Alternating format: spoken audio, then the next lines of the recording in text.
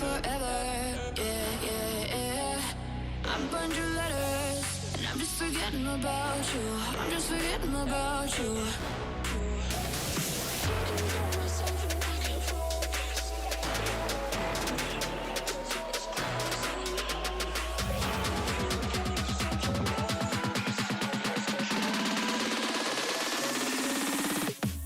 Talking to myself and I can't focus.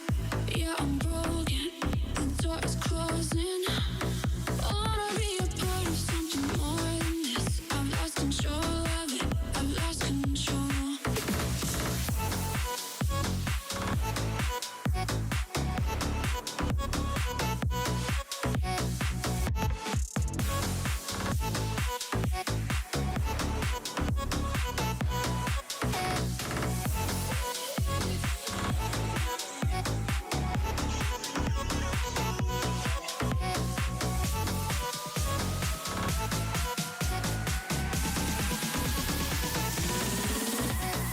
Should've known better, yeah, yeah, yeah.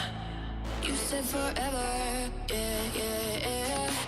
I burned your letters, and I'm just forgetting about you. I'm just forgetting about you.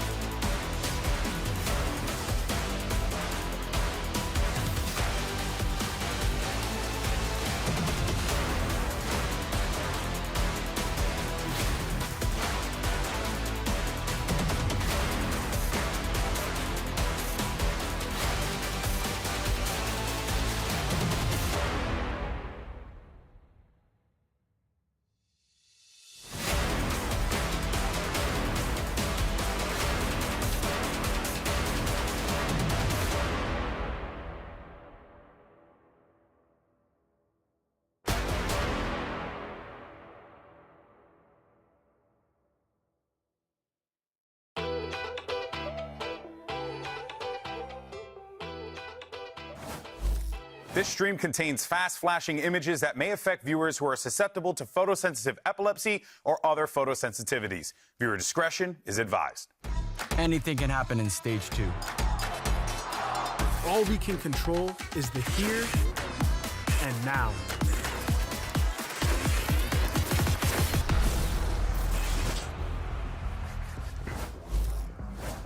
We're heading into the final 3 days of the 2025 season, and 2 playoff spots are still up for grabs. This week can very well change everything. Hello, everyone, and welcome to the VCT Americas, coming at you live from the Riot Games Arena here in the gorgeous, the beautiful, the amazing, the sunny California, a.k.a. Los Angeles. Yo soy Golden Boy. Esta es Dan Riot. Esto es Wyatt Piper. I didn't know I was Hello. doing the Spanish test today. I don't know, I'm just trying to mix it up. You know what I mean? It's like 5 weeks of this. Yeah. You know, at least got to try to do something different. Yeah. You know what I mean? So, I don't think I've had a day with you to host this stage. That was a shock to the system. Good. Of an intro Good, like good. that. That's what I'm trying to do. I'm trying to keep you guys on your toes, all right? Trying to keep the audience on their toes, because you never know what I'm going to do. I'm crazy.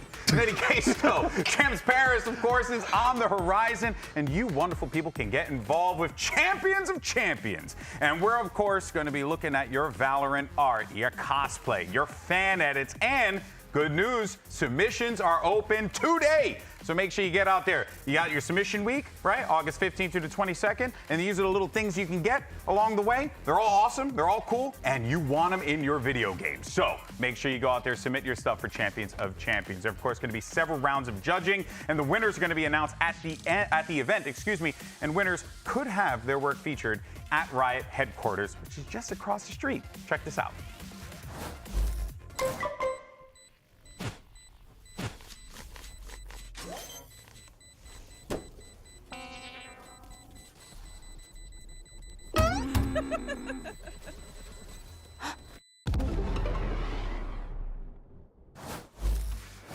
Those videos are always great. And of course, there's Champions of Champions. Make sure you check it out. Now, of course, at the start of Stage 2, we asked two of our brightest minds in all of Valorant, Bren and Sideshow, the brightest of minds, to make some predictions. And now, it's time for the reckoning. It's 90-50-10 revisited. That's right. You can see the little banner at the top left there. We added that. Graphics. All right, here we go. So, Bren, Sideshow, fellas, let's see how wrong or right you were. Now, I don't remember anything that we did for any of this. That sounds about right. For the 90-50-10 prediction. When did we do this? Week 1? Yeah, I think Week so. 1, maybe? One would assume it'd be the start of the season. Just get Surely my 90% is going to... 90% for crew to go on a run. Now, is 2-2 a run? But is playoffs a run? Is if it they make it to playoffs playoffs and Yeah, then they they're go in on a run. playoffs. Yeah, it could still happen. Could still happen. Now, But is 2-2 a run, though? No. Is 2-2... Okay, but in playoffs? No, he meant playoffs. He meant Wait, I playoffs. thought this was the stage. Are we counting playoffs as well? Stage isn't even... Well... I think he meant Give it playoffs. to him, man. Give it to him. All right, I'll give it to him. I'll give it to him. This is not great. 50% By the way, it's only Stage 2. Producer confirmed you suck, but Only it's all Stage good. 2? Keep going.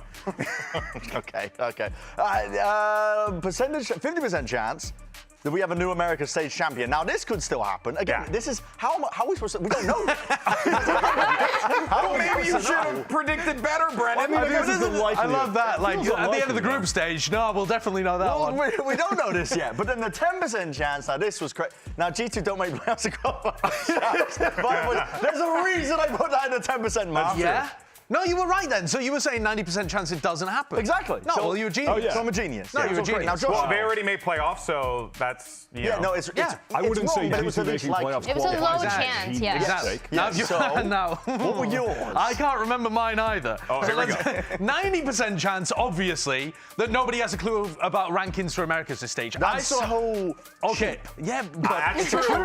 But true. I watched many episodes of Plat Chat. Y'all know nothing. Yeah, we don't know anything. It's We had impressive. no idea that the groups are this unbalanced as well. Omega is like just full of giants, and then Group Alpha is out there. Oh, teams are struggling.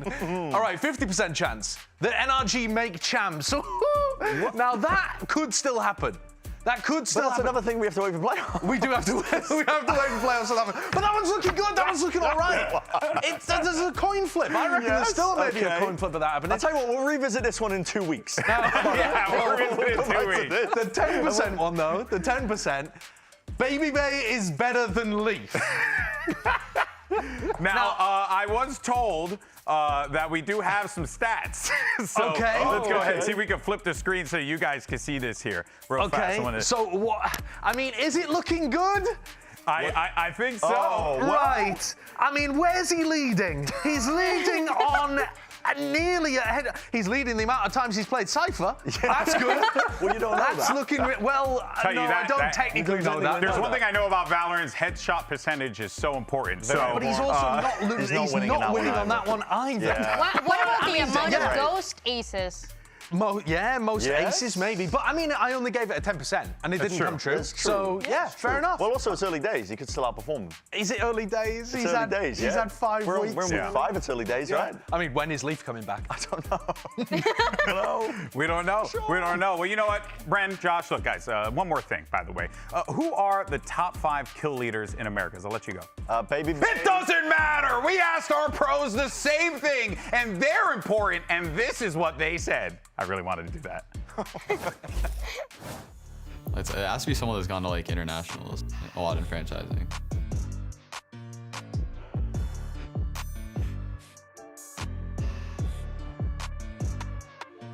I would say Aspas, 100% is there.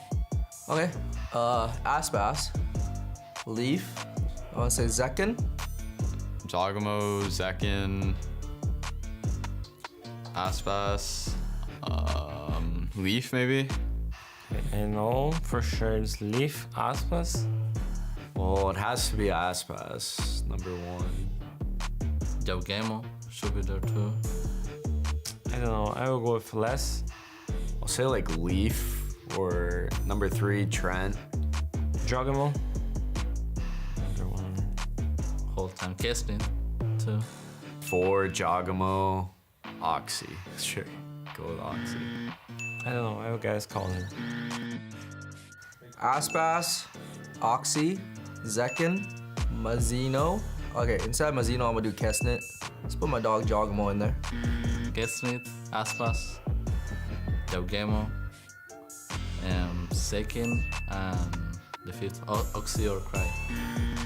Oh yeah, Aspas, Jogamo, Leaf, Zekken, and then I actually don't know the 5th. Maybe like Kezit or something, I don't know. I said Leaf in my first one, and I forgot about him. Oh, I forgot second. Okay, well, it's always the 5th player that's hard. Definitely is a difficult challenge to name the top 5 kill leaders for sure, but there's actually been some movement in those leaderboards since that piece was produced. As a matter of fact, King has actually passed Cryo and is close to reaching 2,000 kills. Well, hey, that was the year I was born, 87. So would you look at that? Damn, right around the corner, Dan. It's so close for Kesnit, and we also saw, Cryo there as well. Yep. That confirms also, I think, that Leaf has more aces than Dre. So Josh's point on Hey, that one I say also out the ghost window. aces, so I think that, he was valid Yeah, for how that. niche are we getting with the stats? Or But it's aces on fine. Corrode. Aces on Corrode. Aces on Leaf Corrode. hasn't even had a chance, hasn't been here for the stage. Yeah. Oh, man. Of course, guys, look, both King and Cryo can pass 2,000 kills today, and they're going to go head-to-head later on when 100 Thieves takes on Leviathan, and then we're going to be starting things off for the day with NRG taking on Crew Visa. Of course, the Omega Group #1 seed and a bye is up for grabs. So here are the standings as there are right now, because we only got 2 spots that are open here for the Stage 2 playoffs. And as we know, nothing is for certain, especially in the Omega Group. It looks like it's going a little crazy out there. You got a lot of wild scenarios, right? There are scenarios where Loud can make it. There are scenarios where Leviathan can be in first. NRG could drop all the way down to 4th. I mean, Dan, this is shenanigans. It's insane that the only team that we know is 100% out of playoffs contention is MIBR. I mean, Fury is still in, 2G is still in. Way to call them out, man. It's crazy. Hey, The standings are there. I'm just saying, I'm just reading the numbers. Interesting. But you see, here's the thing though, guys, right?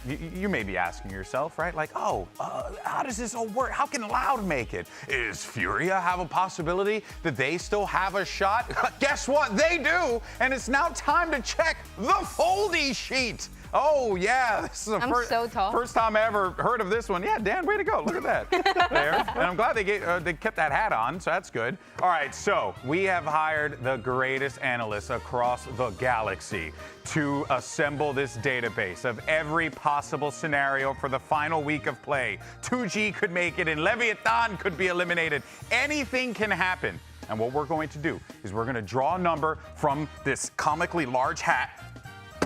Yeah, right? And then we're going to read from this obnoxiously large spreadsheet, right? And then from here, we're going to determine the scenario. And we're going to draw a number, And whatever number they get, I'm gonna look at the little spreadsheet here with my handy-dandy magnifying glass.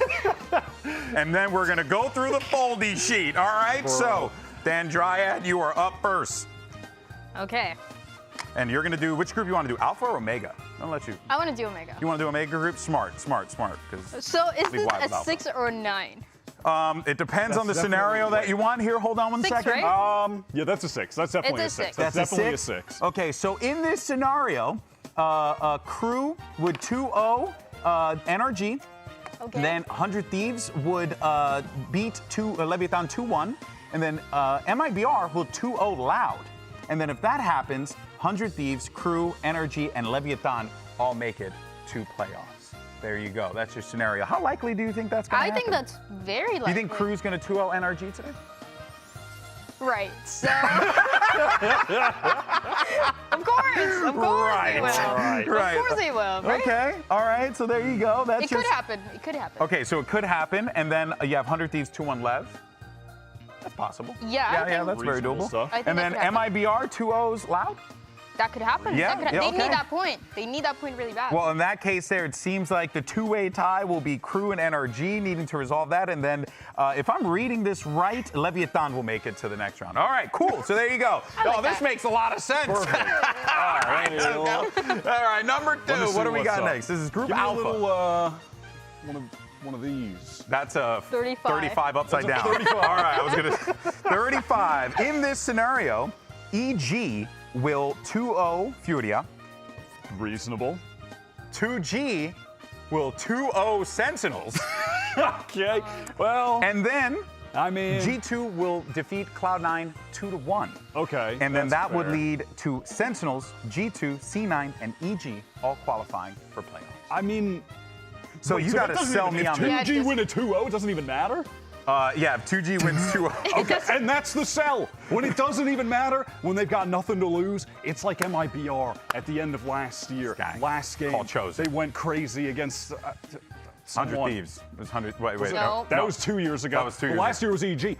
Never mind. A Brazilian team loves to go crazy in the last week after being eliminated, is what True. history tells us, and history could repeat itself. Ah, in that there you game. go. Way But to it sell probably it. won't. Oh boy. Very By the way, likely. these are all legitimately real scenarios that can happen today. And there is a scenario I want to stress where Leviathan, see this yellow here? That's all Leviathan in first place, resolving a 3-way tie. That's going to be great. Oh, I can't wait for that to happen. In any case, though, let's go ahead and talk about our first This guy matchup. took his caffeine pills this morning. All I'm saying is this is wild. There are a lot of scenarios It is here. crazy. It is absolutely madness here. But look, all right, the foldy sheet is making me lose my mind, all right? But we do have our first matchup, NRG versus Crew Visa. Now, of course, both teams are qualified for playoffs, right? It's going to be a tough matchup no matter how you shake it here, right? Omega Group wide open as well. This is shaping up to be a great match and a great opportunity for Crew to really stamp themselves here, Dan. Absolutely. I feel like for NRG, they have been looking so good recently. I feel like the confidence that they talked about that they had coming into the season is finally showing. So this is, I feel like, a match where NRG is 100% favor. And all of the teams here in the Group Omega, they're fighting to get that #1 spot. So there's a chance for NRG to make it to the #1 with that win today. Now, I'm trying to see what's the scenario where NRG doesn't even... I'm sure you can find Where they it. don't even what? They can either be in first or in fourth Yeah. coming out of this. Yeah. Right, it's very dependent on them and then 100 Thieves, because 100 Thieves cooked them in week 1. But since then, I got NRG above 100 Thieves in the ranking. Matter of fact, I got them above everyone in that group. I think they're the best team in the group overall that's right fair, now from the that's fair. past couple weeks of play. Interesting little bit of detail, though, is that Crew qualified for this not through their own volition, actually. They did it thanks to a win from 100 Thieves. So they're kind of in this situation here where they certainly got the best possible scenario here, courtesy of their comrades in 100 Thieves. Which is insane because the mentality that this team has is they don't want to make it to playoffs. They don't want to get these achievements because of somebody else. Yeah. So being honest about, okay, well, it happened. It had to go this way because they lost against LEV. Then we're going to make it the best that we can. And I mean, I think this should be fine for playoffs. They are the team that always goes in a run. They are the team that always make champions, but they have a lot of things to fix. And I feel like this match today against NRG is the biggest test before going into playoffs. Hey, and according to Bren, 90% chance they go on a run. GB, is it possible the Crew come in first place? Is it possible Crew comes in first? In no scenario does crew come in first. The closest crew will get to first is second. Okay. That's the closest that they could possibly get. Well, if you're not first, you're last. And Actually, if you're Valor last, Ricky Bobby. it's worse than being in second or third in this case for the bracket. Guess So that's so. even worse, actually. Well, But let's second's not bad. Let's talk though about Crew's opponent, Energy. We'll start with them first here because Wyatt, you're really big on this team. They're looking great. We saw some great plays from Mata as well. Overall, I would say like this Energy that we were shown last week was running a clinic out there, man. It was They really good looked to watch. insane. They started slow, specifically Mata, but they bounced back. I love the way that they play their Lotus defense. I think Ethan is really intelligent on that map. And then it just carries over into Bind, where Mata from start to finish was 3 insane. aces, I but believe. Yeah, it's just, insane. as a team right now, so impressed by these guys. I love the differences that they have into the early rounds and the rounds that they were losing towards the beginning of Lotus and even Bind, where they don't get that bonus that MIBR gets because they're going for these fast hits, especially in Lotus. You see it towards Rubble, and then immediately they want to slow things down. They want to see how Ethan is going to be playing around the map. They want to see how Scuba is playing alone, and then work around the map a lot better. I really like the adaptation that they had in the middle, and I feel like it answers a lot of questions for Ethan's IGLing and the way that the team is looking. Yeah, just is this team able to adapt in difficult situations on the fly? And we certainly saw that. We saw them dig deep in that Lotus win, winning that in OT. And then, of course, MIBR did not make it easy for them on Bind whatsoever, but yet, still big plays. Yeah, I think maybe the adaptation is a question that we can revisit going forward when they play against other teams, because I do think them getting blown out week 1 by 100 Thieves was kind of a case of we're playing the first game. Whoa, 100 Thieves just came out with this double duelist comp, new player on the team, and they're just sending it at them every single round. And there was just no solution at the time for NRG, Sure. even though, now as time has gone on, I would honestly favor them in a rematch. But maybe that's a question, the adaptability when we see them up against new opponents. Well, without a doubt. But for now, though, let's actually send it over to Zoe, who's actually standing by with Sam. Got a chance to catch up with him earlier today. This is Zoe, joined by some, man, energy stocks are on the rise. You guys look like a serious contender right now. And I think a lot of that is in huge thanks to individual pop-up moments. But how can you and the team turn those individual moments into much needed consistency and steady performances, not just in today's game, but also heading into playoffs? Yeah, I think individual performances will always be a thing in like every single game. So we kind of rely on a lot of our players, including myself. But I think as long as we keep up what we've been doing in practice and outside of practice, we'll be fine. Well, we're excited to see you back in action today. Best of luck. Thank you. Well, you want to talk about individuals. Who better to start off with than that guy? Because Mata absolutely was a beast. Now, he did start a little slow last week, right? We were a little concerned. What's going on with Mata? But then, Dryad, we started to see him rev up, and I think was the tip of the spear for this team's success in that series. That map of Lotus started 0 and 5 on the side of Energy. They could not get anything going, and Mata was 0 and 5, and then he was 0 and 9, while Aspas was 10 and 0 kills. It was the big difference between the two duelists for each team, and then you see the way that he's able to turn it around. It starts little when they were able to get that thrifty round, and then going into that second half once again towards that bonus. Once Mata gets something going, once he gets that third ace, it just seems like he pushed the team so much to get the wins. 100%. He was incredible. Even the spam shots were hitting. I think really my biggest question as we continue to move forward watching NRG is, will the opening of that game and the play that kind of set him up to fail continue? Because there was definitely a disconnection on his entries. It was them starting on attack and him just being isolated, killed alone. And sometimes they were able to get the trade, but not always. He still recovers despite having such a bad start, even mentally. But I'm looking to see if NRG can also just kind of fix the team problems that were putting him in bad positions early on. That is a good note there. And their opponents on the other side of the stage, if they start slowly, are not going to let up whatsoever. Because we know that about Crew VC here, because everything was clicking on Crew. And even though, there were a few times where you were a little unsure, what you really started to see, Dryad, was a Crew team that just had all this confidence. So much so, like they were, they got tilted by the Lysor thing. Like, there's just so many things going on. Overall, Crew just looked great in that series. They look great, and unfortunately they're not able to close it out against LEV, but I think Crew has shown a little bit more of really cool and impressive things. We see it from that week 3 when they started playing the double duelist a lot more to what they've been able to do. We see what's there. Yeah, you see what's there, but it was a hard matchup. It's a LEV, there's a rivalry, something personal. They are very emotional players too. There's a lot of things to take into account, but I'm still happy with Crew. They're fine. Yeah. Of course, though, Crew, though, they're coming into this one backs against the wall. Maybe it's an opportunity for them to really show everyone what they, I mean, now or never, right? Yeah, definitely. And also a release of pressure in that they have already made the playoffs, but you definitely don't want to be in last because then you start in a bad part of the playoff bracket. But yeah, I'm looking for this team to be able to build back momentum after they've lost it, because on a map like Ascent, they run into LEV, who bring out a new comp, start dominating them, and they just never recover. But like on a map for, Bind, for instance, when they're on point and the momentum's going, they just roll the other team over, but it feels like it's one or the other. We gotta get a middle ground if they're going to be a team that can bounce back, win series.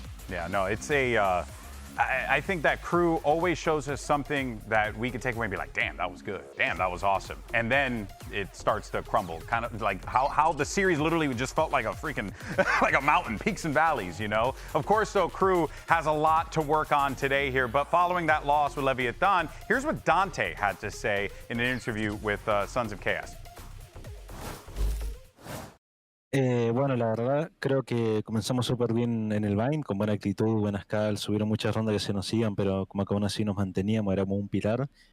En el Haven siento que aunque hubieron varias rondas que troleamos de defensa, terminamos saliendo 8-4, que eso es un resultado muy positivo, y después de ataque yo creo que pecamos un poco de desesperación, de ansiedad, de hacer de las cosas un poco más desesperados, capaz caímos un poco más en actitud, me incluyo, caí bastante en actitud. This is something that I noticed too when I was listening to the voice comms for Crew on that matchup, specifically that second map, where you see a little bit of frustration when they don't get the rounds that they want, and you see other teams, or the team is trying to leave each other up of, it doesn't matter, you didn't win, you get taken down first, it's fine, we won the round, and trying to focus on that. But it seems like at some point it takes all of them where they don't find a solution and they need that guy to keep that mentality positive to get those wins. Which is very, very difficult in that moment, right? Because we saw Crew at a really good high around that Bind game, what we were getting, and you even heard Dante mention that as well. But then really when things started to take that turn for the worse, that's how you end up with 13-4 results, right? And they're gonna need to really fix that up if they want to try and get this 2-0 win today. Yeah, it looked like they got mega tilted in the last Ascent game. LEV were taunting them and taking advantage of the fact that they were showing they were getting tilted. And in the server, like I kind of mentioned prior, Crew were just unable to adapt and recover from going down against a comp they weren't expecting LEV to bring out. And when the mental isn't there, you're not going to be able to parse through the information, figure things out, and that's what they were lacking and what they need to improve on. Yeah, but I do like Kessen's strategy here. I think it's great. Just tell Mata, don't do that. You know what I mean? Mata won't do that. And Mata, surely he won't get 3 aces again, he's right? a homie, so he's not going to pull 3 aces off. Surely not. Imagine he does. That'd be crazy. Maybe 4, maybe 5. Maybe 4, maybe 5. Then he'll definitely be at the top of the ace leaderboard at that point, which is pretty wild stuff. But here's what Dante had to say ahead of today's match. Let's take a listen. Zoe standing by with Coach Adam as well as Dante. Dante, your team suffered a tough loss against Leviathan last week, and we saw during the match and right after that you guys were visibly frustrated and emotional on stage. You addressed that afterwards in an interview as well. So I just want to know if that is being addressed internally and how you're focusing on that emotional side of things heading into today's last regular season match. Yo creo que lo principal que nos pasó contra LEV fue un poco como la ansiedad de querer cerrar el mapa, todo eso, y nos jugó un poco en contra. Después no nos supimos recomponer, así que es parte de. Lo que sí creo que esa semana de treino que tuvimos antes de jugar contra Leviathan fue un poco decente, tirando para un nivel más bajo, y creo que esta semana que vamos a jugar contra NRG venimos con un entrenamiento y una mentalidad mucho mejor que la que tuvimos contra Leviathan. I believe that in that game against Leviathan, the team was pretty anxious on winning the series, so it's something that was bad for us, that made us play pretty bad. Also that week our preparation wasn't good enough, like it wasn't a good week, so our match against Leviathan, we were like kind of hard, but this week was pretty good. Was one of our best weeks, so the team is feeling pretty confident for today, and I'm sure that the emotions won't be an issue today. Right on. That's good to hear. Best of luck in your match today. Thank you. Back to you. You know, guys, when things are going wrong for your squad, right? Sometimes you gotta reflect, right? Solution's so simple. Take a step back, right? Pause a little bit, and then ask yourself a very important question: Wyatt's the matter? What a sell! Oh, take it away, Wyatt. Oh no, I love it. My name is Wyatt, and I'm here to help, is what I'm reading from the teleprompter. Now, we've got a few rounds to look at from LEV. This is in the game against Crew that we were talking about Crew's bind a bit. Now, LEV, they're gonna be going up against 100 Thieves who run the same comp as Crew. They had many opportunities to get ahead in this game and win things out, but that wasn't the case. So I'm gonna look at where things went right and then where things went wrong. This is round 3. LEV have won the pistol, so they're on a bonus right now. Early into the round, you can see they just pressure a little bit towards Shower. And then on this side of the map, pretty standard, that's a large circle because of my sleeve, you're gonna have the Yori teleport over there. And so you're gonna see Sato's just gonna TP over, pressure Shower, cool. We're gonna go head on over towards B. And now this Prowler comes along, they have to break it, so you can see that, Mizzino over there towards Octagon is getting a bit of info. But now there's a noise cut coming in from LEV. They're grouping up, they're figuring out what they want to do, and look at this moment here. You just have another Prowler kind of coming out from the defense, and it doesn't spot anyone. So this is a great opportunity for LEV to work back up here. And now that Mizzino has nothing left in his kit, he's going to feel a little bit info starved, and he's going to be jump spotting here. Take it back slightly. And then gets caught because King just realizes, oh, he's jump spotting, we can run him down. Now here comes the execute from LEV. Sato dies to a molly, but it ends up being all good because you can see right here this molly that was thrown down by the defense. Not exactly perfect. Okeanos gets the swing, gets this kill. We're in a bonus round now for LEV. We're up 4 versus 3. We have to be able to convert this, and imagine how much that would put them ahead in terms of the economy, etc., right? So the spike is going down, and I just want to pay attention to the positions here in the post plant because this is where things get really scrambled, right? They have Tex here and Long, Com watching the flank, both of them watching the flank, and then 2 on site. So they're very divided in this moment. And Crew are going to be able to exploit that by popping in pretty early. King is unfortunately not even able to get a trade here. And then Tex feels like he needs to swing out at Long, so he's able to get 1, sure, but then he's caught awkwardly in the open, and in the meantime, look at Com. He's trying to rotate all the way back around, but Tex is in the open. The fundamentals just all over the place. Guys are not working together, and they lose a round, a bonus that they easily could have converted. And unfortunately, the very next round, a similar thing. What the heck? That's not the right map. There's so many things loaded in this illustrator. Okay, that's the round 4. We're not talking about Lotus. So at the beginning of this round, you can see over on short, there was just a spam kill. So 1 player lost for LEV, but all good because Sato here in Shower, beautiful spray transfer, takes out 2 players. And then after that, just gonna use the dimensional drift, clear up the site. Now, this is a crucial round because if you look at the state of the economy, it's a round worth 2 for either team. 4 versus 3 for LEV. What is happening now? Sato swings out back sight into 2 players. Just completely needless. Does not need to do that. If he just kind of chills and plays over by bench, things would be perfect. But then from here, completely goes out of control. Crew just swing in. LEV don't have the players to actually watch the proper angles, and they just end up going down 1 by 1.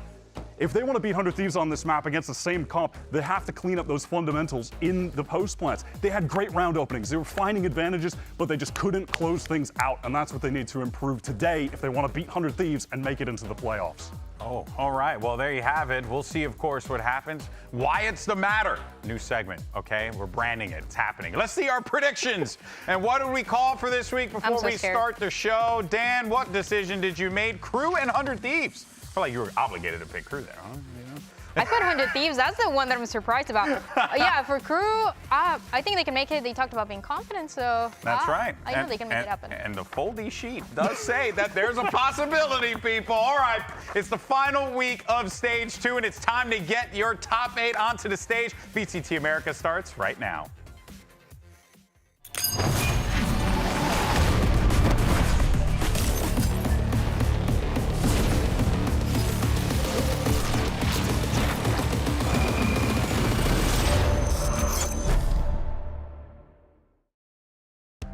Crew's always been like that team in the back of everyone's heads. Even to this day, they've made every champs. Yeah, they always beat my expectations, so I'm excited to play them. Ganar la Energy es muy importante para nosotros porque nos asegura los playoffs. Ahora tenemos que salir con todo porque es vida o muerte, así que vamos a salir con todo.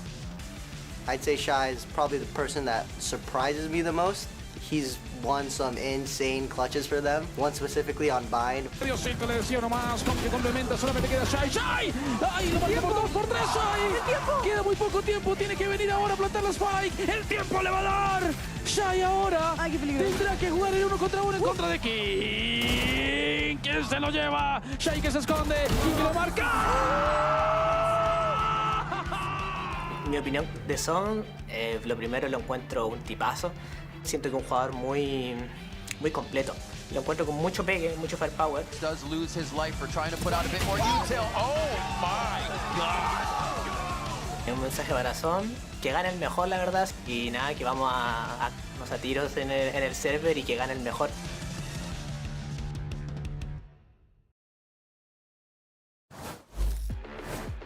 And let's go ahead and walk out both of your teams to the stage. It's Crew Visa and NRG.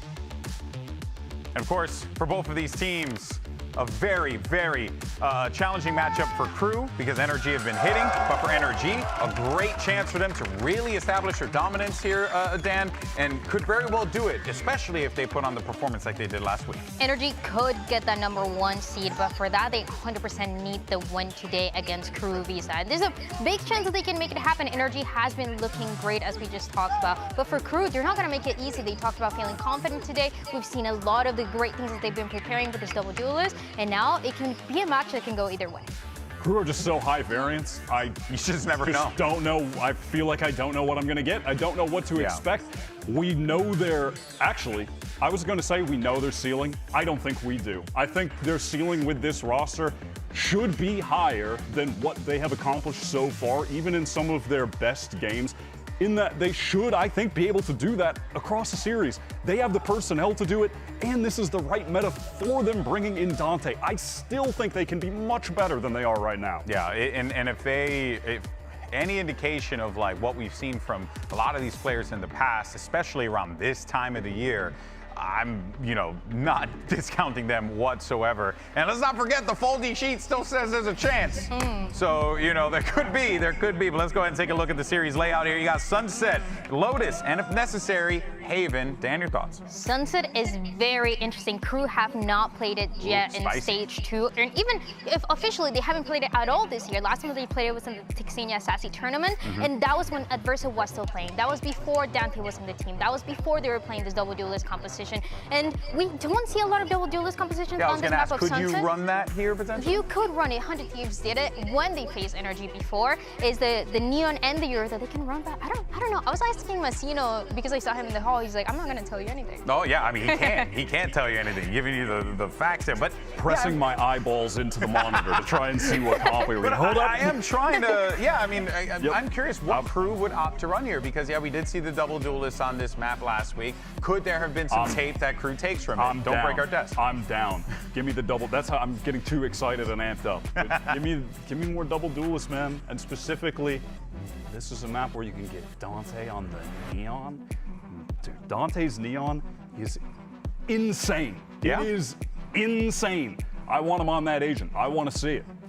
I like that for Energy. They go back to this map of Sunset. That last time that they played it was that opening match. They lost against 100 Thieves. With this double duel is for 100 Thieves that I'm talking about. And Energy got destroyed there. It was a 13-4. They could not get anything done. So it's kind of a test because we've seen the evolution that Energy has had as of recent. So it's a final test of if they're going to play something similar, how is Energy going to adapt, and how have they practiced this map to make sure that it's way better for this final week of the stage. But you know, we talk about consistency for Crew, but we kind of also have to talk about consistency for NRG. Like, we don't know what we're going to end up getting here, right? Because, I mean, if you would have told me last week coming into it that the Crew guys were like, didn't get good practice and that was going to affect the results, I'd be like, oh, well, I'll change my preds then, you know? But, like, I definitely think that there's an argument to be made here for NRG, and we are going to be getting that double duelist. We got it. Love to see it. A concern regarding, you know, like flashes or anything like that? No worries. I think it's very...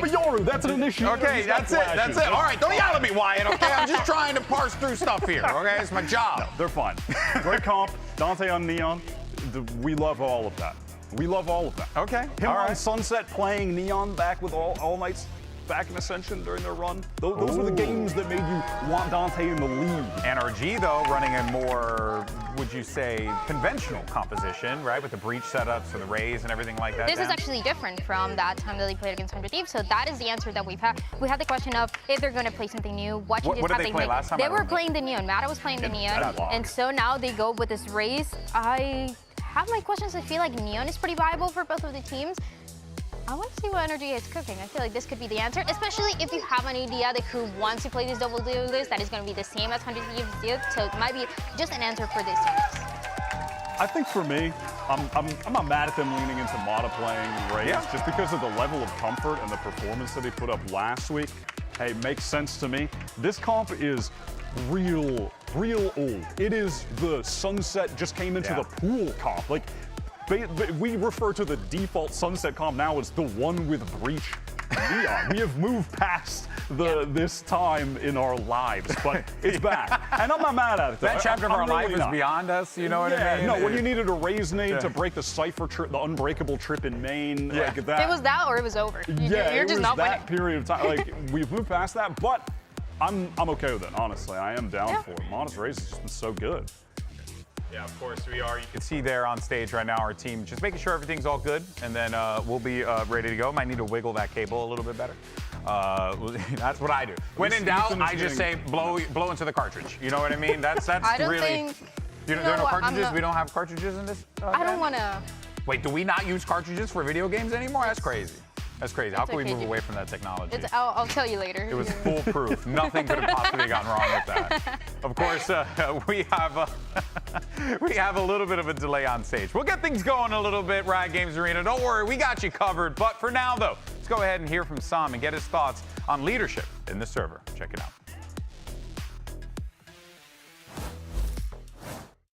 What defines a good leader is, honestly, there's a lot of different roles for a leader. You obviously have, like, just straight up your captain, and then you have, like, an emotional leader, and you just kind of have, like, everyone has, like, a different little role in every team.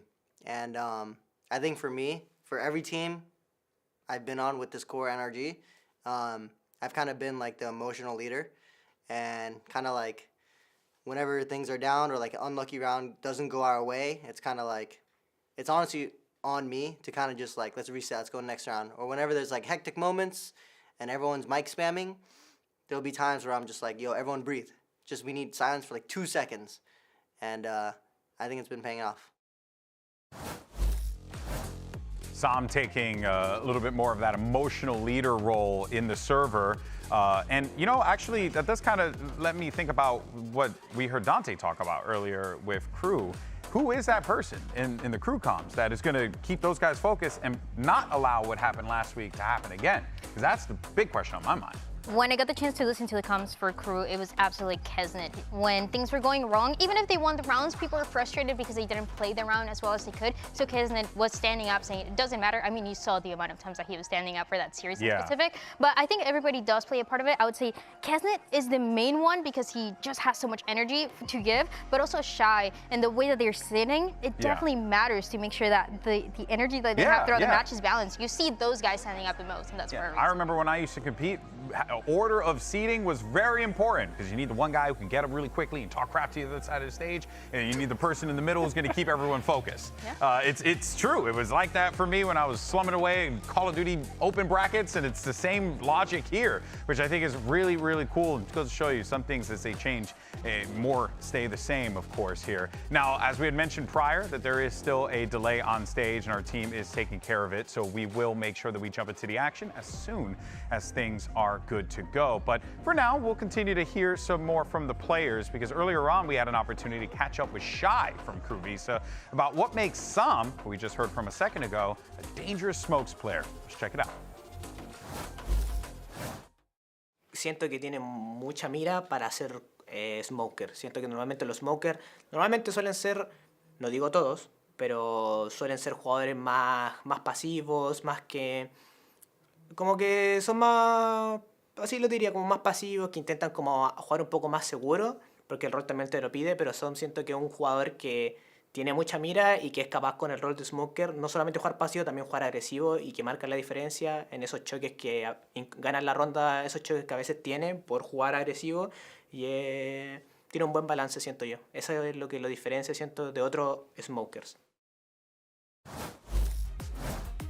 And there you heard from Shy there about how those smokes players, right, the differences that they have between them. You know, interesting, I didn't put 2 and 2 together, but that makes a ton of sense, right? You don't want to die early, lose your smokes early. But it is fascinating to see good aimers, like guys like Tens, for example, go over to that role, right, and really own it in his own right. It's interesting to see the evolution of the game over the course of the last couple of years. Absolutely, and I like that point a lot too, because that's what you saw from Sam in the last match that they were playing. A lot of the times where we're having difficulty on the map of Lotus to get something going, that's when you see Sam clutch the rounds, get a 2K, get a 3K into side, and turn things around. This is a guy that can really turn over how those late rounds are going to play out, and that's it. That's what makes him so good.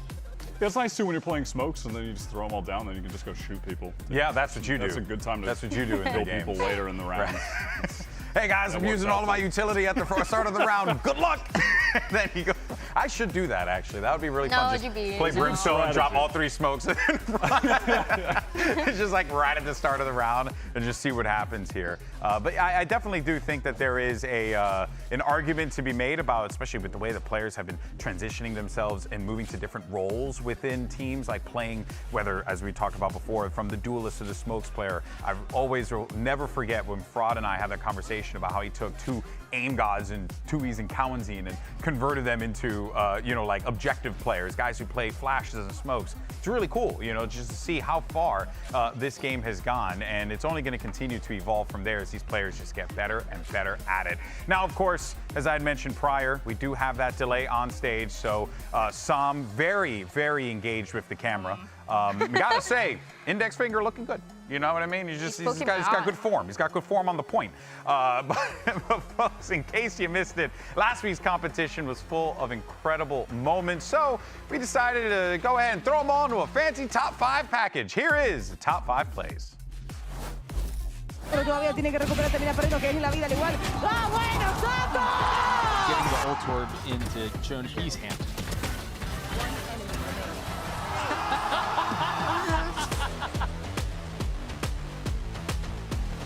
No sé si Sato se lo espera, por lo menos se acaba de ver la eternidad al primero, pero se imagina. Bueno. ¡No termina escuchándolo! ¡Tiene un ultra instinto activado, Sato, por favor! 4K en esta ronda, número 4. Vai valorizar um pouco mais.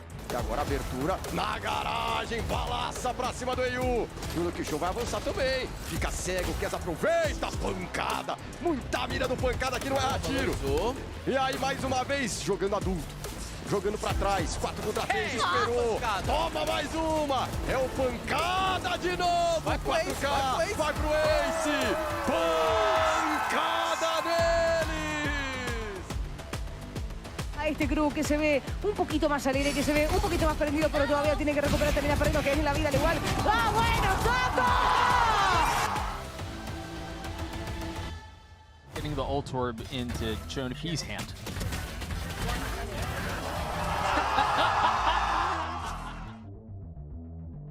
Se mantiene Tech, disparo en la cabeza y goodbye. Adiosito, le decía uno más. Compre complementa, solamente queda Shai. ¡Shai! ¡Ay, lo marca por 2 por 3! ¡Shai! Queda muy poco tiempo, tiene que venir ahora a plantar la Spike. ¡El tiempo le va a dar! Shai ahora tendrá que jugar el 1 contra 1 en contra de King. ¿Quién se lo lleva? Shai que se esconde. King que lo marca.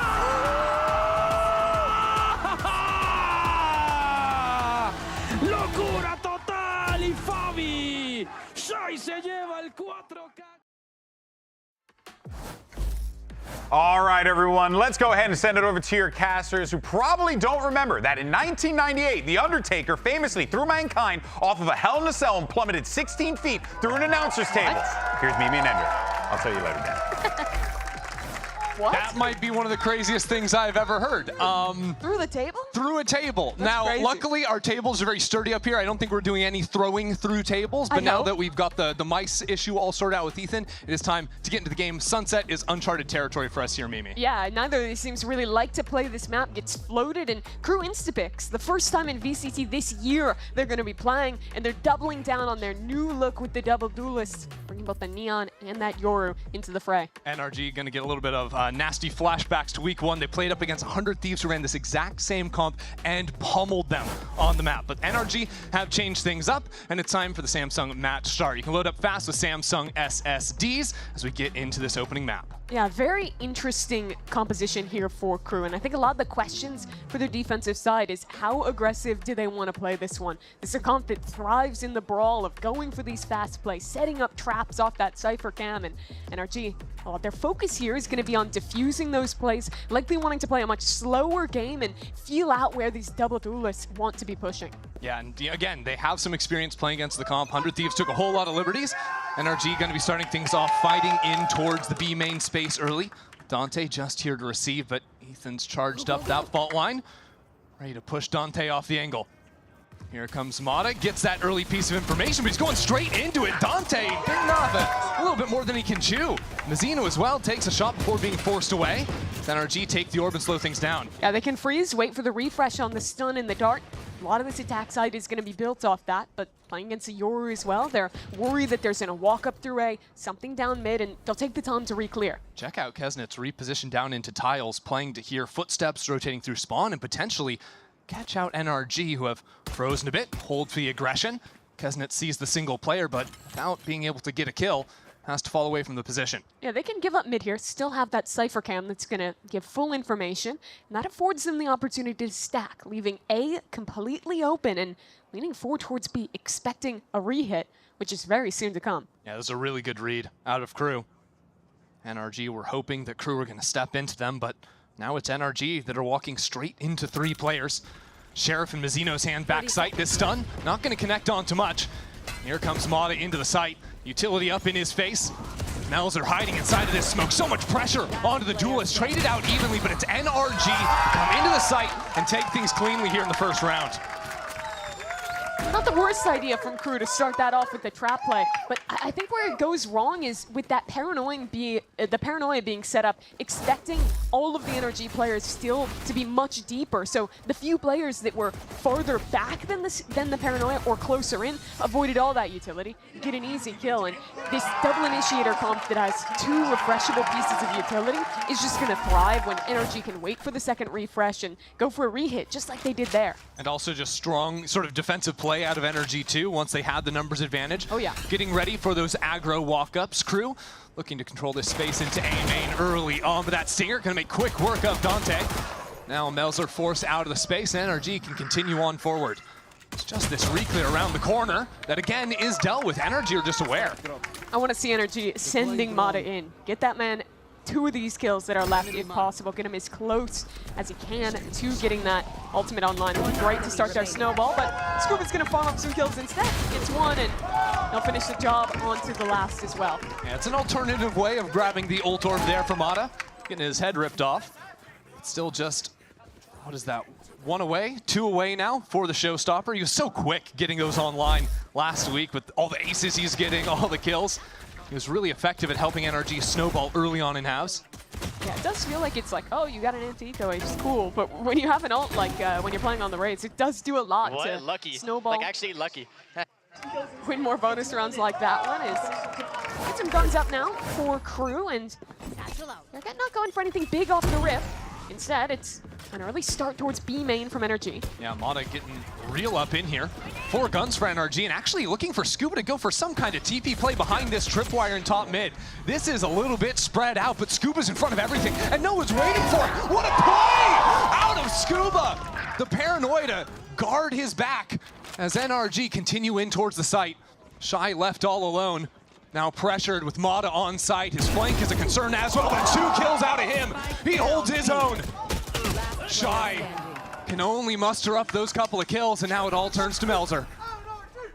Well, Util, but NRG already know where he is. Have time to set up a good post plant here, and Melzer's not even going for it. Gonna save his gun. That round was so well set up from NRG. Yeah, because you had Brock droning solo through market while the rest of NRG is making heavy noise B main, and that teleport play out of Scuba was nuts. Yeah, and when you're looking at a double duelist comp like this, it's actually pretty rare you're going to see early gambits into mid on this map. Almost always, if it's a quick fight up, it's going to be something fast into A main, going off the line of that Omen Paranoia there, or something into B main, like the trap play we saw on round 1. Mid aggression on Sunset almost always comes as like a re-clear in the mid round. So they take the risk that there's not going to be anything there, frame one, walk him all the way up, and then have the perfect bait in B main to set him up. Yeah, and also how often is an Omen going into top mid solo? You know, if you're seeing these like, you know, behind wraparound into Boba split plays, that's usually when you're running a Neon comp yourself and you're sending the Neon in like that. Beyond the positioning, just sick mechanics from Scuba to flick onto that second as well. He's been having some really good games out of one of the many tier 2 pickups that NRG found for this season. Sitting 5-0 right now. On the other side of things, Crew have a hero rifle in Kesnet's hands. We'll see what he can do with that. Yeah, Mata now has that showstopper to work with. Can do something a bit quicker towards B. B main continues to be the name of the game for NRG. Kesnet hears that attention given and falls on back. But again, with this rifle, if he can manage a couple of picks, all of a sudden gives his team a chance. Good shots down, but he's forced to TP back to Boba. Good util, zones out Mazzino, just backside control for Crew. Yeah, Mata up in the thick of things, but Crew already rotated in. And now Paranoia connects onto Mata. He's feeling the pressure, so the rocket comes out and the kills are to follow. NRG just decimate Crew. It doesn't stop anytime soon.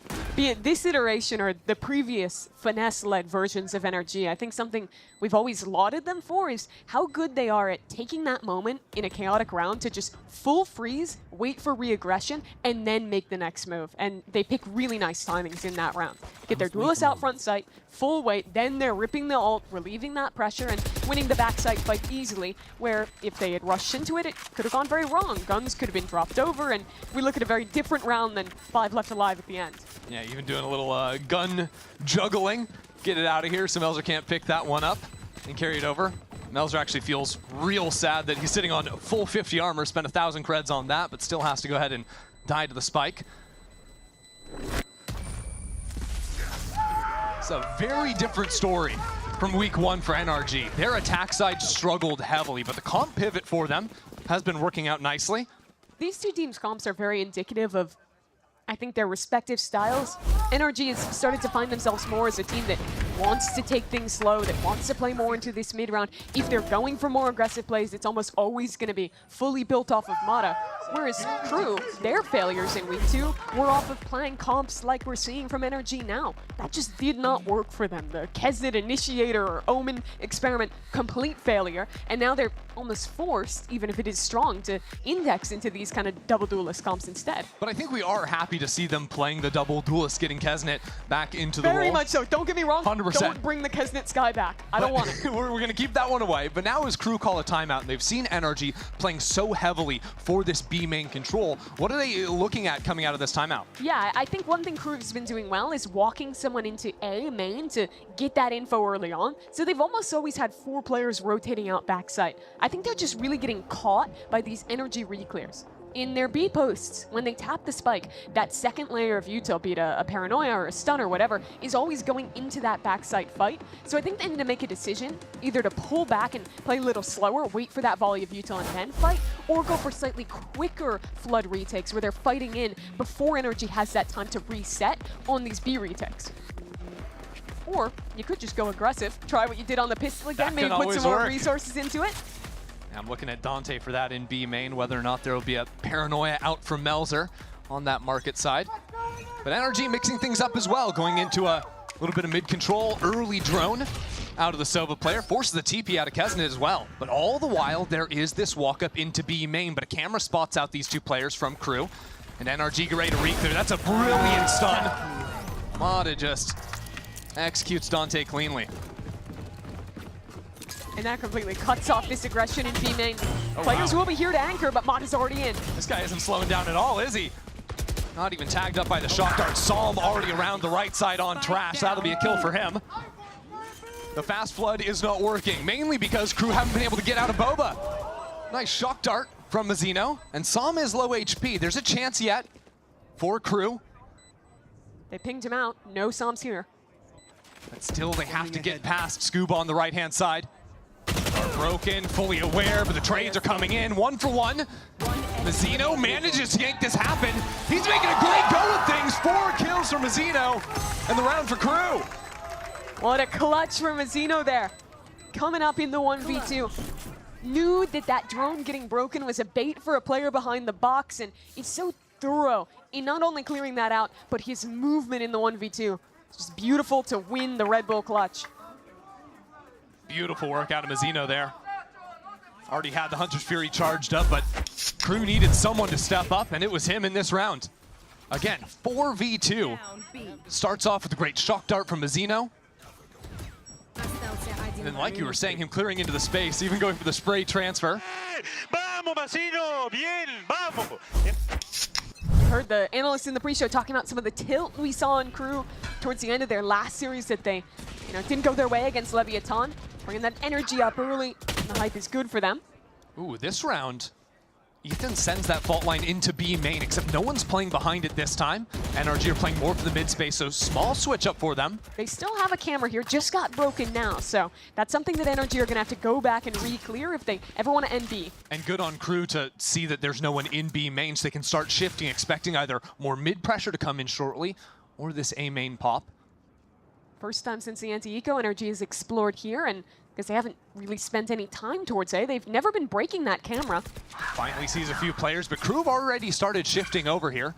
Down under the minute mark, and this will be the Hunter's Fury online for the Sova. Look, Crew's already walked down mid. They've completely encircled NRG. Kesnet on a forward angle, now being pushed back by the Hunter's Fury.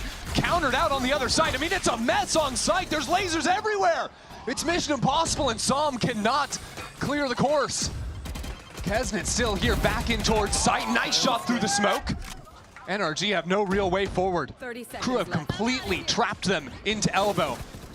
They have to fight on through, but the fights aren't going their way. Now the firing squad lines them up, and Ethan has brought into a one-on-one. Melzer, though, will see things through. It's close, but Crew take it again. Almost goes wrong for Crew in the team fighting. But for NRG, that round, they've mostly played 4-1s or even full group ups throughout this map. They haven't done a lot of work in actually pushing anchors off the A line, or if they're leaning towards A, pushing people off the B line. So a Crew that is willing to slow down a little bit, go more for those re-clear setups like you saw them do with B-main there, is going to be so rewarded in information to get the 4-player stack on A that they had before NRG even fully committed to that site. So maybe NRG need to try and find out this Cypher util a little bit earlier, deal with that instead. Back towards B main. Crew again stacking heavy on this side of the map. They know how NRG like to play quick into B, and nothing changes this time around. Fault line paranoia just bombarding Crew's players, now forced to go all the way back into sight, but they dodge out from the fault line, from the Rolling Thunder, and they get those first 2 kills. Crew still on a warpath here, peeking on forward. And NRG are dropping like flies. 3 out of Dante. Exactly what I wanted to see from Crew on their B retakes. Instead of sitting backside, waiting for Energy to make a move, they hear that ult coming in, step out, and immediately aren't just flooding into backside, but fighting forward, getting into Energy while they're still setting up their utility. And when you let Dante loose like that, he's just going to give you rounds where he wins it. So nice out of him. 3 kills there. And now it will be NRG calling a timeout on the other side. They've been so enticed by playing into this B site early on. I think they have just been sort of out-rotated a lot in these mid-rounds. Yeah, I'd like to see them maybe start more of a main default, clear that space, and then send a late re-clear back into B main. Take a little bit more time in breaking these Cypher camps, flushing players like Kesnet, who's been posting on forward A or mid lines in quite a few rounds, and just slow the game down a little bit. They had a good read early on about these B hits, but Crew's starting to figure that out, and it's time for a bit of change of pace from Energy. I guess the potential issue with going into a Cypher early is against the double duelist. That leaves maybe some windows for a Kesnet to step into mid space or Dante to push over forward into B. So they got to be mindful of these things. Yeah, again, it kind of goes back to just breaking that cam. Figure out where it is. If it's in mid, you need to be shutting that down. If it's in one of the mains, it's the same problem. But if you look at the map here, it looks like they might just double down and head back towards B. Yeah, the Giga Brain move out of NRG has changed nothing in the timeout. Yeah, Crew's gonna change for you. You're all good. Easy solve for them. Full light armors from NRG, managing a buy in every round of this game so far. I think Crew expected what I did. 100%. They think there's gonna be more of an A default here. They have the trap play ready to go, but it's just Som to receive it. Som's even pretending to do a little bit more play here with the cage, going to break that high camera. And now the rest of the team can just pop into a solo Sova, who has nothing in B main behind the drone. Yeah, here we go. First smoke comes down. Now Shy has rotated back into Boba already, but with his tripwire, you can see he's not really playing too aggressively. Although Crew, with a couple of teleports and Omen ult behind it, have stacked 4 players on this site and force NRG to change their minds. This round, the camera does get broken. Energy cancel, and they still have a minute to re-clear, but Crew's fighting mid as well. Ooh, sitting inside this smoke for the time being. Nice spam out of Kesnet. Is that just on a timing? I think so. Crazy, it's traded back 1 for 1, but Ethan also taken down to 26 HP. The trade feels fairly good for Energy. Losing your duelist means your execute's gonna have a little less pop. Back to the well. We were casting Game Changers earlier this week where Flycust Red went A site 12 rounds in a row. It looks like NRG are doing the B site treatment this game. Coming into the site already, but again, Crew anticipate every single time in these mid rounds. Even the rounds they have lost, they have had the read against what NRG's game plan is. And now for 4 rounds in a row, they crush them. You're always going to get punished if you don't deny information, if you don't shut down cypher cams, push people off angles. But that effect multiplies when you're playing against a double duelist comp like this. Because not only do you have the Neon, which is going to have twice as fast rotates of your average She's player. sprinting across the map, yeah. But you also have the Yoru, who has CPs ready to go. Oh, and you forgot the Omen ult also to reposition. So there's 3 people who can pretty much fly across the map in just a few seconds, which make it so much harder to find that gap that Energy are looking for in these slow rounds. Exactly, and again, when you're playing off of the 40-second timer of a fault line, of a Sova dart to actually time your execs, well, Crew can just stack into a site on those timers and have the read. It's going to be faster play towards A main. 3 anchors here from Crew. But this was the adjustment out of the timeout from Crew. Ready to receive this fight. Som finds the opener, but Dante already around the corner. Dante lighting up the kill feed. That spike out in the open, finally he's going to drop. Still Kesnet is the issue on the other corner, and it's a 1-on-1 20 seconds into the round. Mata doesn't have the spike, and Mazzino's going to be in a position to deny it. Crew have never really shown a flank look this entire game, so Mod is going on this huge walkabout to see where the Sova is. At this point, options are limited. Either that player was somewhere in elbow, tucked, hiding, or they're on a flank. And I think Mata at this point is going to understand exactly where Mazzino is. At 67 HP, double shot to the body would be enough. It's a risky spot from Mazzino, a straight up 50-50 looking either way. Kind of tough for Mata to adjust to here. You'd expect the early line on green box. How's he gonna handle it? He manages beautifully. Mata cleans up, 3 kills from him to recover that round. And Crew had the right idea. They were ready to fight into A fast. Dante went crazy. You see, at the beginning of this round, the Yoru is just running it down mid, has the fastest flank in the world, but Energy still trade out favorably, all thanks to Mata. Is it fair to say that Crew have had the read every single round, but Energy's team fighting has given them the slight edge so far in this game? I think maybe every round but the pistol, and even then they expected... And round 3 with the crazy, yeah. But even on the pistol, they knew there was some kind of play in B main, it just didn't work. Well, once again, a read. This time it's Kesnet with the op, and an Omenal back into sight. Shy under immense pressure with the paranoia, and he's still playing this close line. The ping gives him up. Kesnet? He hits another with the operator, now pops the ult.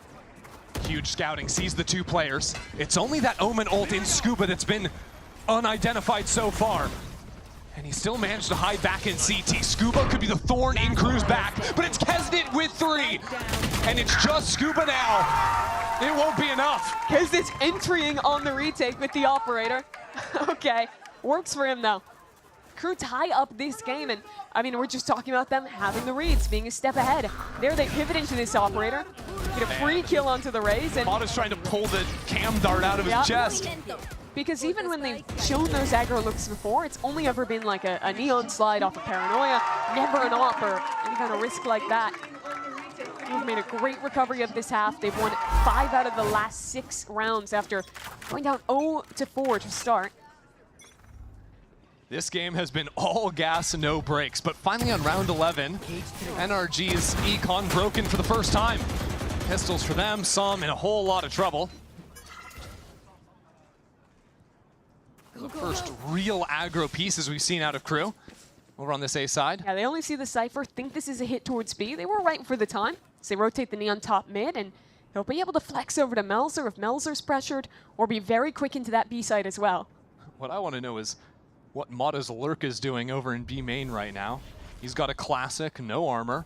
Just hanging out. There's people backside playing a high-low setup between Kesnet and Shy. Or I think Shy's full hidden. I think he's literally just hoping that Kesnet is going to walk in on a timing with the op and not clear that corner. That's actually a good read. A lot of your players do like to look for that type of angle. And now he's... Yeah, smile for the camera, say cheese. Well, everyone in the map seems to rotate into the B site now. Yeah, Crew's going to beat them on this timing. As long as they kill Mon, it's all good for Crew, and Shy achieves that goal. That is way too close for comfort on 6 HP, but luckily for Shy, Kesnet is here to hold down the fort. Not for long. These rotates keep coming in, and yet it has been a little bit messy. Low HP could be a problem, but not if Dante holds it down. Not if Mazzino pops out of that market smoke either. It's the end of the line for Scuba. As Mazzino manages 3 on the kill, that'll be another Hunter's Fury. Crew takes the lead. And it's just another one of these rounds where they are outpacing Energy in the mid-round rotations. Energy's trying to play this slow game, trying to find their gap. They do, but they're just not quick enough to snap the second they see that opportunity. And the Yoru TP and the Neon running is beating them to the punch every time. Head to the last round this half. I wouldn't hate to see them just pick up the pace again. Rip a sight hit. It was working for you early. Try it again. Go back B. This is the strat for NRG. It's a good read, only one person here. That's true, but how long will it just be one player? Full aggro, please, sliding down into tiles. A Hunter's Fury from Mazzino. Tags a player. And now Kesnet on the other side of the map, in, out with the teleports. Energy have control of the site, but not for long. Crew so quick to play for this retake. Clone goes into the corner, and Mata's snuck on forward. What a great spot for him. That'll be 1 for Mata, but no more to follow. And now Crew doing huge work to get onto the site. Scuba finds himself isolated. Back in main, the spike not even planted. Same scenario as last round, practically no way out of this. No TPs, 1 smoke, and a wall in his face. Crew just started running at NRG, and NRG couldn't handle it. NRG again there. Had the right read. We're going to hit B. Only Cypher's here. They see 4 players running on their flank. They're like, okay, we're going to flip the map. We're going to fight into CT. But by the time they're doing that, there are 4 players there, and the entirety of Crew is brawling. And every round since those first couple, Crew has been beating them in the brawl. Certainly have. And yet the good work of the pistol of that round 3 creativity from NRG keeps things very competitive. Scoreline sitting at 7-5 for Crew. We'll have the result of this map 1 on the other side of the break.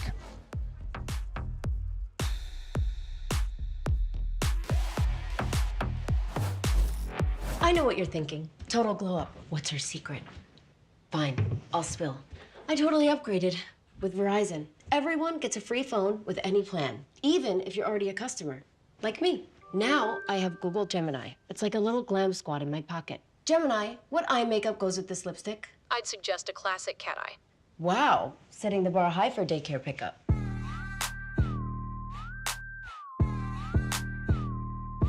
Get in on this. It's a movie in real life, it's real life televised. Check the wrist, big time, big play, gotta hit the rewind. Who you got? Pick a side. Rockstar lifestyle certified. Wins. All I know, we gon' hit the head, go toe to toe. Let's see who wins. All I know, you looking at the goal for real. All I know, we gon' hit the head, go toe to toe. Let's see who wins. All I know, you looking at the goal for real.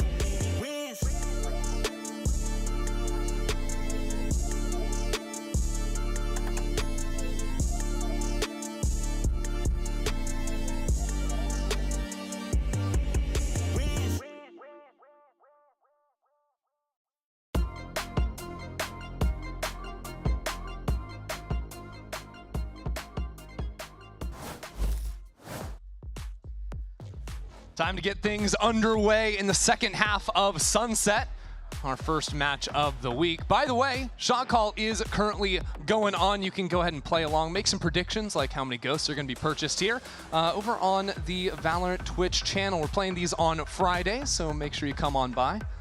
Mimi, what's your guess? 6+ or 0 to 5? I feel like it's probably 6 or 7. I'd imagine the Neon doesn't buy one. Probably Breach is gonna have full util. Okay, yeah, that's a I'll go good for call. 7. And we've got 6. Assuming no one sells anything, so Mimi, you get to keep your job for the time being. That's so good to hear. That's the metric we perform on. But NRG gonna be starting things off with a bit of mid-control themselves. Dart has to be broken, but 4 players posted up in the event that Crew overstay their welcome. Stun might cook. Holding the line for now. Shots being traded back and forth. Ethan up in the corner. And it's Mata to find the first one.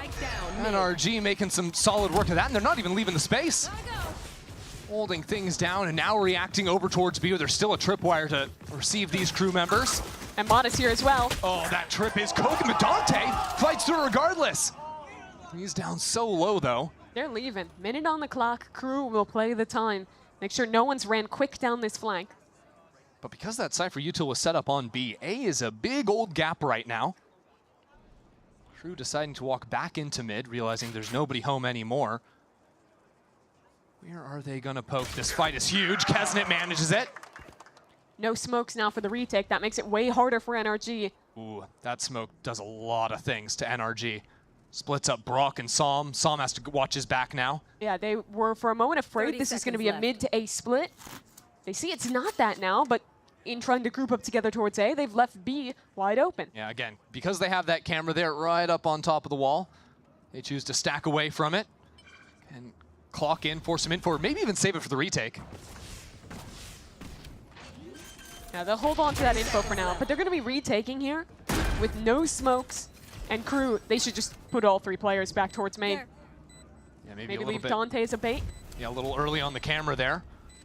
So NRG don't have really any info to work with, just a recon dart for Brock. Brock does have a Sheriff though, and 2 of these players died to a single body shot. He could be the hero for NRG. Good flash out, triple face from Crew. Lights out. I love that from Crew. Don't let NRG walk up on you and take any risks of them having the initiative. Just flash off timing, win the round easy peasy. Very nice from them. Yeah. I didn't hate the idea from NRG. They're going into that full mid walk with a trap play off of the stun, but unfortunately for them, It's the that fight right stun, there. yeah, it went over towards Hall instead of going towards bottom mid, and that's where the brunt of the players were. So Kesnet is unaffected, gets that kill you're talking about, and Crew trades out favorably. And even then, it was close, just those slow contacts from Crew also going their way. This will be NRG losing 8 of the last 9. Yeah, stun ready to go on this line if Mata wanted to fight down or even run a player through mid. Yeah, a lot of options for NRG. The only place where there isn't an option is the B site, where they've got no util set up. The spike will already be planted. Shy is even watching the exit of market. So forcing NRG to turn around to try and deal with him. That's 2 already with the ghost in hand. It's giving Baby Bay. It's giving prime Baby Bay, isn't it? I mean, this is just brutal. If you really think about it, Shy is like the Baby Bay of Crew. Yeah, maybe don't think about it too hard. Okay. You know? I'll hold my thoughts there. Big round coming up now for NRG.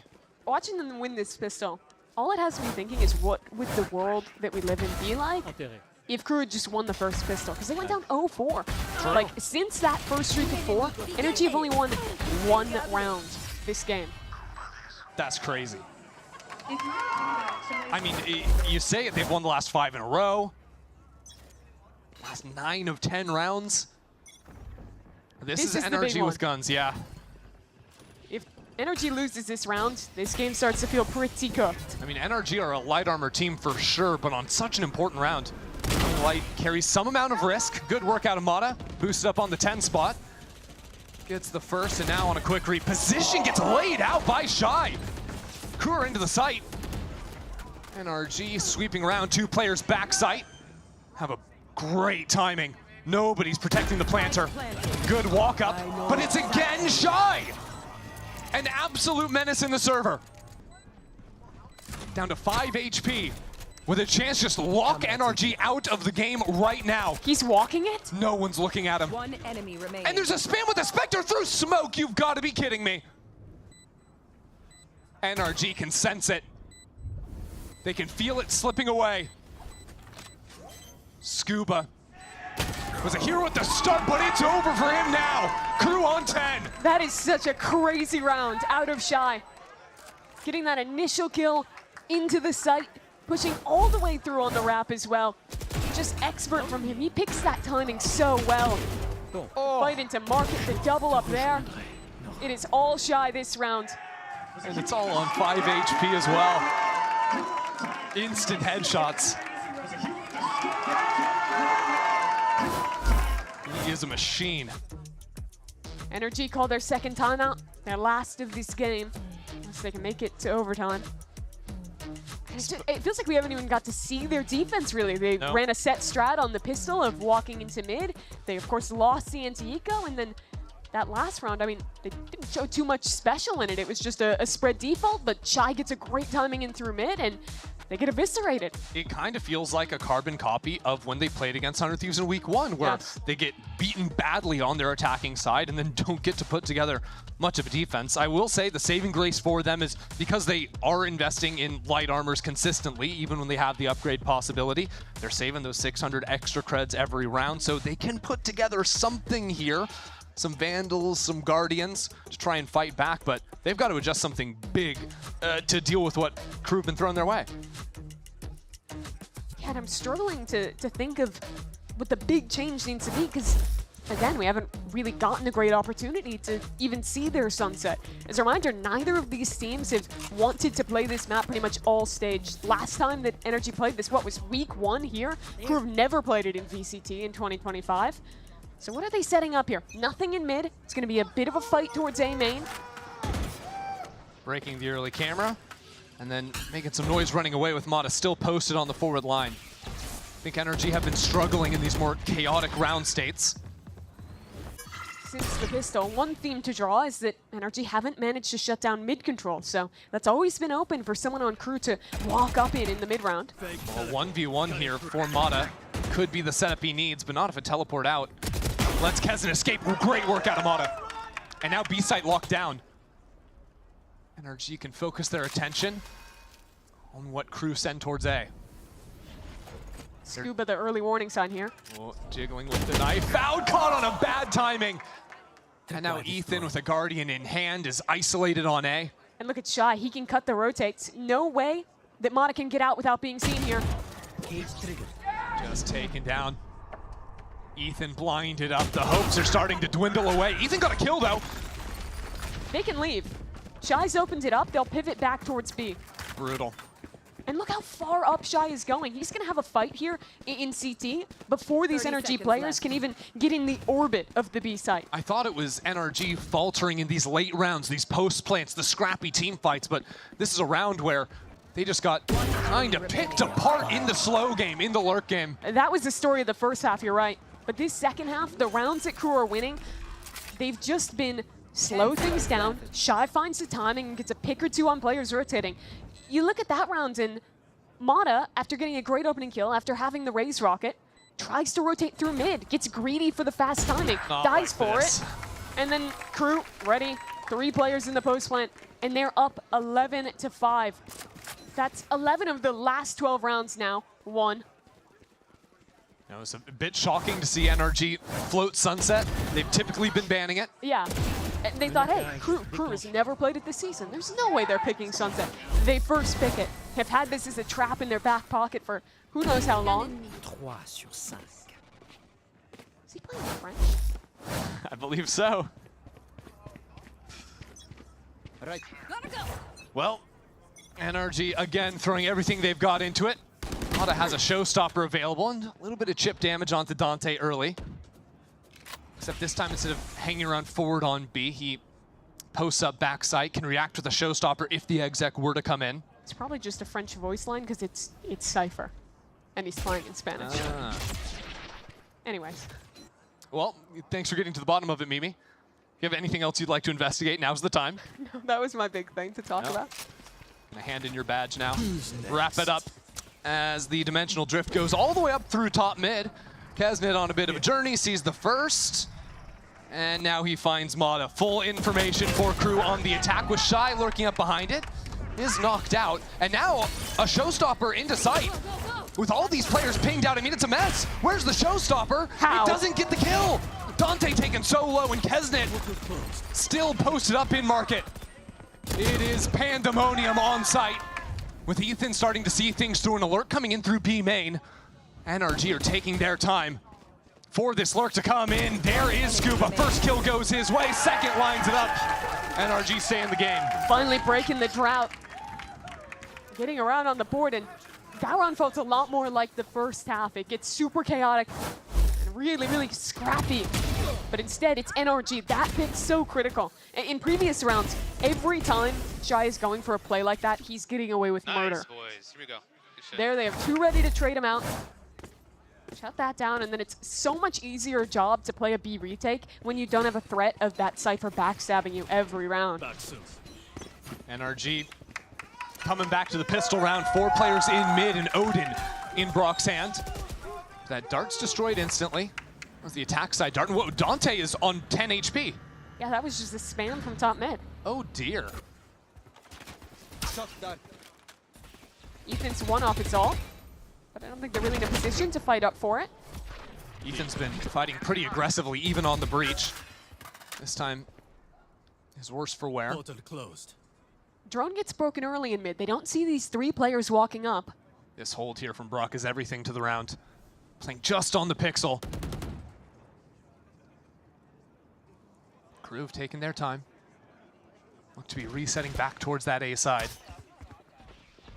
Where NRG have given up a lot of space. They have no information over elbow at all. But off timing, Ethan has stun. Brock has dart as well. Those tools can help to stall out this execute. There's an orb here as well for maybe a Dante to get if they wanted. But they're just going to keep things quiet. With him being so low, I don't think they'll want to use the ult this round. Said they just walk up, contact into elbow.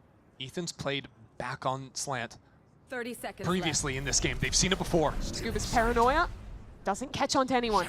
That's great patience from Crew to bait that out before execing into the site. Here goes Dante, the blind, not good enough. Scuba connects on the first, we're down on time. 15 seconds remaining.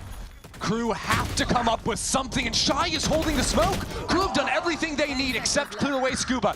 And his flood into market. Shy is anything but. Now holding for Scuba. Scoob has been revealed. The first smoke to fall. Isolate the fight, brilliance! And a footstep. Saw the gun. When will he pounce? Waiting, waiting. Scuba can't get it done! Shy is just better. This has been a monster game from Shy. I think every round but the pistol that Crew have won on this attack side has been a 3 or 4K from Shy.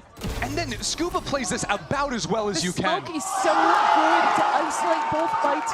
Shy swings into him, which is exactly what Scuba expected, but he's just too fast.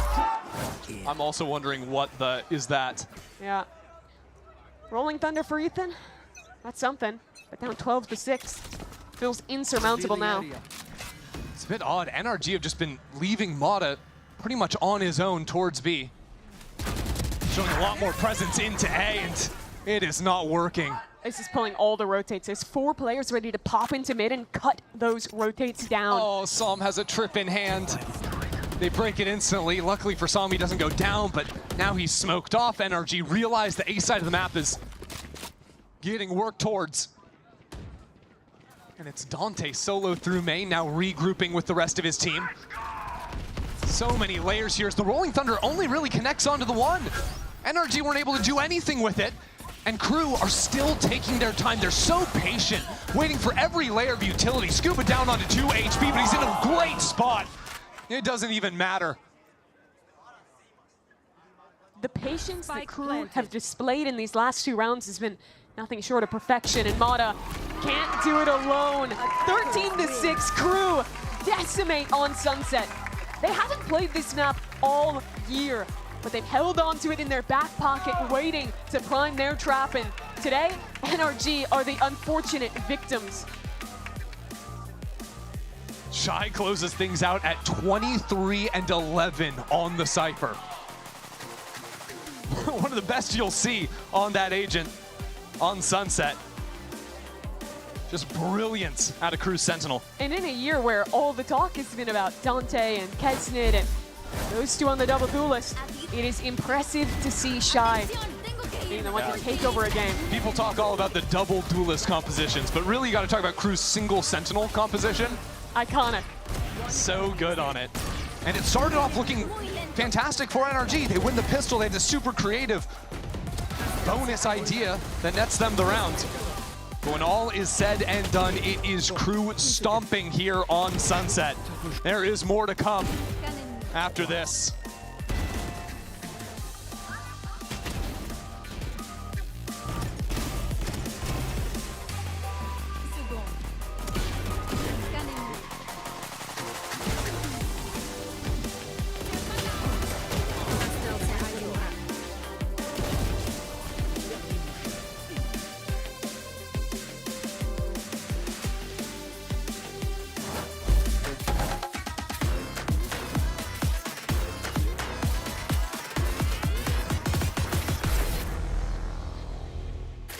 Who's gonna stop me? Get it in road. Living the life I will keep on control. Giving it up to my people stand tall. You know the deal, I will give it my all. Underrepresented on the move. Really wanna start me, let me through. Take a risk, take a ride with me. Wanna flip a society. Underdog overlooked. Underestimated, I don't lose.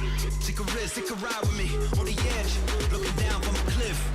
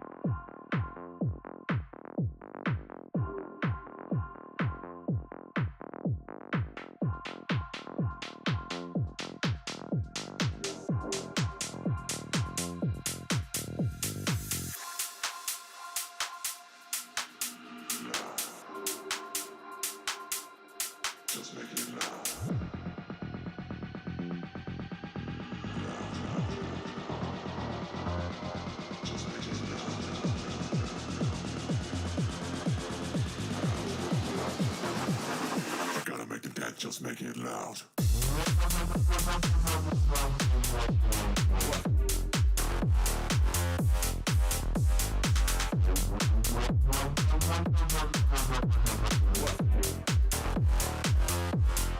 Make it loud.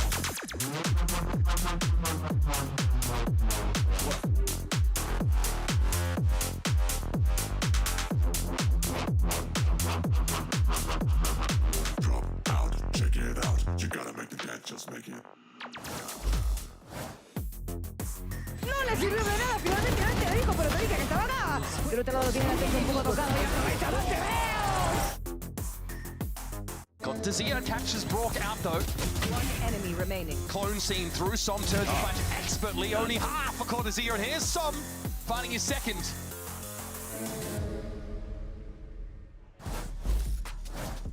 And I'm joined by Adam. Adam, you came back from a deficit in that first half, and then you just kept on rolling. We haven't seen much, actually anything, from your team on Sunset thus far this year. Walk us through this map pick and the strategy behind it. I mean, we have been dealing with map pool recently. Like, we made rosters changes, like previous to begin the season, the split. So it's been a crazy ride for us, the map pool, but we are pretty confident on every map. And we said, like, this last week, we want to try to play every map, like have a real test on each map and have a better shape for playoffs. Right on. Well, looks like you're on a heater right now. Big bounce back from last week. Best of luck in this next map. All right, so according to the foldy sheet, What does it say? We're looking at Crew 2-0. It's a good Crew 2-0. We're one step there. We're almost there. Oh boy, this is good if you're a Leviathan fan, believe it or not. Could end up getting that spicy first place. Uh-oh. It's happening. There's still a lot that needs to happen. The foldy sheet's got it all, people. But from the foldy to the floody. You like that? I just made him corpse in real time.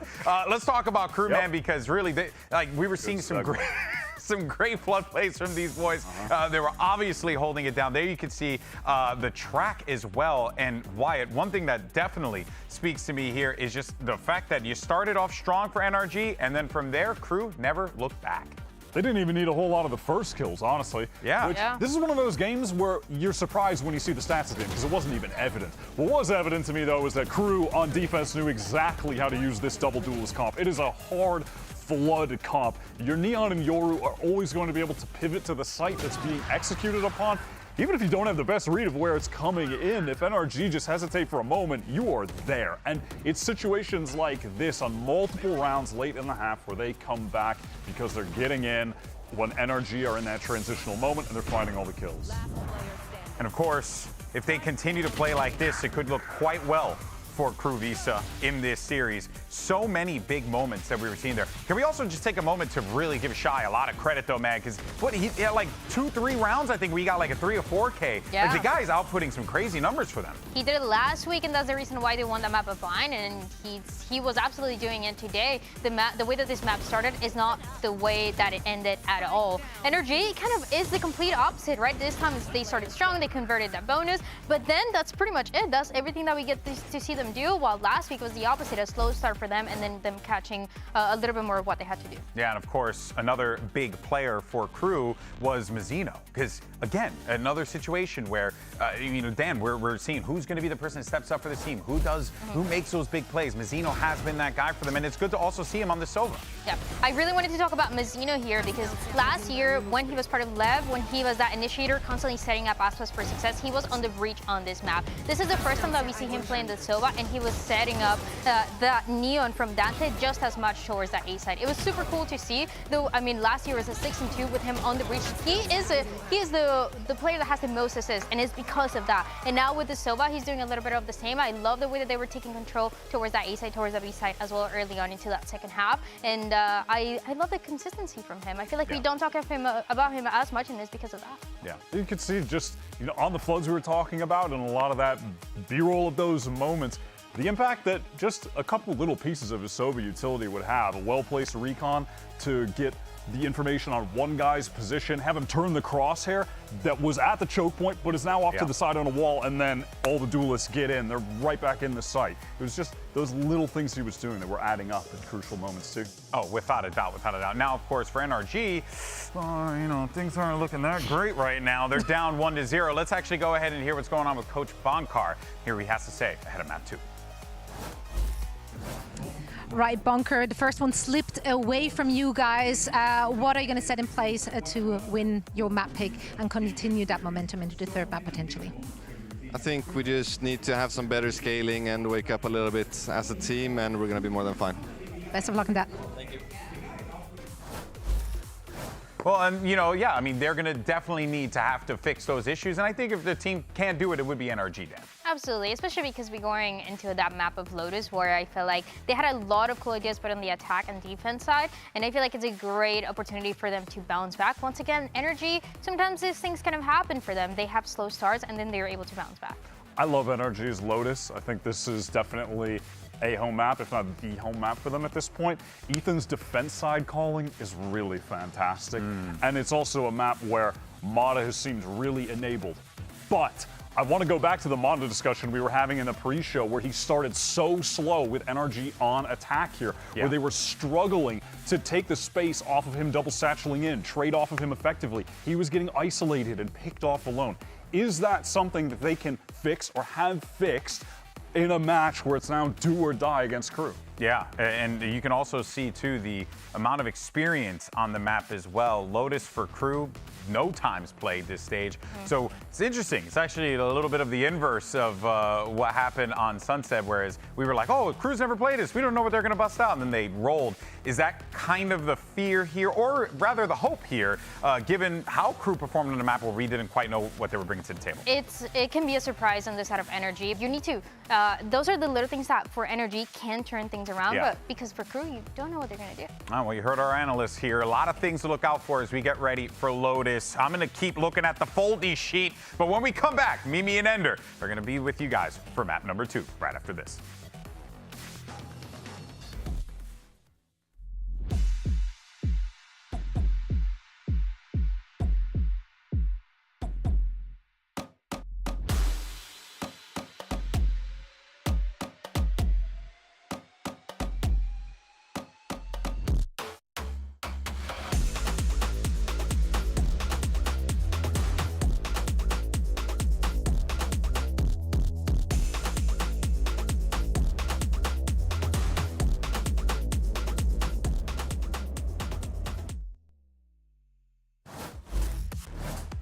Well, despite the strong start, it is Crew Visa that crush on Sunset 13-6. But Mimi, we are heading into Lotus, which is NRG's map pick. Surely there's a little bit more hope heading into this next one. Yeah, this has been a pretty bad map for Crew as of late. They are on a 6-game loss streak this year. That's a lot of games. Yeah, only won it once, all the way back in kickoff against Sen. And they've been kind of trying to figure out what comp they want to run. They were doing this double duelist comp with the Yoru and the Raze, which I do think is one of the stronger looks. They played this in the Tashinya Invitational, but this will be their first time showing it here on VCT.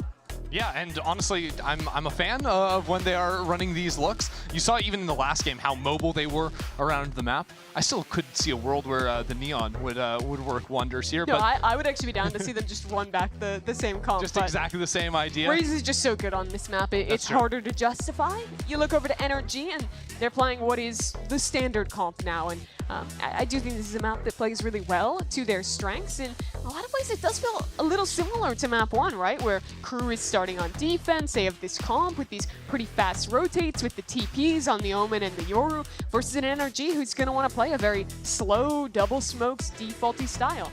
And we're starting on NRG's attack, so they're going to have to be very mindful of these rotation timings that Crew can be taking. On the other side of things as well, I'm a little worried with all the stall that NRG have. There's so many different ways for Crew with the double duelist, with Omen teleports, just to get past things like Viper walls, through the chokes when there's thorns on the ground and all of that, but that'll be a conversation for the future. They're, of course, going to be starting things out with Crew on defense. It's also worth mentioning that with this being a Raze here, it's going to be Kesnet on the Raze, Dante on the Yoru, going on to that, which is a little bit different look from Sunset. because it's always been great on the Rays. No surprise to see him lock that one up. Looking to see Energy win another pistol here. That's what catapulted them to such a good start. Now wipe that screen off. All clear? Okay. I don't remember the last time I cleaned my monitor at home. Really? Do you? Yeah. Don't you get like, I don't know, it gets all musty. I get scared I'm going to break it. Okay, with you, I understand that. You What gotta, is that supposed to mean? I didn't mean anything underhanded by that. I just said I understand it, you know? Felt underhanded. About to get into things. Fist bumps for our players as we hop into map 2. Lotus. Remember, big opportunity for Crew here to win this game.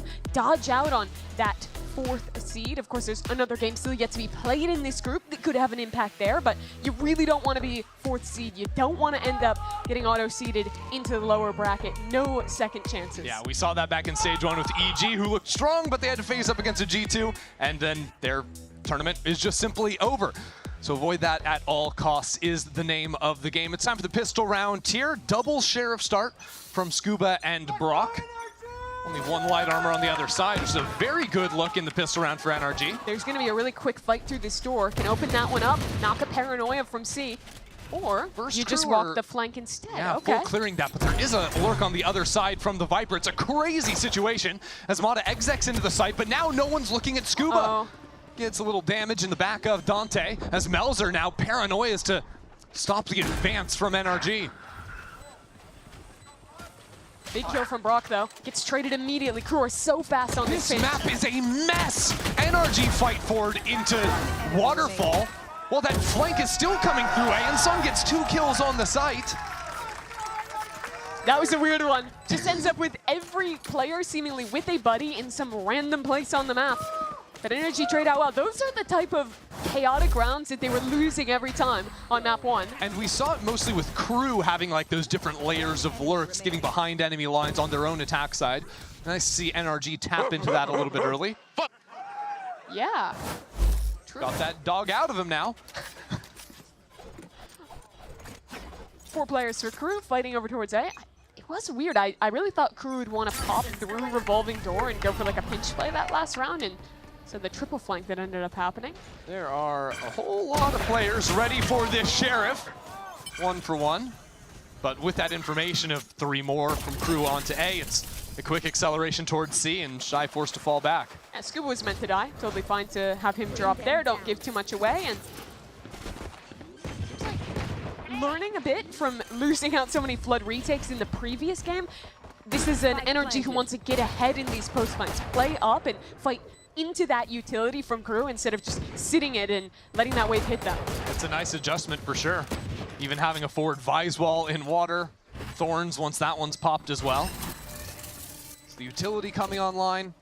Crew very likely just falling to Spike now. For all I, and honestly most of the rest of us on the Americas broadcast have been high on Crew playing double duelist. It's hard not to mention that because they're playing that, they're oftentimes having to get up playing the Vise or the Deadlock that so many other teams have found a ton of value from. And I think that's especially apparent here on Lotus, where your post fights become like 10 times easier when you have Vice and you're throwing down walls and thorns and all those tools to help you win out in the post. I mean, even looking at their comp on defense, not having that extra, you know, hyper stall agent makes it a lot harder for your weak side of the map to actually stick around playing on the site. Your fight for A, you can put a lot of players into that. That'll look very good. When it comes to actually stalling out a choke point or even holding information against the lurks, those are going to be the natural weaknesses. This looks like the beginning of map 1 where Energy is just sending these 4-1s early, this time towards C. Yeah, Crew want to get up, play in front of the one-way, but already broken by an attack smoke. NRG quick to scale. Force away some gas, but it comes with the cost of rubble control. They'll be able to leave Dante there. He'll have a quick TP to get away from A. Oh dear, Nightfall on round 3 already. We're into the site. Here is Mata. Melzer holds his own. Completely thwarts that idea. Both the satchels and the teleport lost. The Nightfall as well. The TP was taken for Dante, so he's given up the angle on A. Still has had a forward line for a bit, and seeing that Viper wall up, has to get a bit suspicious of Energy reclearing the space. Nice shot. Zeno drops in door though, and another challenger approaches. Another challenger falls. Scuba actually carved away into this A site. It's a great feint. Full pressure towards B. All of crew rotated that way, but they're gonna have a 3-man group 3 take. They still have a clone, a flash, a lot to work with on a retake. Yeah, but look how low Melzer and Shy are versus an Odin. I mean, this was a 5v3 for crew. Good plant from Brock not to fall prey to the spam, but now he gets to try a little of zone. They see the player towards backside and send 2 back towards heaven instead. I don't think Energy expect this now, starting to consider. Here's on the angle, Melzer opens things up, still Brock. An issue, spam through the wall. And it will be Melzer, but he has to get 4 kills to win that round from such a head position. They started so well. That double dive onto C gets shut down single-handedly by Melzer. But it was Scuba again who was so great map 1. I mean, that clutch he almost won in what ended up being nearly the final round of that game. Whew. Nice shots all around. Last player standing.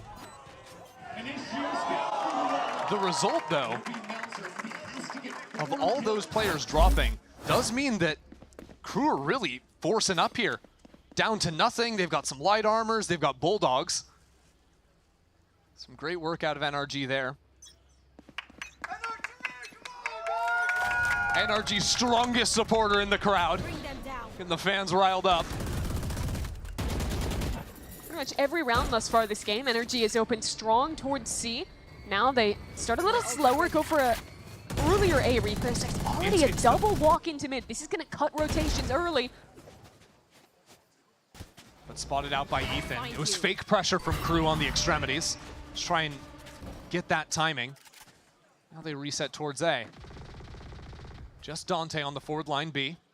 And it's a nice shot from him too. The Prowler doesn't spot him in time. He sticks around, has the support of Kesnet now as well. Full on confidence, and it's for a reason. Crew just take these gunfights. Now Shy, who is such a demon back on Sunset, is now a rat on top of C. Crew are really comfortable with this setup. 2 players to hold on to C, 2 towards B. Early warning on A. Only 30 seconds for their 3 opponents to work with. 30 seconds left. I'm not convinced they're playing this round, Mimi. Yeah, I think it's a save. Back it up. Get out of here.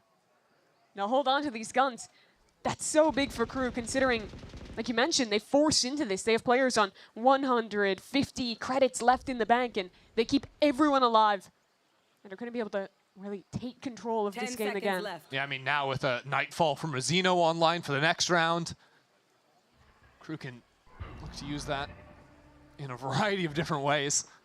And you're seeing how you have to play when you have no Senti and double duelists here. It's, in a lot of ways, forcing Energy to play whack-a-mole, right? You're going in the mid-round, walking up double towards B, you show an early fight towards A, then you're walking somewhere else on the map. Like, so much of getting info for crew, gaining map control is about prodding, finding those players on forward angles, and getting information off of someone like Dante's walk-ups. And you know, guys like Sam and Ethan should be no strangers to this idea. As you think back to 2024 NRG, this team was playing so much no Senti. Like even on Haven, they're running double smokes, and all the time it was looking for these on defense, again, walkout plays, using the smokes as false information. So what do they do to counter it? Well, you seize some space early on. You deny crew any amount of comfortable positioning. And then can freeze into the round. The same default we've seen a lot from NRG. This time they reset out of it almost instantly. Expect to walk up as Melzer. And that was just spam through the wall. Catches Scuba on the common angle. And now that Viper Wall not an option to actually get out of the smoke. Samada just faces into it. No fear on him. But his crew have done good work to prowl out front B. You can already see the shift starting to come underway. They are ready to react for a fight here. A door to tap open, still a paranoia for Melzer, then the spam through the wall, and the Nightfall, just highlighted pre-round, already results in a first kill for crew. They spike a little bit out in the open. The utility is Bombardment. NRG didn't stand a chance. The Nightfall there is so nice. Does enough damage to get the easy nade kill on the player Rebel.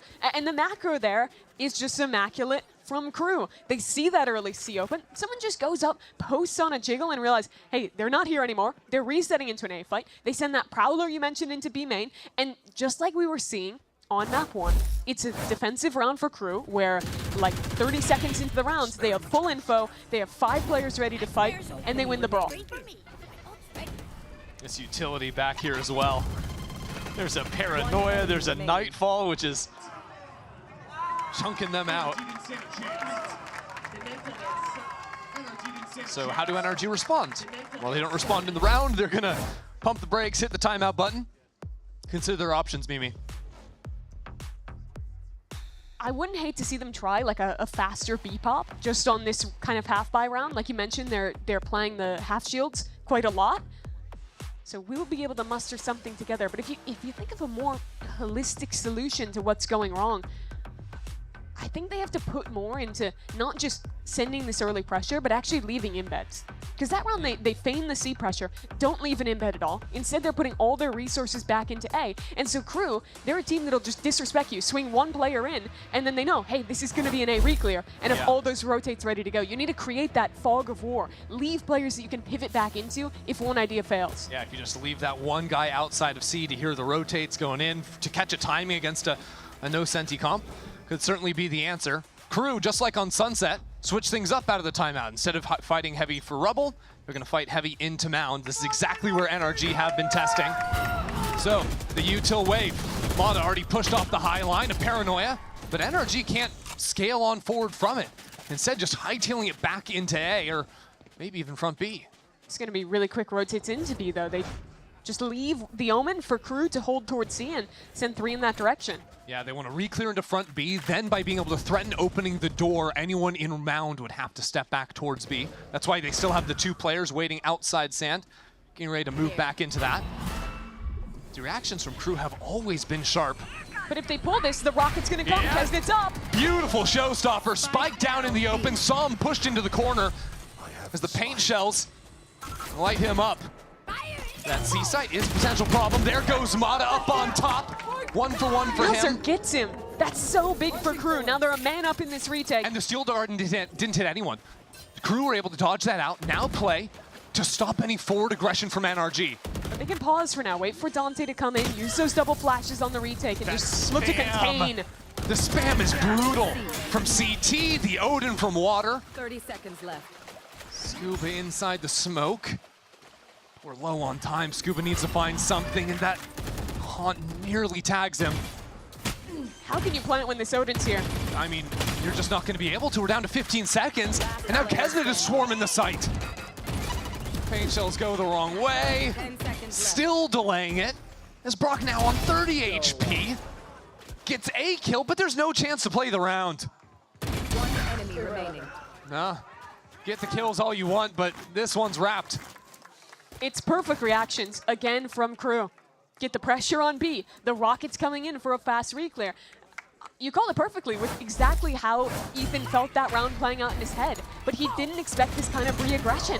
And I think that's what's been nipping this team in so many of these late rounds. It's that NRG are operating off of the expected play of where these players are going to be, but Crew is so willing to send an instantaneous reaction with sometimes a solo player, sometimes 2, just ripping it on a flank, ripping it into a site super early, and disrupting the timings they expect.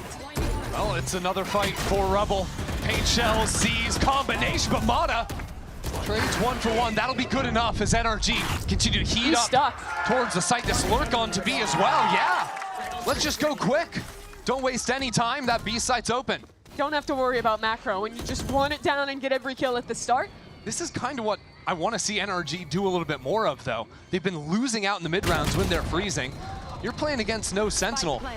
Why not just blitz on through? If you're counting this round as a win, then what, 5 out of 7 wins this series have just been instant site reps? Every round where they're trying to play slow, Crew on their defense is out positioning them. And the problem for NRG is they can't really do that fast rip into C because that's actually where the stall utility has been. You know, that's when they've been punched out by Shy's util or Melzer on the bonus round. That's why I wanted to see a B-rip like that when they were playing their eco round a little earlier in the half. Worked super well here. NRG could simplify things by making the round all about these opening gambits for Rubble if Crew continue to fight them there. The thing is, I don't know how sustainable that's going to feel. Because I think Crew's a team that's willing to back off those A fights a little bit, take Rubble instead, and feel really comfortable in playing those flood retakes that they've been excellent on all series, especially when they have the Yoru ult coming online, when Kaznet's getting closer to his rocket as well, and they're starting to build those tools that make those retakes trivial.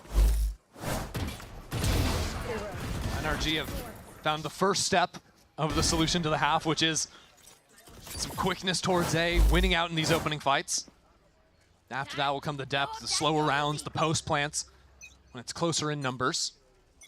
This looks like an NRG that wants to show some of the same pressure towards C, but not follow up off it. Said they wait. And probably just re-clear into the space. Now that they've heard a little bit more attention put into Rubble, that's why the team is gearing up and ready to go for that fight. But this spam! Not again. They lost a player to that earlier this half. That was when Melzer had in his hand. Mazzino let up just a little early. Mod is on 13 HP. Oh, they're feeling the pressure, though. Gonna head back towards C instead, but Crew have an excellent early warning sign set up on Mount. And I don't care if Mata can satchel into a site. If a leg shot kills him in one tap, that agent is pretty useless, especially now with the paint shells already gone. No other assistance he can really offer his team except as distraction into the site. Look how fast these rotates are. Kesnet's already here.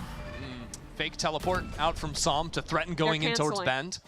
But Crew have already realized that it is a fake TP. This is what I'm talking about, though. Not leaving embed on A. It means that all of this space towards B, towards A, that's been taken yet again by Crew. They're always holding these forward lines, and now the machine gun fire to dissuade NRG from coming into the space. We are down to 30 seconds.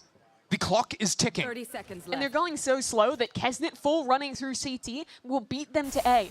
It is time to move NRG, 20 seconds. It is gonna come down to the wire, and Mazzino is here. A warning shot to lead, down to 15 seconds, falls into backside, waiting for his teammates to show up into the fight. We're down to 10 seconds now as NRG fight on in. Mata says it's his site for now, but down to 6 seconds, the spike is planted, and Crew are here to play. 2 already for Mazzino as he hits the brakes, and the rest of Q show up to the fight. They don't have a lot of tools to work with. No util to fight back through this pit. It'll be an all-out brawl. Keep your eyes on Som. Playing right on the edge of the pit. The rest of Crew come in. He's cleared!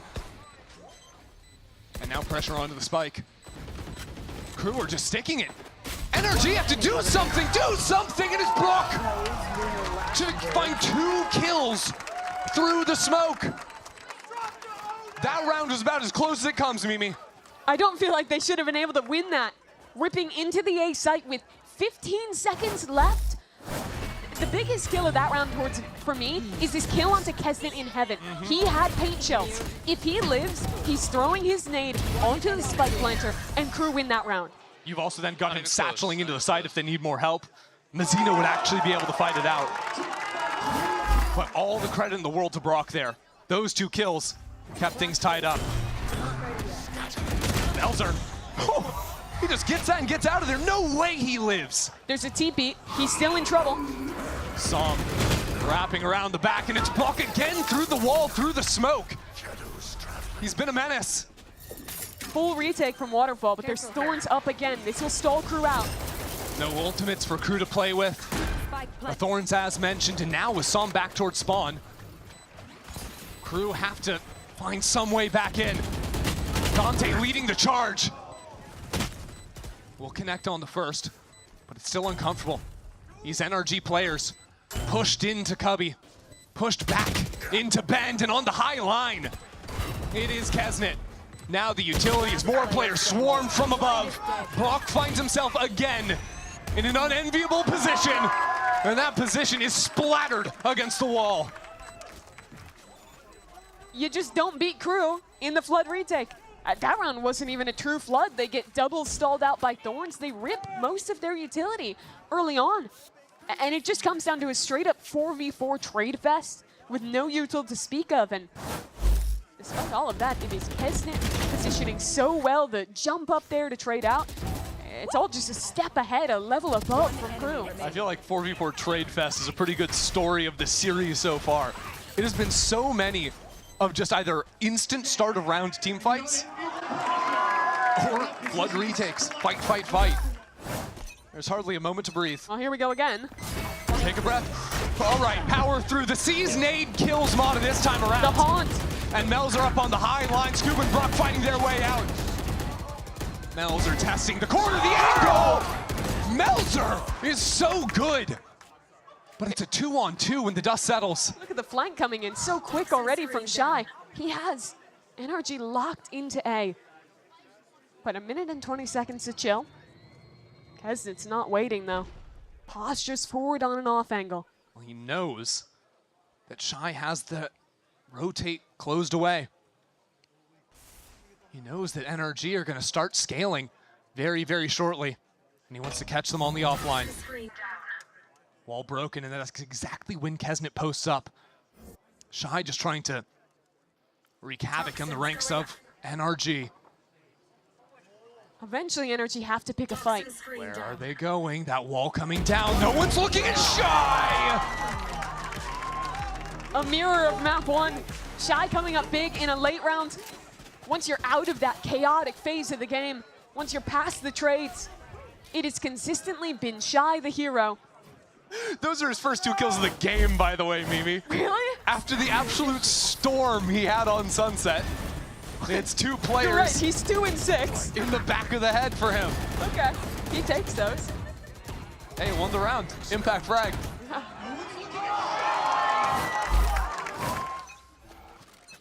Here we go again. Another A fight from NRG. Except this is the fake A fight from Crew. Those 2 players front beat early on. NRG not wasting any time. They've got a showstopper. Mata wants to use that Nightfall to paint the pathway for Mata into the back of side. That showstopper doesn't manage anything. This is a huge problem. A steel garden comes down and Ethan gets the first kill. They're pivoting. And he's taking the spike over to B. Or are they coming back towards A? Mata stuck in backside on 20 health. These 2 players are just trapped here. They've got nowhere else to go, and that spike is planted. This is uncomfortable. But now the primary's back available. A scouting ult into backside from Melzer. Sees the player hell, and that's great teamwork. With Dante clearing around the corner. Look at the push on stairs. Ethan taking some liberties. But that gives Crew the sight. And Crew again, comfortable to stick, but Brock has the spam. Shy with nowhere really left to go. What? Except to fight his way forward. That There's kill's no impressive, time. but he is dead. Spike is coming for him. If it's not Ethan. Again, credit to Brock there, finding the spam onto the diffuser from that same position. Last round in I don't think NRG saw a player for all but 1 kill of that round. That was just straight up spam through every piece of Viper utility. But they find the right angles to do it. Yep, there's 1, 2, maybe another. Okay, that one is a little bit more legit from Shy. It's 6, boys, so we're fine. We're actually chilling.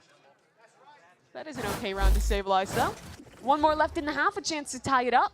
Ooh, for the last round, Kesnit on a Sheriff. And not even close to the showstopper. Someone give him a gun. Don't make him shoot that thing. Melzer dodges all the utility, sharp with it, but nowhere else to leave, and his teammate died beside him. This C-side has no one on it. Thankfully, Kesnit has a gun now. It's been gifted over from Mazzino. So, this round is in the hands of Crew's dynamic duo. Nightfall to lead. Kesnit to follow, and he's in front of all this utility. Brock again has been clutching up in these late rounds in the half. Dante forward on the line, Scuba's there. And it's starting to crumble. Scuba once more, and it's all good for NRG. We're tied up at 6.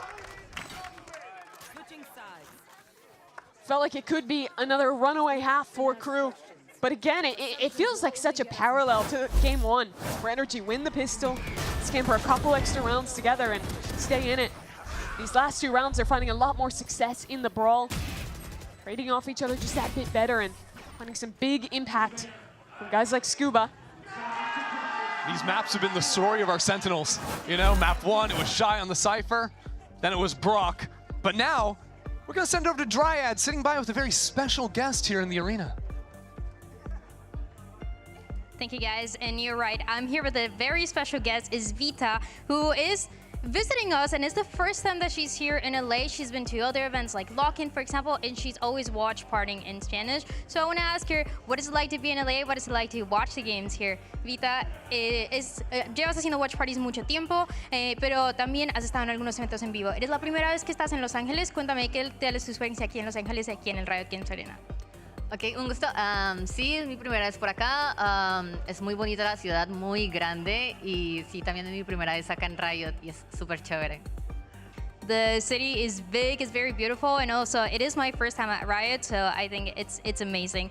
I also want to ask her a little bit about the watch parties, because she's been doing it for so long, and the way that I found that out is I saw this tweet from her 2 years ago asking me if I stand on a box. So now that I have her next to me, I want to address that, and I also want to ask her, you know, the watch parties, has she always been supportive of one team, Latin America? What is the deal here? Me di cuenta de que llevas haciendo watch parties desde hace mucho tiempo, porque vi que tuvimos una interacción hace 2 años en el que me preguntaba si me paraba en una caja. Ahora que te puedo preguntar directo, si llevas haciendo esas watch parties por mucho tiempo, ¿sientes que siempre has sido fan de un equipo, fan de la TAM? ¿Cuáles son tus equipos favoritos? Sí, aproximadamente 3 años a 4. Obviamente apoyo mucho a la TAM, Crew, Leviathan, pero sí soy como de G2 y Sentinels. She has been watch partying for about 3-4 years, so it's been quite a long time, and obviously supporting the LATAM teams, Crew and LEV, but she's also a big fan of Sentinels and G2. Now, speaking of this match, what are the expectations? It's 6-6 right now. Is Crew going to close it 2-0? La partida está 6-6 en este mapa. ¿Será que Crew lo va a cerrar 2-0? Sí. And I'm sure that you understand that. That's everything that I have for this halftime interview, and I'll send it back to the casters. I love that we have Dan standing up there, and she's interviewing a person wearing a Dan shirt, you know? It's just too much Dan on the stage, really. We're Dan maxing for sure. Absolutely out of our minds up there. Getting back into this, though.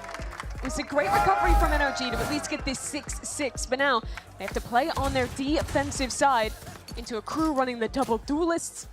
You'd expect this to be an explosive half between Kesnet and Dante. Now, Crew kind of ran the lurk circuit back on Sunset with Shy. It's NRG making a statement here at the start of the pistol. See how similar these rounds tend to play out. Dante has been able to slip into the B site. Interesting pinch now. 2 players walking up towards A. Actually, all 3 grouping there, just leaving Dante on a bit of a lurk. Yeah, Crew want to make all the noise in the world here on A, so Dante can continue scaling forward on B. But NRG lying in wait behind this wall. Paranoia ready. No, not in hand anymore for some, so it's just a dry fight. He's gonna take the fight. What a shot! Spins around on a dime, but it's NRG collecting all the kills in the world. Oh, and now footsteps. That's not what you want, Dante. Oh, maybe it is. Yeah. Still a 1v3 with 45 health. And the spike long ways away. Scuba will wrap it up. NRG 2 for 2 on the pistols this map. Now let's see how well they can build their own snowball here. Try and close out map 2. Yeah, NRG had a good stack going there. The Crew just waltzed into after Ethan gets this shot. Gross. I mean, I don't even know how he sees him with that crosshair. Yeah. Minimap looking, perhaps? I don't know. Could have even just been off timing when you expect someone to swing. All said, though. NRG's little trap set up there with Scuba in broken. Works out wonders for them. So a big array fight to start this round. Door broken. Other door tapped. Like this high angle from Som. Gonna be able to look over that Viper wall, see any players crossing, and dodge out on the Paranoia. Yeah. Oh dear, except he falls off the angle. It's fine, gets away. My streamer has fallen off, it's so sad. Good thing Mata has a little bit of spam cooking, but timing taken. And it just kills through smoke. My streamer's back! He's so back. You're a tier 3 sub? I might be. I know this guy in the crowd is a tier 3 sub. Yeah? Yeah, Screaming love Som. I think carrying about 50% of the decibel level in the studio right now. That's actually John Energy. Last player standing. Another through smoke. Yeah, okay. He doesn't need to see him. Looking flawless on this anti-eco. I need a hand cam on Som. Well, still couldn't see him. Eyes out. And yeah, let's wrap things up. All right, we're gonna move on to the next round there. Okay, let's see what crew are cooking. I think a couple ways to approach this one. First off, just hard executes are gonna be great. You have basically a triple dive if you're going for like a C hit to get past that Vice util with an Omen TP, Yoru TP, and double satchels over the top. You can play a bit of a slower style too. Use the what are you laughing about? Just Som? Just kills through smokes. It's a little silly. Keep making your really meaningful point. No, No, you're good? I'm done with meaning. Okay. There's no meaning in any of this. Yeah, so they're going to spam them all through the smokes this round. 4-1 towards A. This is a really heavy stack. Full gapping C. Nobody home over on the C site. NRG guessed wrong on this stack towards A, and crew seem to be accelerating in. Won't find anything. Maybe Shy sees a little jiggle towards front B. But the post plan is where I want to see how active crew end up getting, because they did take their time getting into the site. They now don't have any forward positions. NRG have managed 4 players here, ready to play behind this smoke. Dante taking his chance. 1 for 1. Oh dear, Brock is just destroying them. It's a disaster for crew. Shy, the sole survivor, and he was the lurk, so he has to get back on site, pick up the spike. And there's already a flank coming through as well. He's got time. I have the spike. But everywhere he's looking is the wrong angle. That's a Judge holding the line on the flank. Shy's walking into it. And Mata is there. NRG takes the bonus after stacking the wrong side of the map. It is Brock that just opens it up with a stinger. And you have to give so much credit to Brock. 17-7 this game on the Vice. Scoop as well, just taking timings through that smoke. Just a silly way to end it. Nothing nice to say about Mata's Judge usage. Well, he definitely sat in that corner. He did sit in the corner. Sometimes that's your only job. So a slower start for crew. And another loss early. Mata spams Dante. Yeah, there was some spam coming out from Som's Odin, which gives the bullet tag, so Dante's moving slower. It makes it easier to line up the headshot. I mean, it just continues pummeling on forward. This is a round where Kesnet, you know, has the showstopper, but now doesn't really want to use it. You definitely want to save it.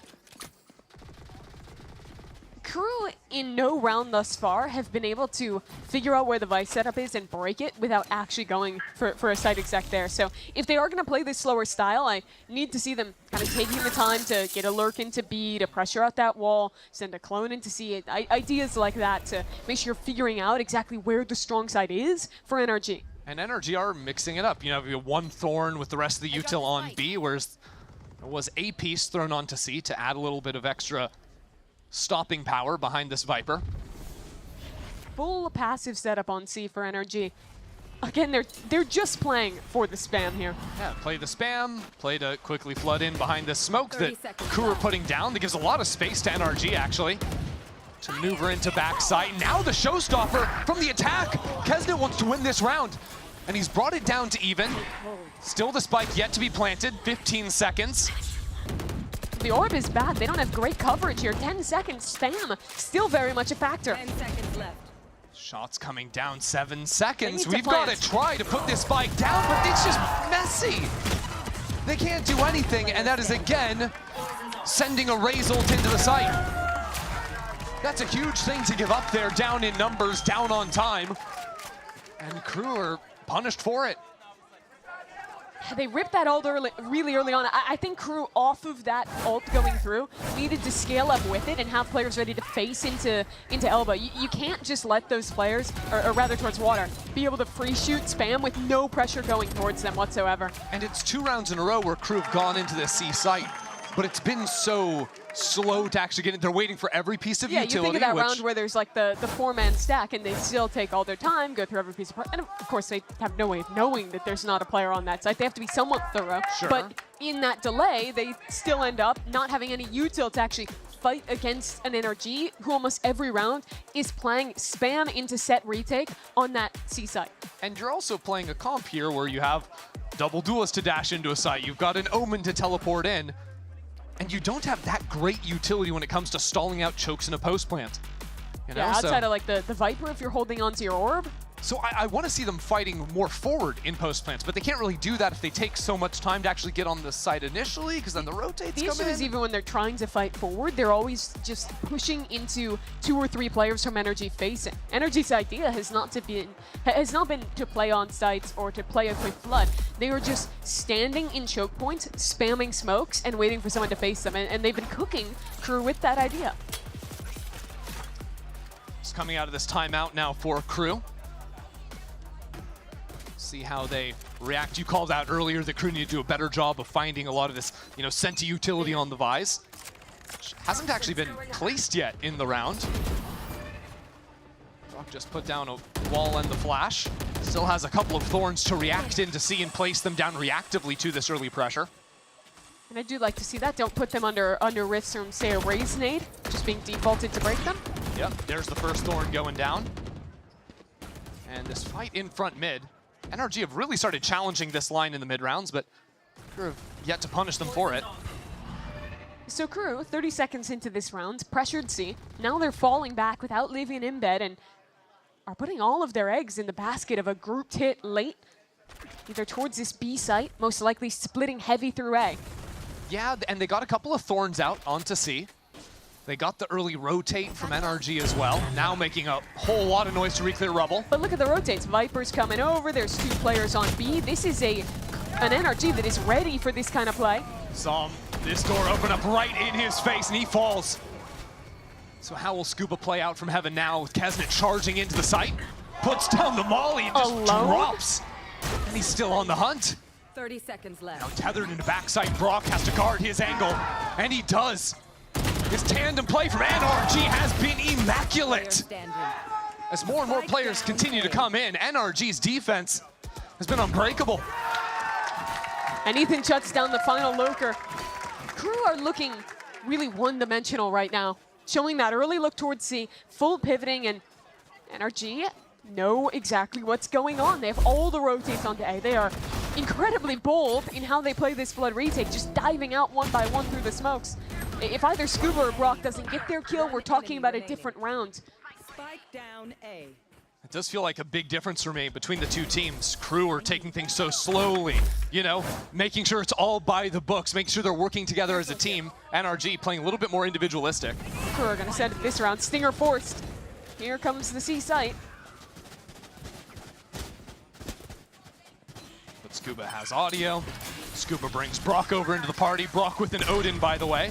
We'll see what a quick hit looks like for Crew. It's maybe, not that quick. It's another freeze, wait for the util to come down. The smokes are cycled, a fake teleport into sight. Here comes the utility finally, but it's coming straight into the Odin. Dante, nicely done. Enters in beautifully, and that's the speed we wanted to see out of Crew. But this is the second layer of the defense from NRG. Just posted up with the Odin. Spike planted. That spike has gone down. Another ult. Saw him on 1 HP, spamming away, and Ethan gets a kill on the other side. Hold on, Dante and Shy are so low. And Dante doesn't even challenge up. What is he doing? Dashing up and down, but he's spotted. And now Shy revealed all the information in the world. That's nice. That is real good from Shy. Coming back around the left side. It's not expected. Ethan's headed the wrong way. Ethan doesn't have an idea, and Shy actually sees a pixel, knowing the spike isn't being stuck. The Red Bull clutch for Shy. I don't know if that was intentional or not, the spike hanging out just that sliver, but it's enough to see that blue light, know that he's not sticking, that you don't have to take any risks. Here's the difference from previous C post plants, though. You see those two players double facing Waterfall.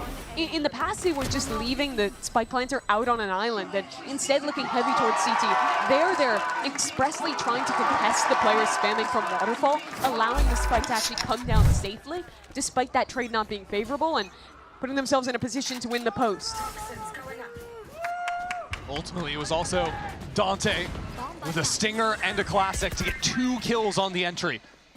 That'll breathe a breath of fresh air into the crew camp, who now have their eyes set on this disgusting setup NRG have put together on a full Vise Viper's Pit. But they think they can get through with a Nightfall on Mazzino. Door opened. There's the first of the Thorns. Still hold on to that Nightfall. Now they'll rip it towards site. Brock is all alone backside. Escapes up the rope, calls in reinforcements. And now this ultimate being stuck. No. Cancel the last possible second. A counter Nightfall. NRG back into the site with mana. It is all systems go for NRG. Not slowing down for even a moment, but Kesnet has brought things down even. Has no idea where anyone is. He can't hear or see a thing. He can't even use his gun. 30 seconds left. And it's Som to shut him down and bring NRG to map point. What a creative setup there from NRG. The pit to full funnel players through the revolving door by Sun for every rotate to come in. Last player standing. There's Modest Rocket to start. Unreal out of Kesnet there. Yeah. He really makes it happen. But instead, it's 7-12 now. NRG a round away from sending us to Haven, and Crew having to call another timeout. This has been a brutal attack side. I can promise you now, the bye will not be good for Crew. Nope. Already had to force into some of those previous rounds. Now even worse. Feels like this game has kind of been Kesnet against the world on Crew's side. Stars the Sunset not showing up in the same way. Coach Adam gets them ready for this final round. Kesnet could be the hero again. He does have the showstopper ready to go. The biggest success of their attack side on Sunset was getting lurks embedded and finding great success in exploding the map in the late round with players like Shy getting tons of value.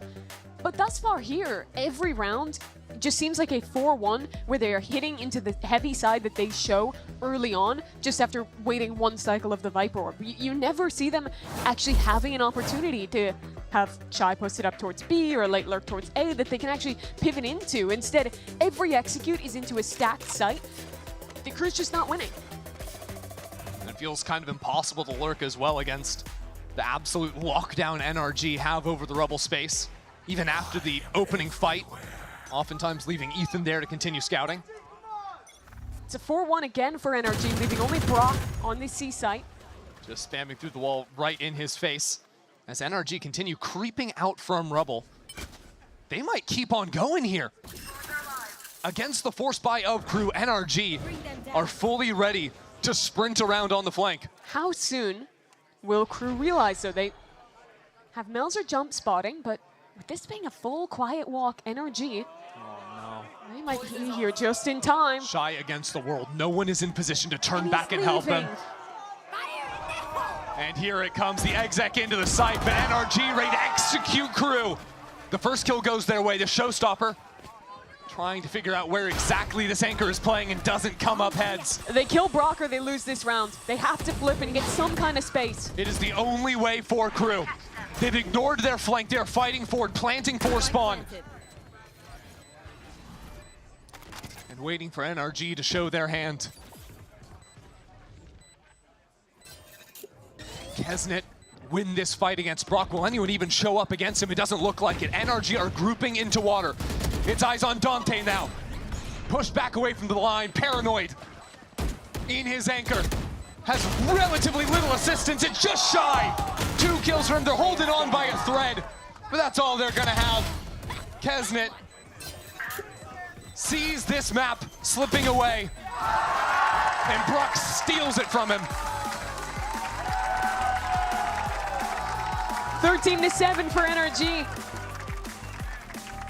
And what a play from them on that final round. Going from showing 4 players on the flank to realizing that Brock was under immense pressure, popping the rotating door, in full grouping to retake through Waterfall instead. Crew, in that sense, couldn't get into CT, couldn't get back into main. Just got cut down on the site. Felt like the story of that second half, an Energy a step ahead in the retakes, and Brock, the man to lead the way, 22-10 to end.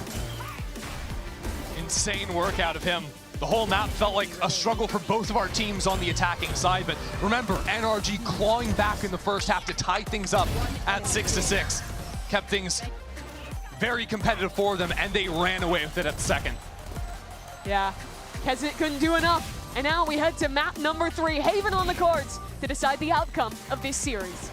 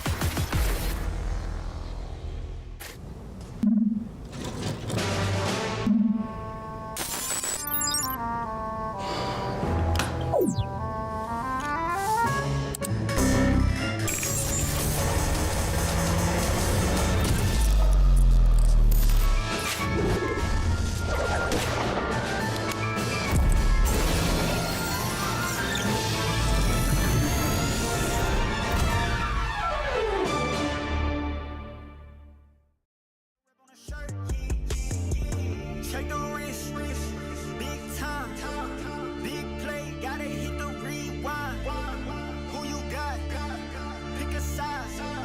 Rockstar lifestyle certified. Wins, wins, wins, wins. All I know, we gon' head to head, go toe to toe. Let's see who wins. Wins, wins, wins. All I know, you looking at the goal for real.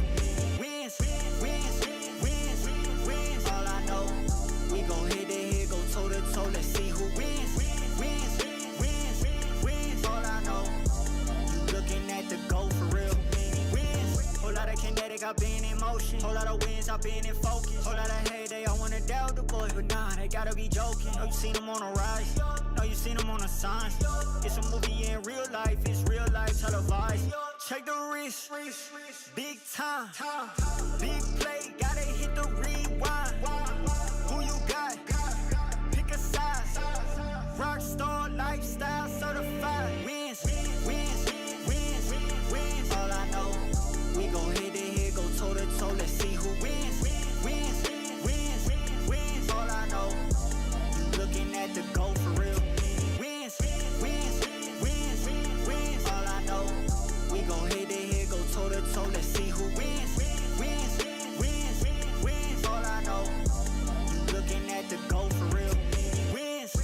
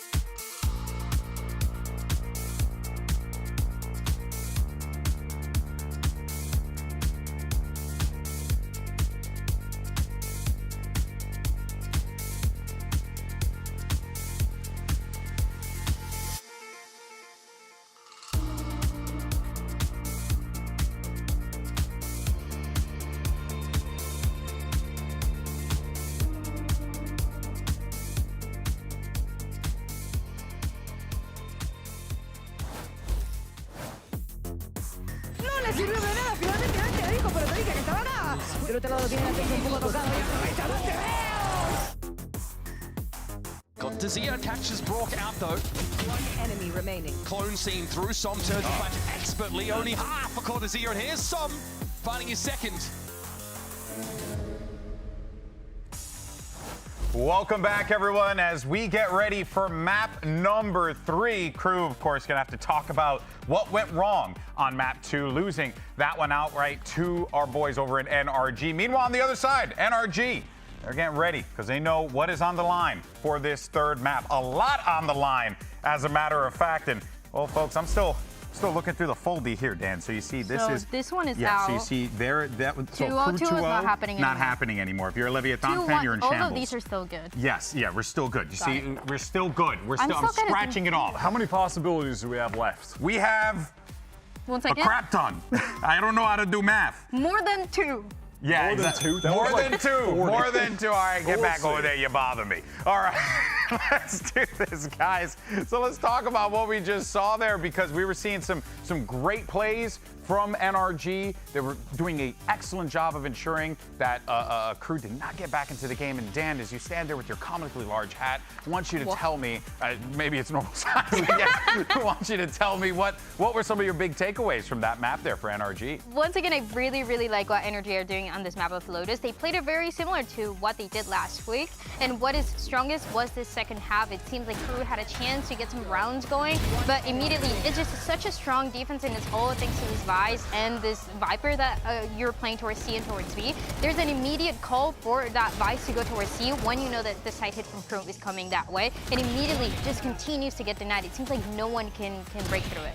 What's cool about watching Brock playing this Vice as well is just the fact that he's not a natural Sentinel main. He's a scan initiator on a team that doesn't really have a hard Sentinel player. So it just makes sense for him to pick it up here, and he's so good on it. The stats that he put up last time against MIBR were really solid and performed even better today against Crew. The team just do such a great job of funneling the attackers into him, and then he just gets these easy anchoring kills. It's really effortless when you watch how NRG play defense. Yeah, and you have to give credit to Ethan for that too. The calling is great. For sure. I mean, we were seeing some great ideas. We were seeing some great execution of those ideas. We were also seeing players pop off as well. A couple of rounds there, I mean, we were immediate. We're like, Scuba, got to talk about Scuba, because the kid is absolutely just shredding Dryad. And I think it just shows you like how much impact he's had in such a short amount of time in his NRG lineup. He's so good, and it goes back to what I was talking about, the defense, but even on the attack side, I feel like he does have a lot of impact. Sometimes they will play these setups towards the attack side where he's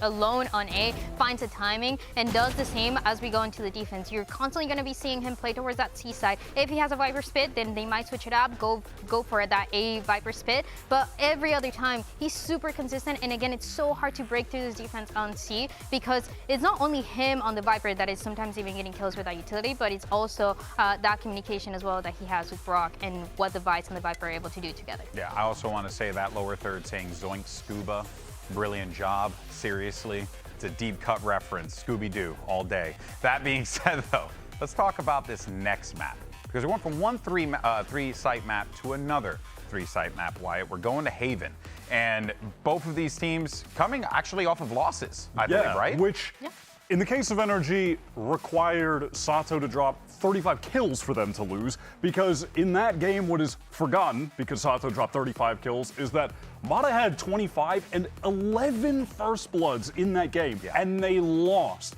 which is just more of a testament to how good Sato was and LEV's play on that day. Yeah. But the fact that they took that to OT against a guy who was walking on water is kind of crazy, honestly.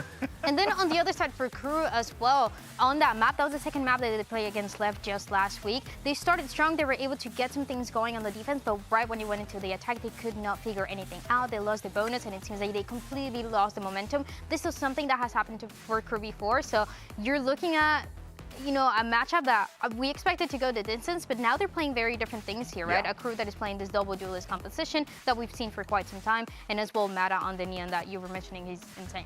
Yeah, I'm trying to pretend that I can see you when I'm looking, you're talking. I can't. I'm trying to sell it. I'm trying to sell it. I will say, though, something that we had talked about prior was how that double duelist makeup is going to look, right? And going into map 2, we were like, oh, they're run double duelist again. Maybe it would be nice to see Dante back on the Neon and then have Kesnit playing that Yoru because it was so effective on Sunset. Dan, do we feel like, what should we be seeing here on Haven as far as that double duelist go? Do we think that the roles are going to be like kind of what we saw in map 2 or map 1? it should be this double duelist composition that they played before. It should be that ISO, especially with the Yoru. And I think that they had some trouble. Again, last time when they went into the second half, they could not get anything going at all when it came to finding those openings for the team. And that's something that Energy is not really going to make easy for them. But I feel like I've seen some signs, and I feel like that's been the conversation for Crew. We've seen some signs of life with what they can do in this map of Haven. But again, Mata is not going to make it easier than you, and he's going to run at them. Yeah. Pretty crazy stat there that Energy, they haven't lost a decider map yet in Stage 2. That's crazy. They've been coming up clutch, and this is a pretty cool clash of two approaches to the meta right now, where you're not getting your double initiator. That's gone. That's old news. But we have the double duelist and then NRG running that double controller. It's a clash of styles. It should be really interesting here. Oh yeah, it sets up map 3 beautifully. A lot on the line for both of these teams. The foldy sheet tells me so. We'll find out. I'm looking at the numbers, how this all plays out after this.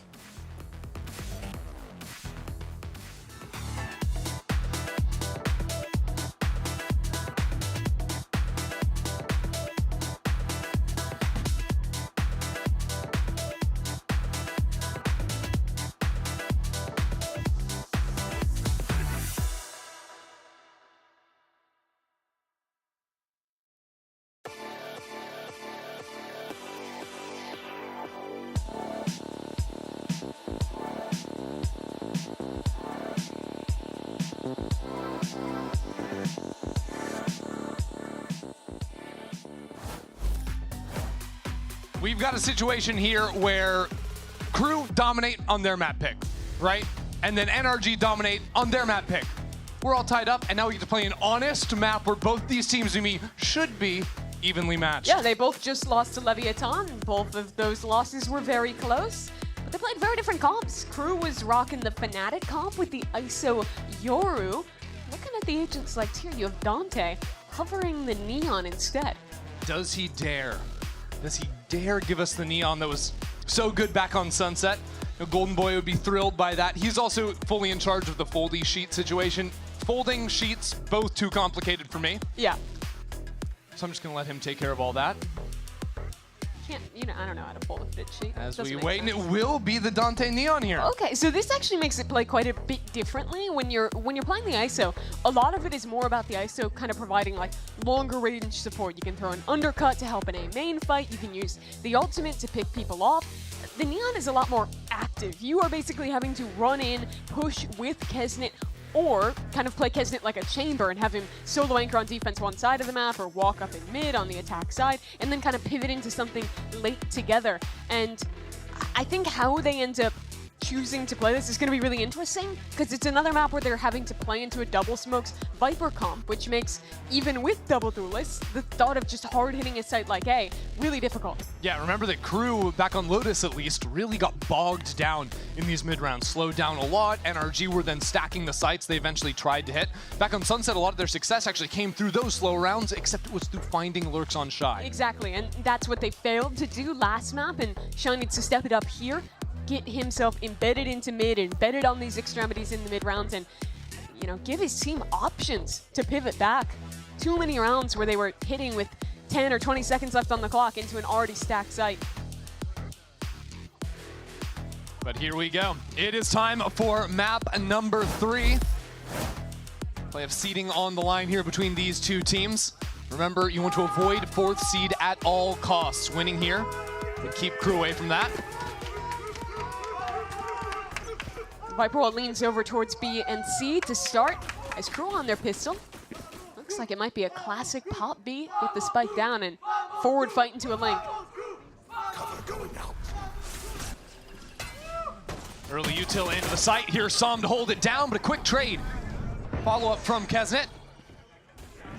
4 challengers enter into the site. Ethan on the frenzy, causing so much havoc. I mean, dipping through these smokes. NRG just mow down Crew.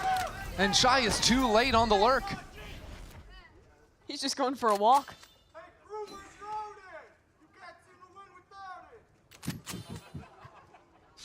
NRG's #1 fan, again, carrying the weight of everyone in the arena today. Really nice flood in there for NRG. Don't really wait any time. The players from Link, think just off that paranoia for Ethan, are so fast to fight in. And that is kind of the trouble with these double duelist comps. Once you're deep into sight, once you're that far ahead of the rest of your team, it can be hard to find the timing of when to speed up and go for that next pick and 30 seconds left. When to slow down and not take that risk to jeopardize your man advantage. Yeah, That was a bit more coordinated in them all trying to fight back site, but just dealing with 2 angles there on B is so brutal. They're not ready for all those players coming in from C-Link. Usually you're playing against, defense teams that play so much for A main control. Yeah. The rotates are going to be on your flank, and maybe you have one guy coming in from C. Yeah, you'd expect the pistol to be like an Omen, Mata, and maybe the Viper as well, leaning over towards that A site, and then having 3 coming from there. That was just not the case here. Again, Ethan snuck into backside. Him getting the first kill also pulls everyone's eyes away from Brock. That smoke you see is really interesting too. That's that attacker smoke going a lot closer in, not actually blocking off C-Link. So that C-Link was open for just a perfect crossfire from NRG. Yeah, I think they just wanted to quickly slide into A-Link, but again, the backside player slows them down, messes it all up. Some work to be done down C along with that high turret. Some just lurking with the judge in the smoke. Thankfully for Crew, all they wanted was the ult orb. But here's Crew actually leaving an insert outside of C. Maybe pinch back into it after the bulk of the team runs into Scuba, garage side. Well, yet again, the judge is in position to cook. Energy of 3 players just waiting here. Rest of the map perfectly locked down, and here they go, straight into some. Yeah, that's about how we expected that to turn out. Very easy anti-eco for NRG. NRG in the right place at the right time, seemingly always. That they are. It's very much the theme of map number 2. So now we get a look with the guns up. How NRG actually gonna figure out Crew's attack side. Crew with this double duelist, you're gonna be really strong at showing early gambits like a fast fight into A or threatening that fast C hit. You saw them kind of conditioning that util pattern. They'll go back into that later with an actual hit, and looks like they might already be threatening that here. Yeah. Same dart. Very interesting that Ethan's playing solo C here on the forward line with the Guardian. And having Mata on B side as well means that it's very easy for these 2 B players to quickly react and flood in to support NRG's anchors. Dart just went up here on A. No one broke that, so they'll leave a solo embed there and lean a bit heavier towards the BC side of the map. This is 3 rounds in a row now for NRG where they have forward lines of information on C and A, and then are stacked much more around mid. Again, Crew have lost these other maps or these other rounds on their attacking side due to the quick flooding, the quick movement of NRG on the map, and the setup allows them to do just that. Great supportive positions here. A Molly to stall as well. A judge in their face. This feels like a disaster waiting to happen. Not like this. Just doubled up here. First wave of information doesn't do anything for Crew. They're holding their ground and actually just full zoom away from that. They see the judge, don't want any part of it. But where are they going? Their lurk that was down C has already left. They have no info on A, and there's very forward angle here for Som. Marshall in hand, aiming at the body just for some damage. That'll take Mazzino down low, and it's to set him up with a Sheriff in his back pocket. 2 players in this orb. How did they get 2 players down in short already? NRG are so quick to move around the map. Now Melzer has to clear them away, can only get the 1. Mata's already sliding into their face. NRG are here to play, and the spike has not been planted. Down to 10 seconds on the clock. Kezin is fighting his way through backside, but NRG are still holding their ground. And Mata runs away like a criminal in the night. Buys enough time. No time to plant the spike.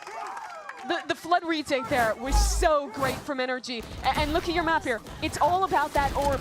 2 players sneak into it, tuck into short. Then when the orb is up, the neon wall goes down. And the second that drops, 3 players all swinging at you from short.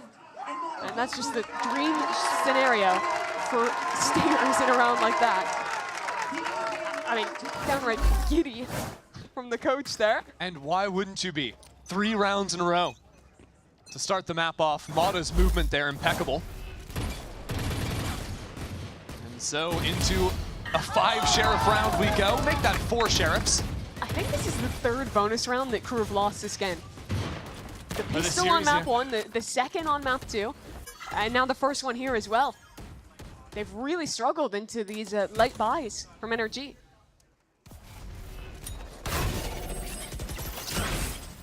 Shy's Lurk already spotted out by the alarm bot. And again, NRG move in to this 1-3-1 setup. These 3 players in mid, super quick to react to either side. And that, of course, would require Ethan to fall, which he eventually does, but not before taking Melzer down to just about nothing.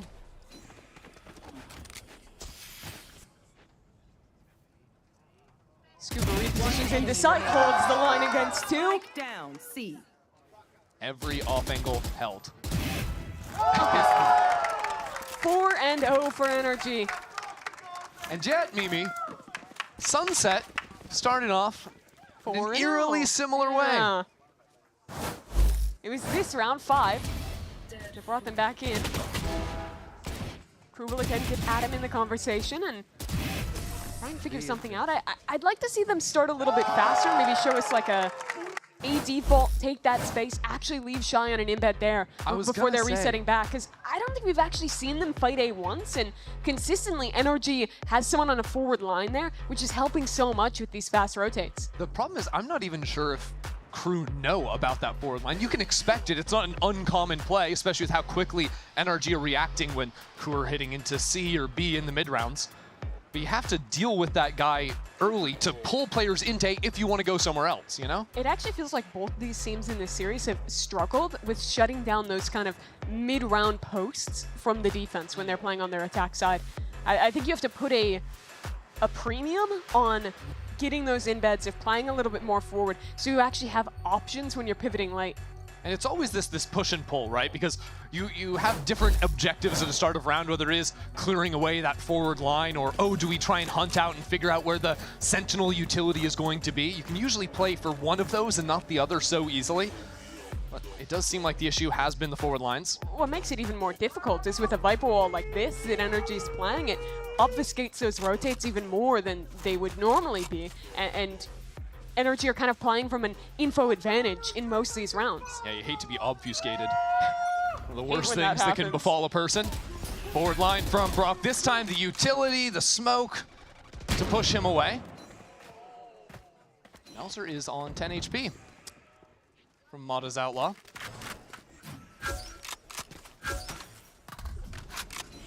So Crew are full grouped. But look at NRG, like Mata's already over here. Yeah. He's already ready. Brock doesn't have a drone, so it's hard for Mata to get on that forward line, although he might just face it himself. They still have an alarm bot and a molly to play behind here as well, so they don't even necessarily feel like they have to push up. But pretty soon, I'm expecting Kesnet to go into the dimensional drift, clear away this A site. Here's what I'm talking about. Shy's embedded front B. That'll be an option later. But here comes the info from Kesnet. I don't know if Mata was seen. I don't think Brock was seen. This guy found nothing!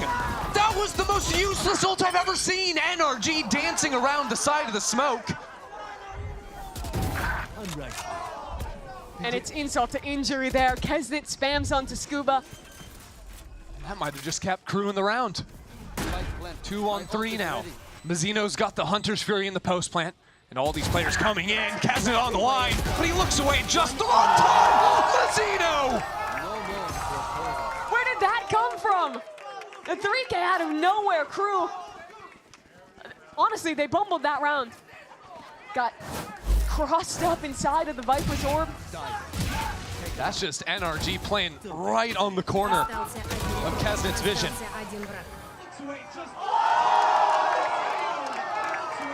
What a recovery. But now the tide shift. Crew on the board. Have some ultimates to play with. Have the startings of something here.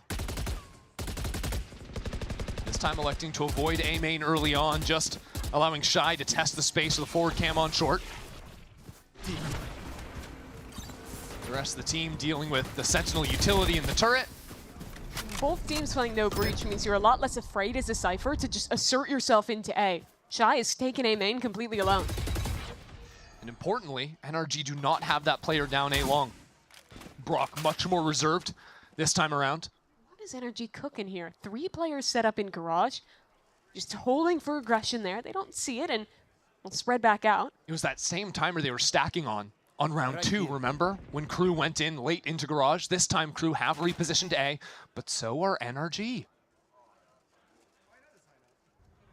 Rotates are quick. There's going to be 3 players here for NRG. Smokes to start it. Hunter's Fury to follow.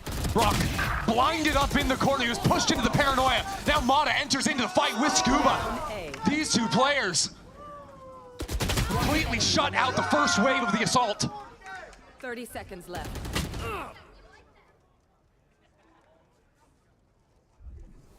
And now Shy, without any time left on the clock.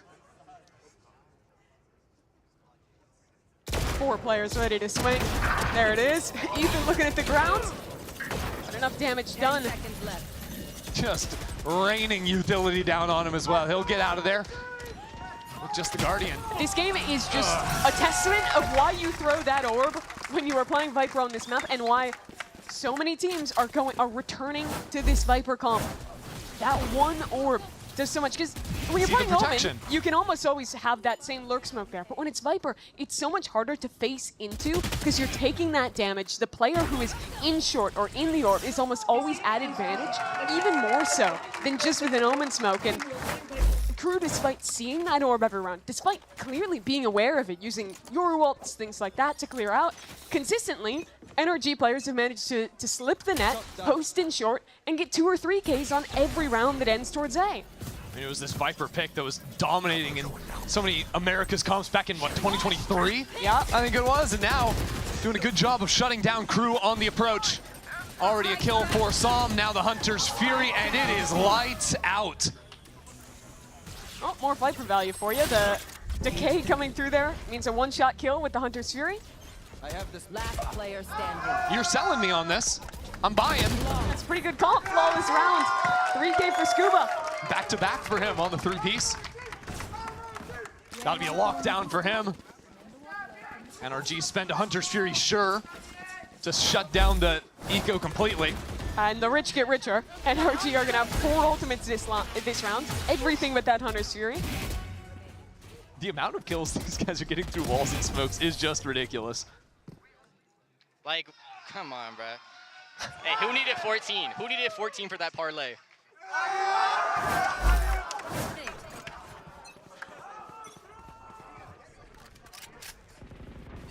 Crew quickly being silenced.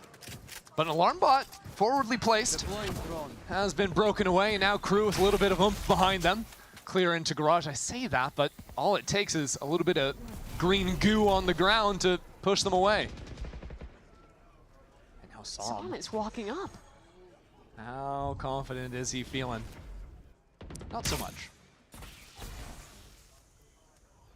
That Structure didn't break the Nano Swarm on the ground. A bit of a letdown for Crew. They'll group back towards A. This round, that pesky orb is instead over towards C. That's good news. But, I mean, Scuba's just playing for a lockdown retake. The turret is on a very passive line. I believe that Shy on his lurk up short heard the turret. That's why he's calling the rest of his team into A. They should know it's relatively light here. But how do they deal with the lockdown? I don't think they can. Mazzino's already used his shocks. They wouldn't even have anything to combo it with. They don't have a late lurk coming in. It's just Kesnet playing up inside the smoke, and he decides, no, we're not going to do that at all. So Melzer has a chance to reposition with an ultimate in a late round, if he so pleases. But apart from that, NRG are just going to be out on the site, out on the spike immediately. One player detained, and NRG are fighting forward. They're just mowing him down 1 for 1 to start it out. Now a pin onto the ground. And some information passed along to Crew. Revealing area. Some moments taken here. Another ping out onto the spike. Crew are playing this nicely, but we're back on. Som is sticking it to half, and NRG are fighting through.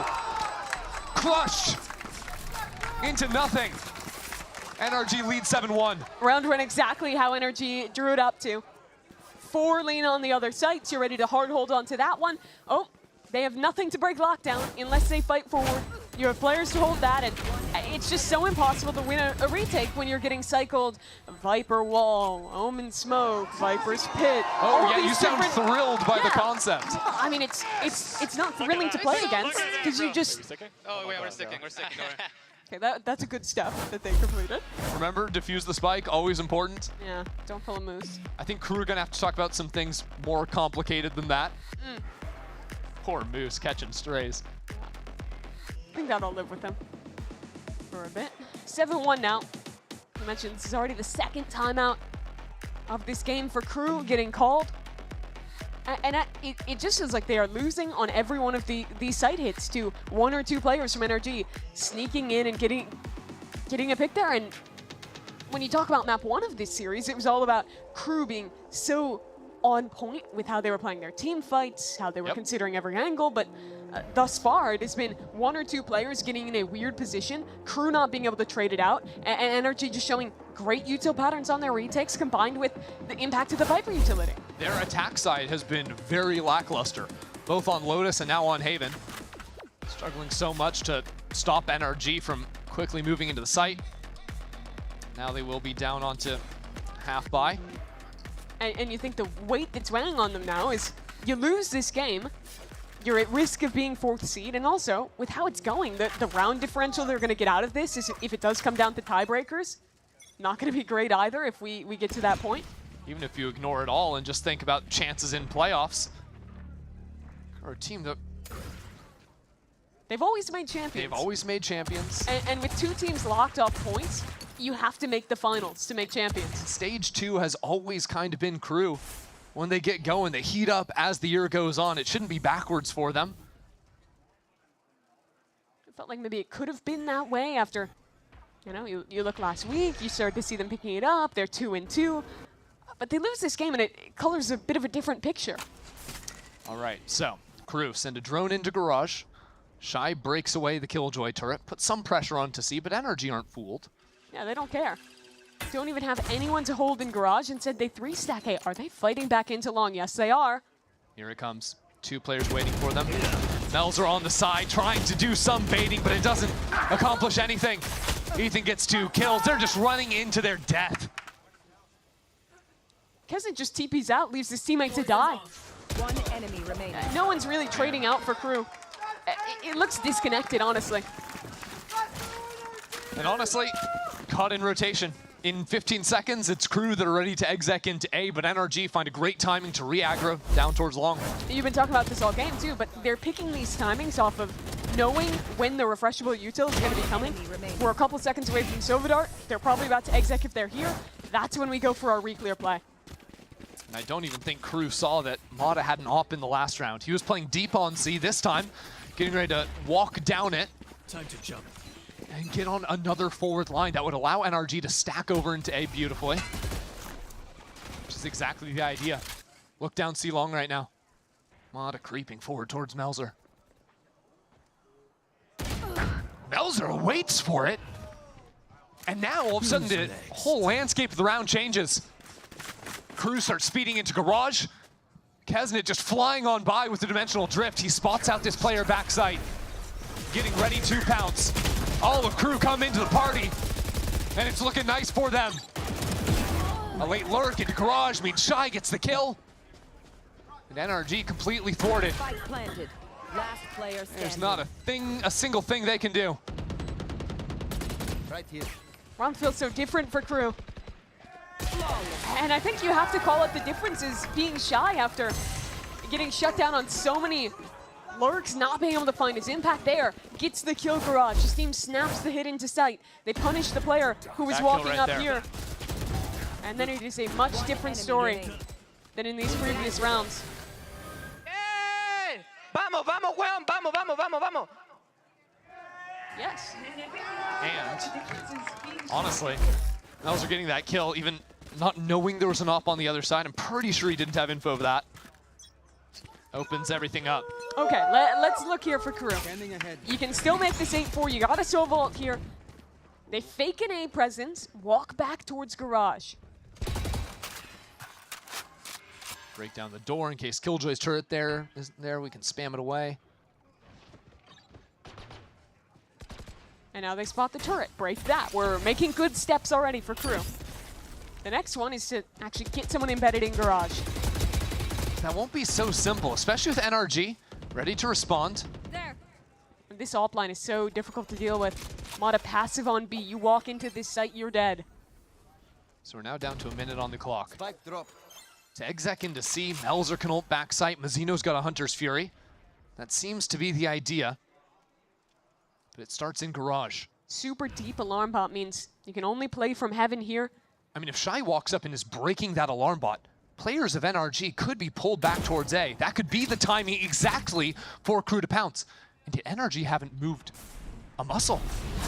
They're actually leaning more into C now, fully anticipating this call. Look at coming out of Som. Crew. Ult into backside, cancel. The Hunter's Fury now paves a path into the site. Crew, two to start it out. And now into backside goes Dante. That spike out in the open with 20 seconds left. Dante has to do something. The rest of his team is slow to follow him up. Where's the support? Where's the assistance? It's just not there.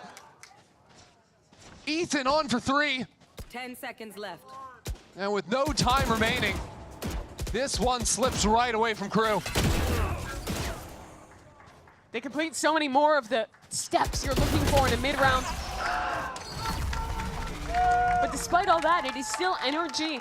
Just as you saw so many rounds with those A-holds, getting 1 player, 2 players out into backside behind the Viper or Omen utility and picking the perfect angles to fight. That's so well played from Ethan.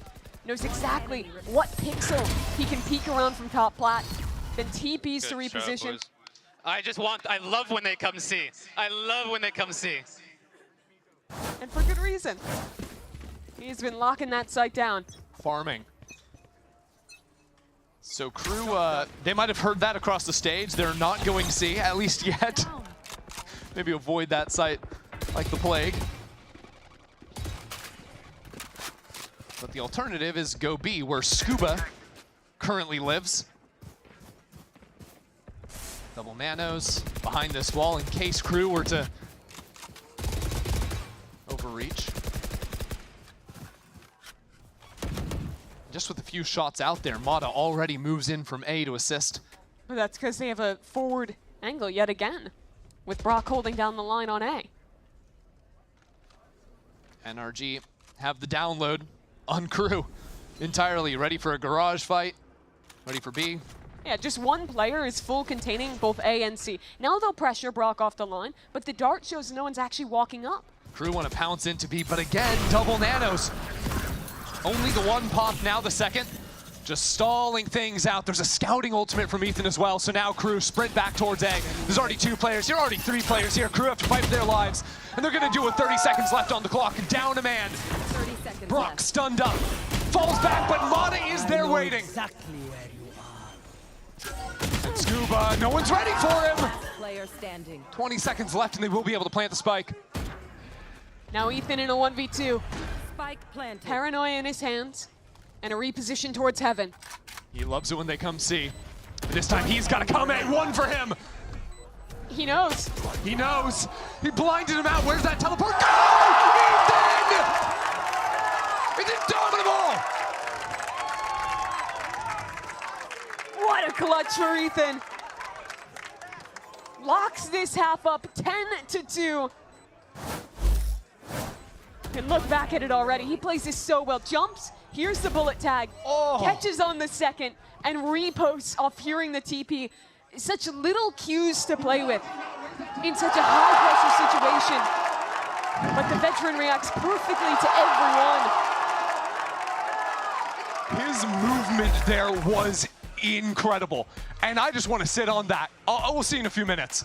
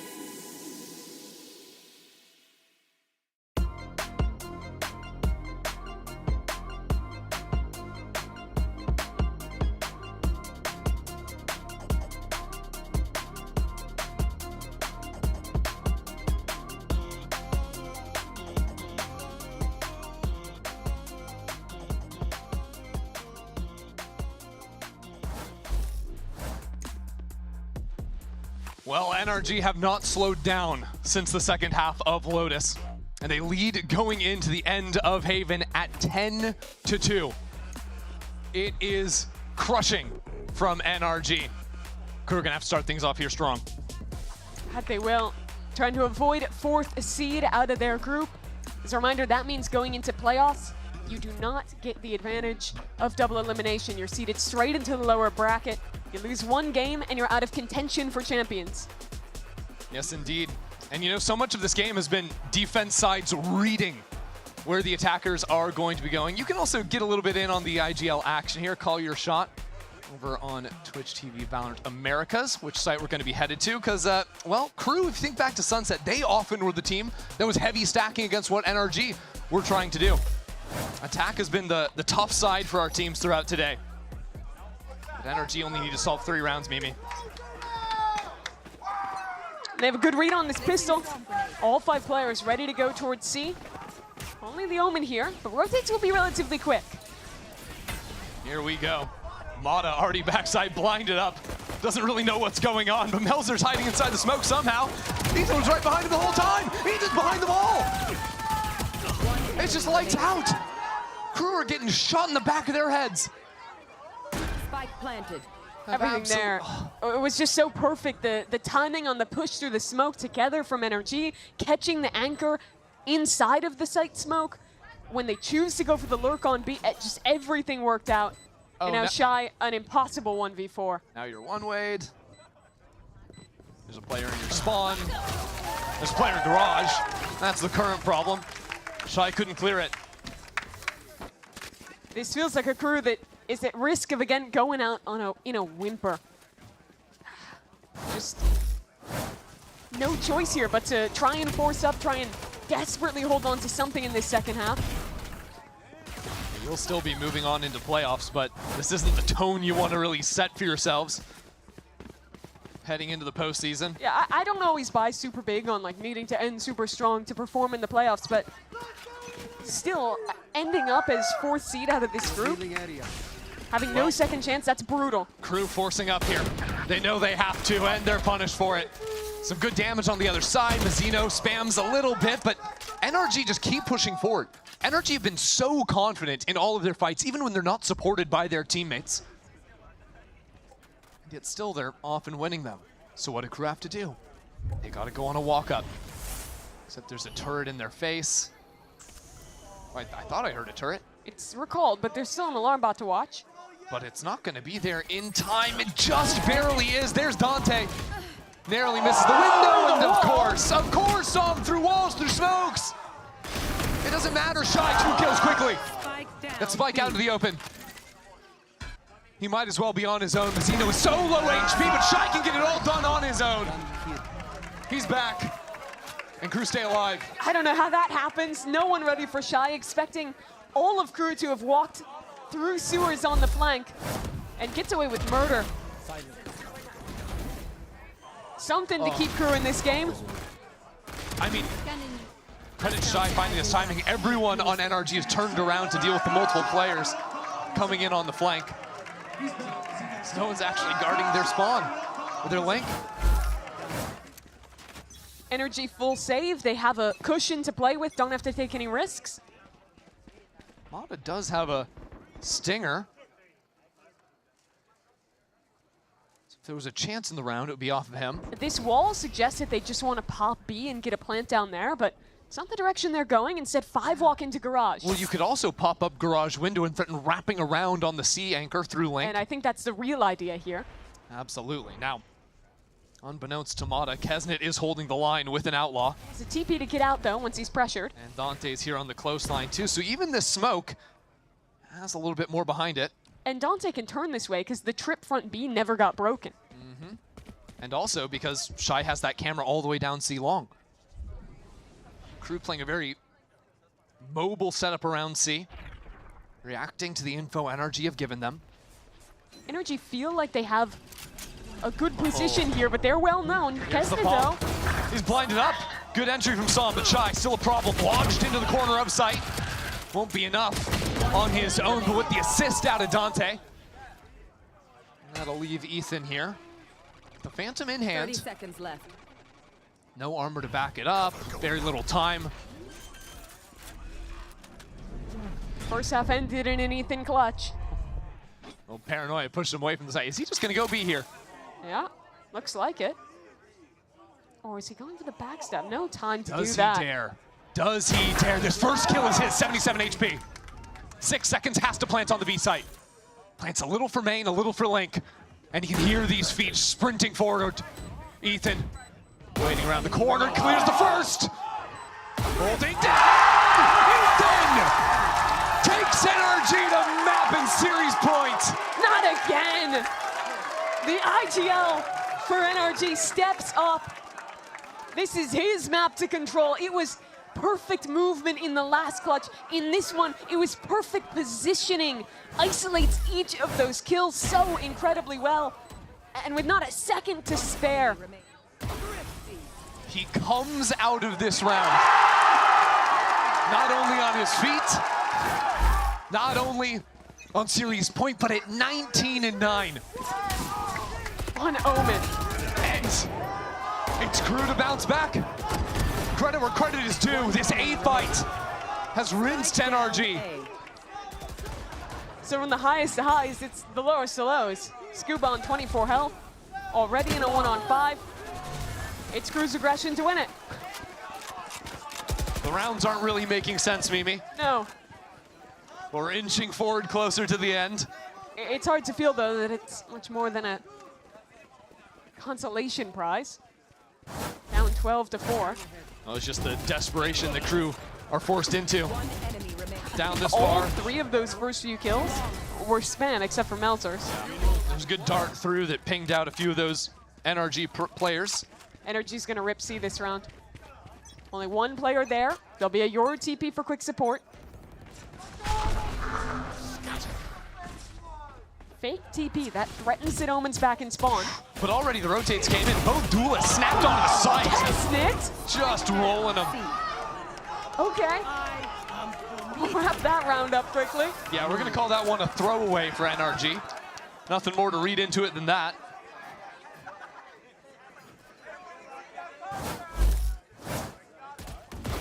Very nice shots from the star. I swear, as a team, you get to show what grit you actually have. Backed against the wall. How far can Crew push? The issue is when ults start to come up, that's going to be the really scary round. Could even be this one. Pressuring again towards C. Well, the throwaway round is looking oddly similar to this round. This time, not that same reaction from Corrode, though now the duelists filter into the site. NRG call away. So now they're going to take their time a little bit and work on pushing these players off of their forward lines towards A. NRG have left Mata down on C. And we know Crew like to walk forward. Look at C long right now. Mata is waiting for all 3 of these players. The clear comes in and he is there. He knows there are more ready for him. Now the stun, now the push. He's just toying with Crew while the rest of his team now push back towards mid, cut into garage. Where Kesnet will find them all. Shy not far behind him. Shy needs to get something done here with the turret. Gives up his spot. It's falling apart from Crew. Now Mazzino, the next to approach. He's dealt with. Desperate. Without any advantage. 30 seconds left.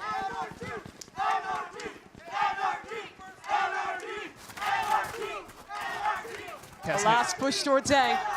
Kesnet's here already. He's waiting, but he can't do anything.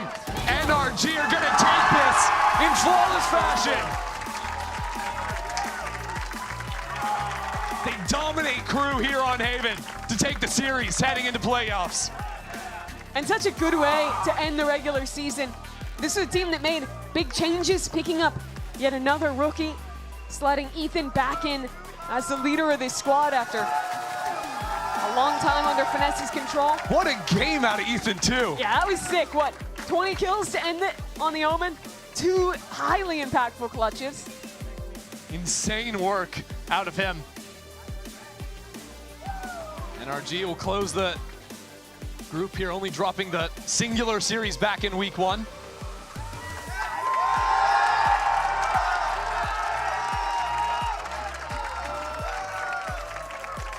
Lock up the 2 spot.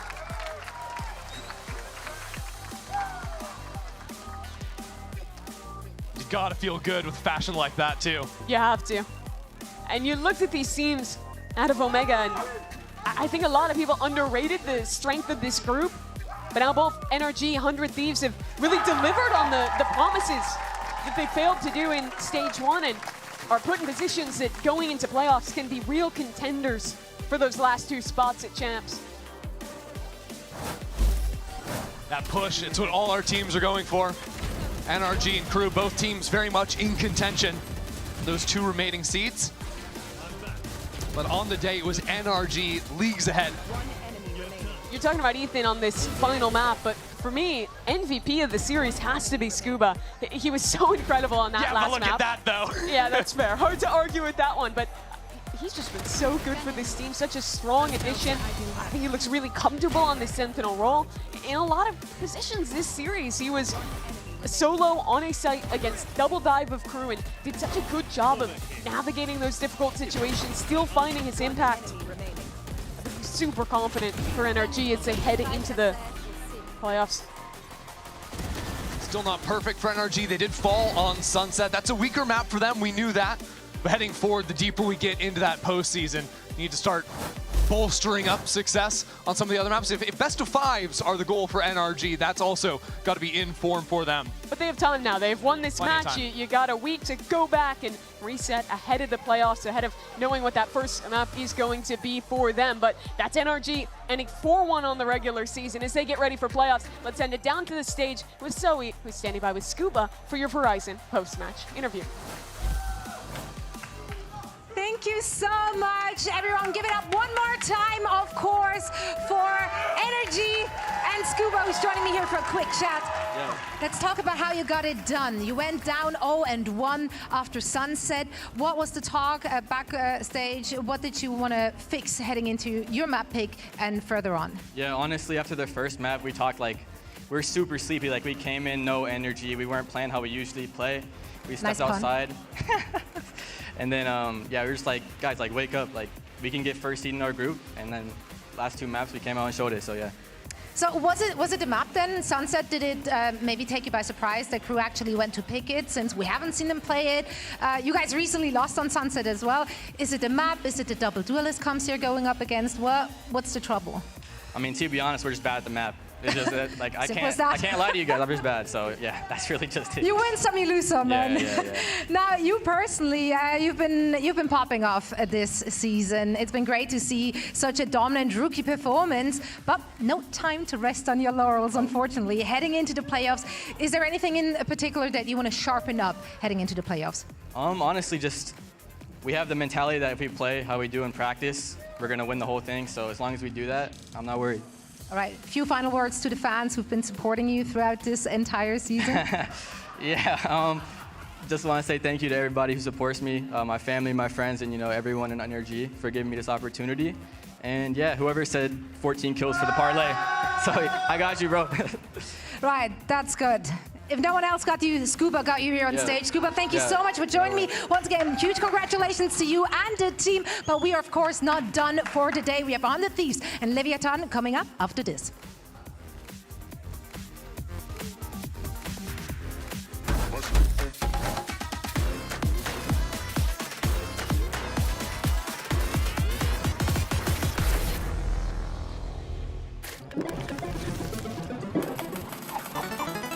Gives you wings.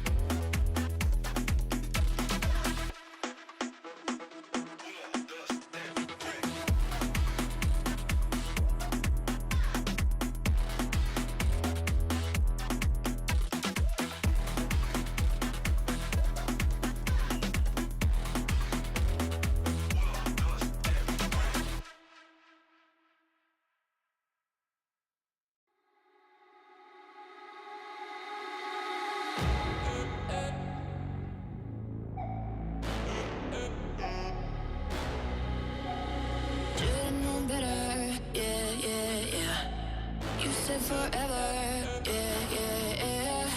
I burned your letters, and I'm just forgetting about you. I'm just forgetting about you.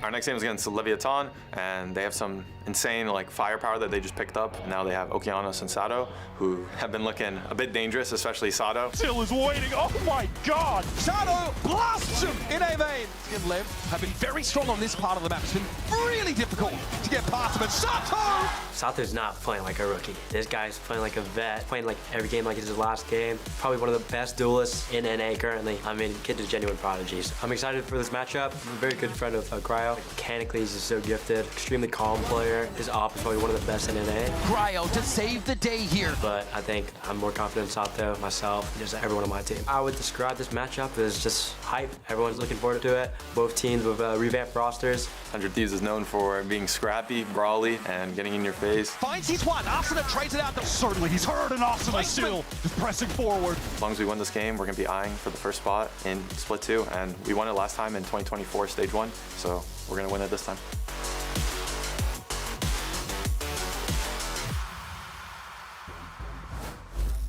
Welcome back to VCT Americas and our second Omega Group match of the day. It's 100 Thieves facing off against Leviathan. Of course, I'm Golden Boy here alongside. We got Dryad as well as Wyatt here to break it all down. And guys, I mean, this is a big one, okay? Because look, what does it say? So I'm looking at the foldies. I'm looking at the foldies, okay? What are the consequences of this match? Look. What if Energy, or wait, Energy, If you're what if 100 here's the Thieves thing. win? If 100 Thieves wins, they're good. They're cleared, right? Because that's an important thing to note and right. If they win, they clinch first seed. Leviathan will still need to officially qualify, but of course a win will lock them in at that second seed.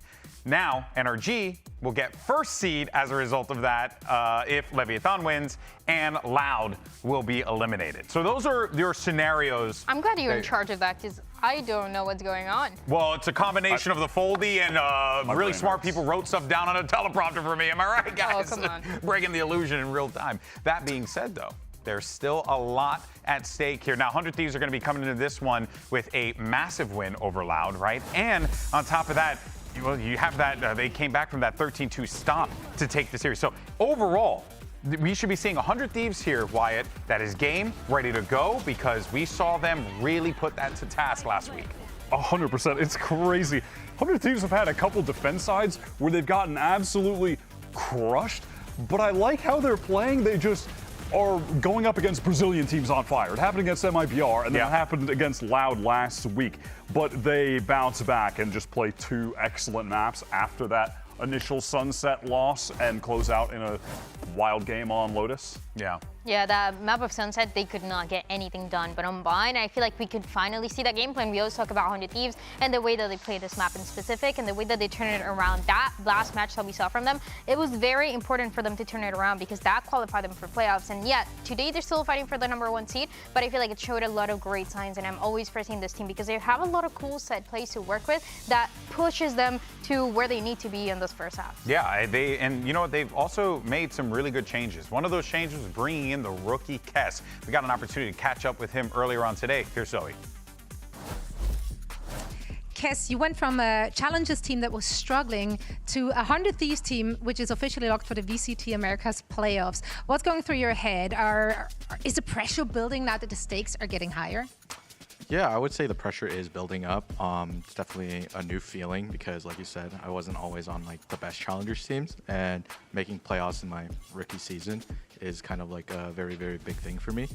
I would say the expectation that I'm a rookie and like a lot of people aren't really expecting too much is starting to kind of die away a little bit, and it's starting to become a little bit more of a thing of the past. So definitely feeling the little pressure a little bit more, but working through it as we go.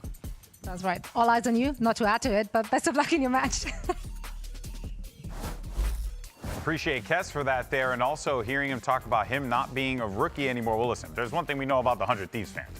All right, they want results, okay? So, yeah, they're pushing that rookie stuff aside. But so far, I would definitely say it's been exactly what the doctor has ordered, at least for this 100 Thieves lineup here, Wyatt. 100%. They've been running a lot of double duelists. They came into this stage hyper-focused on that and kind of pushing the meta forward.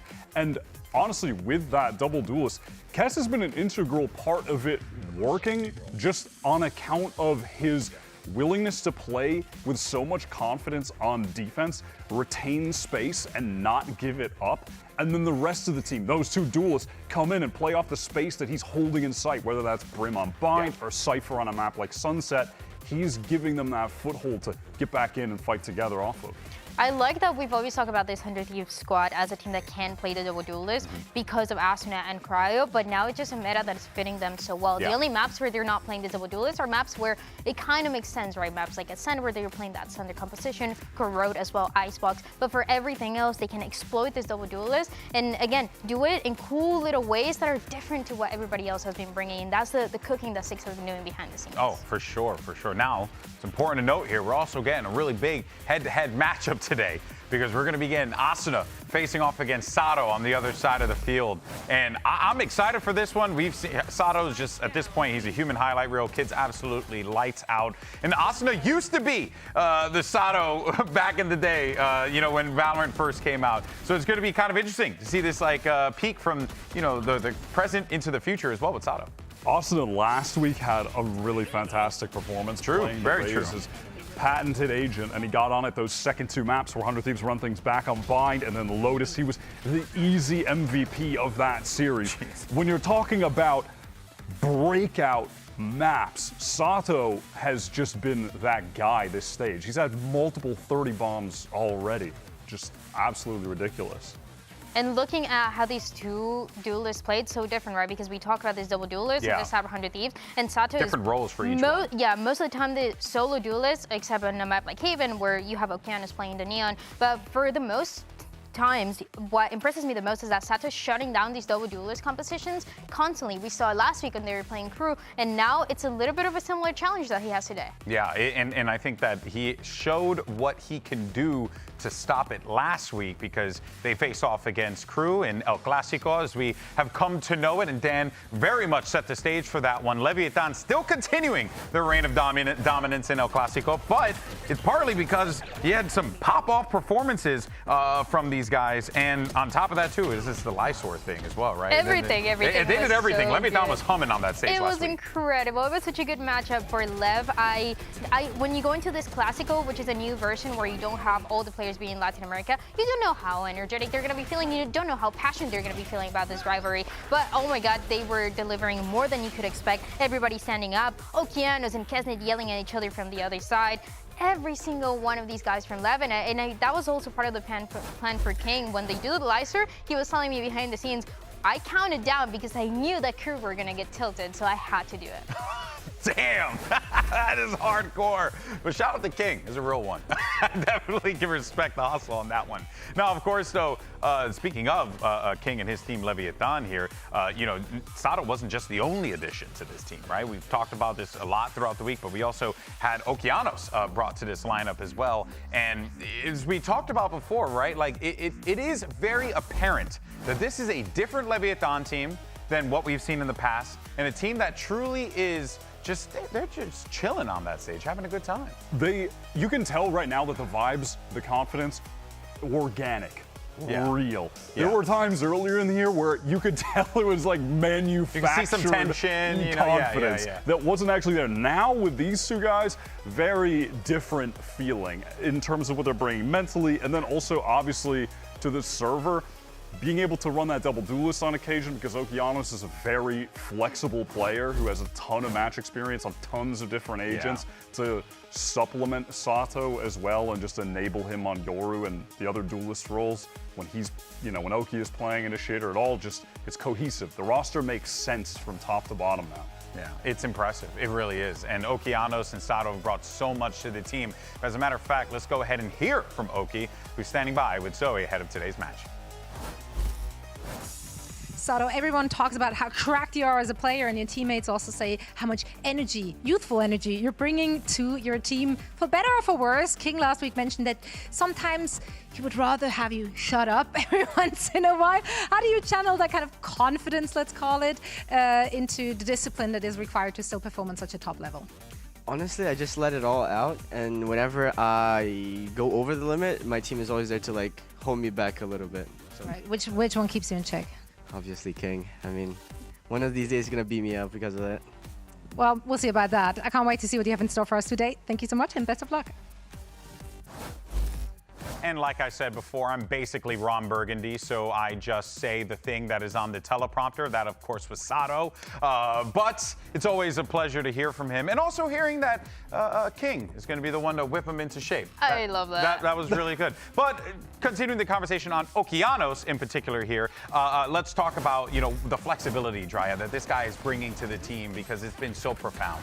If you watch Okeanos play in Tier 2, you knew that this guy is one of the most flexible that we had all the way in Challengers. And now here, we didn't really know exactly how he was going to fit. I feel like we all wanted to see this double duelist because we know what Okeanos is capable of doing when he was playing for that M80 squad. There were some weeks, actually, where Sato couldn't make it early on, and so they had Okeanos play the duelist instead. So I love that now they can be duelists together.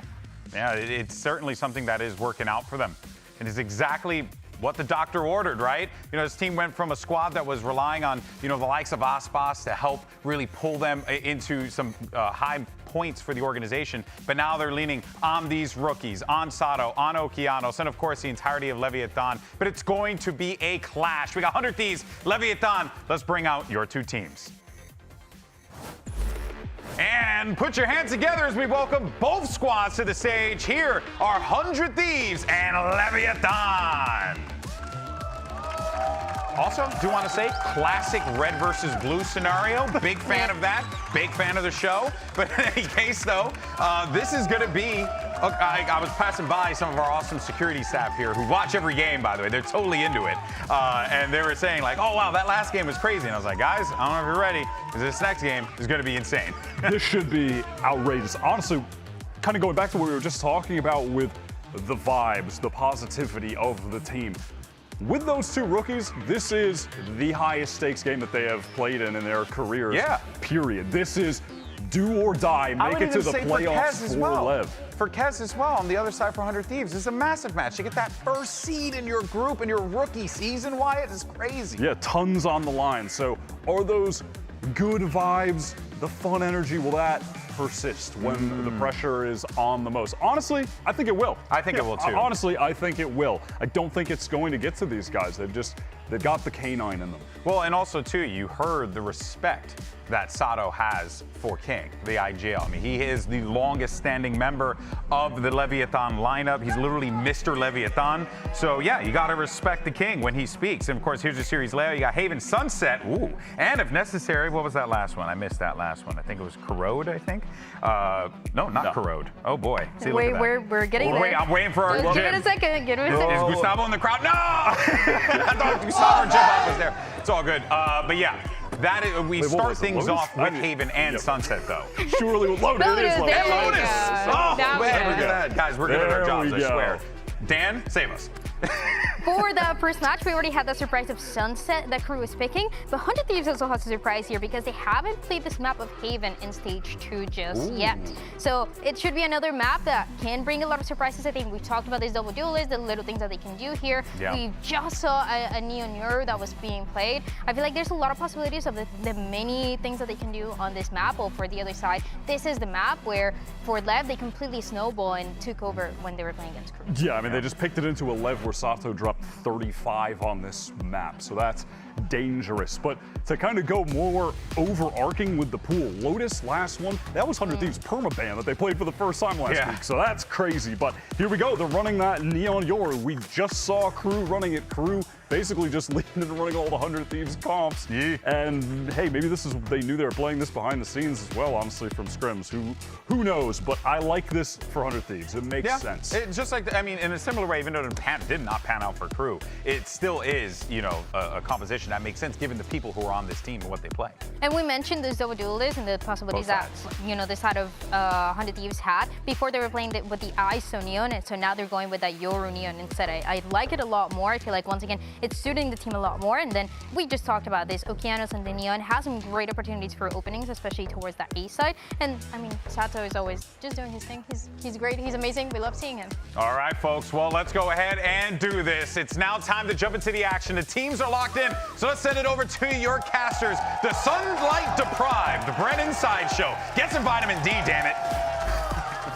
I mean, listen here, Leviathan versus 100 Thieves. What's going on here? Oh, God. As we get into the match, Josh, we've got a rare one here. The 4% chance, we pulled it, of a game that matters in week 5. Typically not the case, usually. But this one actually does matter. So Desk has done a wonderful job, I think, of setting up the stakes for it. Leviathan, if you win this one, you basically locked yourself into playoffs for 100 Thieves. It's the first seed on the line in playoffs. Huge. An even bigger deal, some might say as well. The fact that you can actually skip some portions of the playoffs. You get that champs point, I believe, just available to you, locked and loaded. Well, pretty much. I mean, you're 1 win away from getting 4th place, which gets you really important champs points and a huge opportunity then, a really high likelihood of being one of the teams that makes it.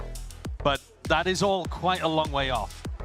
Leviathan, on the flip side, can go from 2nd place in the group to eliminated based on the outcome of this match and the final match of the stage where Loud plays against MIBR. So things are still nuts over here in the Omega group. It's been ridiculously competitive. All of the games have been bangers too. Yep. 3 map bangers, and I'm hoping for nothing less here.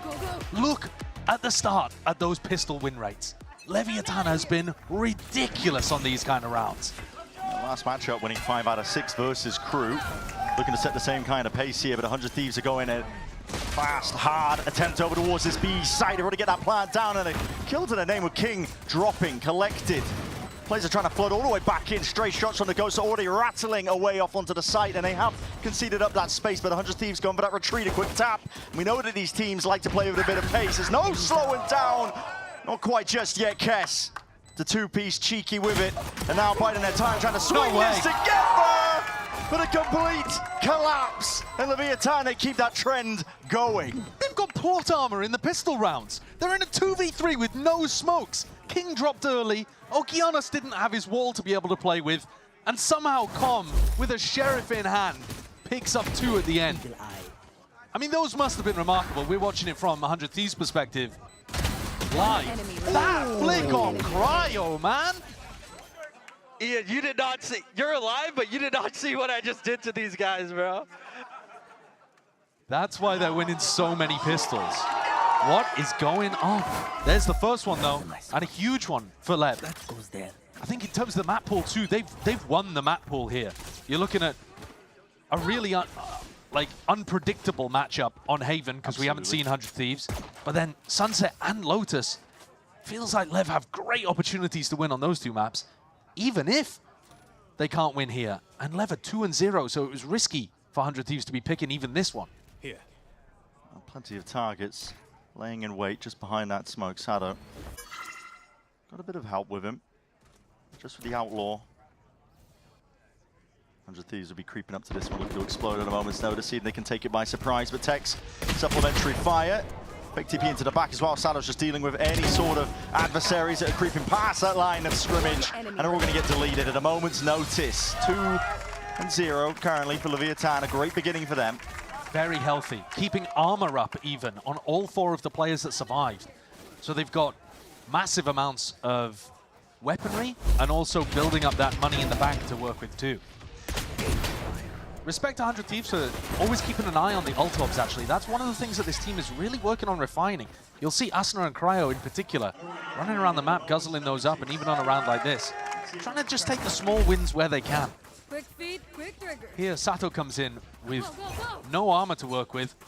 But look, the economy, so nice here for LEV, and a chance genuinely to win the round. Just going for that nice early on here towards the lobby. Fight towards A. All that pressure's going to be heard, so 100 Thieves looking to react in a different direction. Stopped and stunted by the cage for now. Trip's going to be broken though, and now they can start to take some garage control. Really applying that pressure. Tex, he's isolated. And he's in a very far forward position. He doesn't have information down C long. He could be getting pinched right now. It's a tough spot to play in. You're likely to get paranoid from this spot, but Xander actually doesn't have it in this round. And in fact, 100 Thieves back up. Drone to make it sound like they're re-clearing over towards A, but Com has his own to realize that there is nobody pushing up behind that. Nobody actually taking the space. And now he can go back to just jiggling this. Com getting great information for the rest of his team, allowing them to keep the stack towards C and B. 100 Thieves. Time's getting bled out of the round. The longer you wait, the worse it could get. Com catches that contact, so now he's going to be calling rotations and util. Trying to really cement himself into a position into A short, but he needs some backup and he needs it now. The onslaught's coming. Good flash. And Com with the peek. Trying to tip tap and calm down those shots of the Guardian. Just the one before the trade's on site, but still on the site. Asuna trying to lay claim. Dividing up most of the site. Okeana's looking to meet their match as well, but with those rifles to weaponry differential and 100 Thieves reign supreme.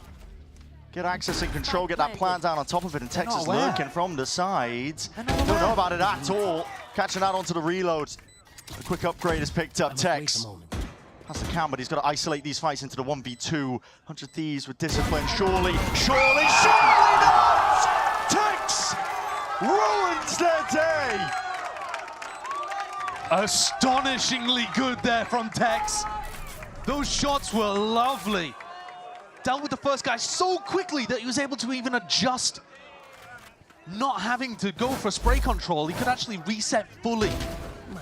And Kess, I'm not sure if I gotta be honest with you, I don't know whether there was a trip on the flank that Tex managed to jump over, or if it got broken but they were unaware. I don't know how he managed to slip the net there without Kess having some idea. Normally you see those kind of scenarios happening when the Cypher's dead. Tex going to be sitting at 8-0 after that one. Standing ahead. And you see Kess put down that trip here right at the start. That's caught there, but a Hunter's Fury is apparently called forward. A Paranoia is sweeping. Leviathan not leaving anything to chance. It's a weak goodbye of 100 Thieves, but Leviathan just making sure they throw everything at this one to clean it up. Nice and pretty. Yeah, really early on. Investing those ultimates, getting up to a 4-0 lead. Gets the blood pumping, gets the momentum going. But like you said, it is an early investment of Com's ultimate.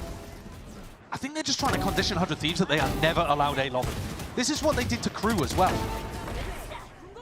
I mean, Crew were also doing it the other way around, but you are simply not allowed A lobby control with the way that Leviathan are playing this. And now they swap things up, hoping that 100 Thieves would not be going in the same direction again. But 100 Thieves deciding to be stubborn, bashing their heads against this brick wall on A, and this time they've found an opportunity. Look at Tex's setup. What is that trip over towards Graffiti? Trip's broken. It's a strange one, at least with a trip. It's just a kill trip for heaven. Yeah, just trying to play off of this one if he can. Hoping the players will run into that one. That's just a clone. Counter spawn! Bullets catching you right through the wall. Sato does not really want to overstay here. It's just one man. Reinforcements are arriving, but the site's going to be given up granted now. 100 Thieves getting that plant down. Shot start though, straight to the dome. Aston's got to be wary of that one. 75 health now left to work with, and LEV looking like they want to speed this one up. It's a drone to try and pave away the victory here. Holding for the flash, popping out with the darts, trying to leave, at least see if they can overwhelm these players up onto the site, but again, it's stalwart, crossfire setups, reign supreme here for 100 Thieves, not to be derooted. Cryo surviving with 10 HP, just in the corner of Graffiti. Nobody paying attention to him. All of that retake focused on default, focused on Hell. But this round really for 100 Thieves are able to be gained because they picked the correct site.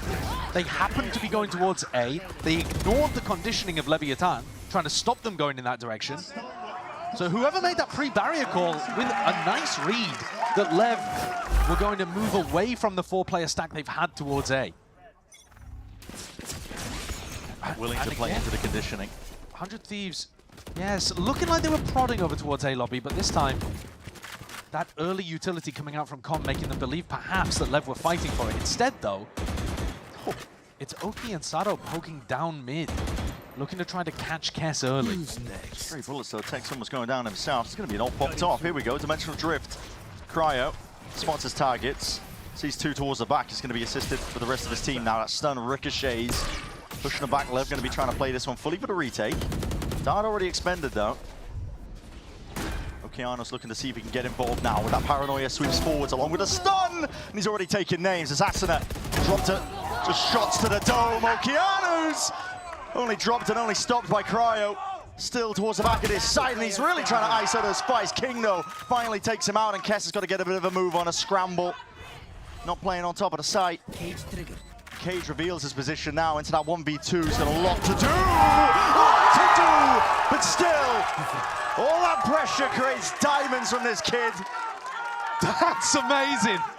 Just as Tex was able to pull out an astonishing clutch on A, Kess has made the C site his home ground.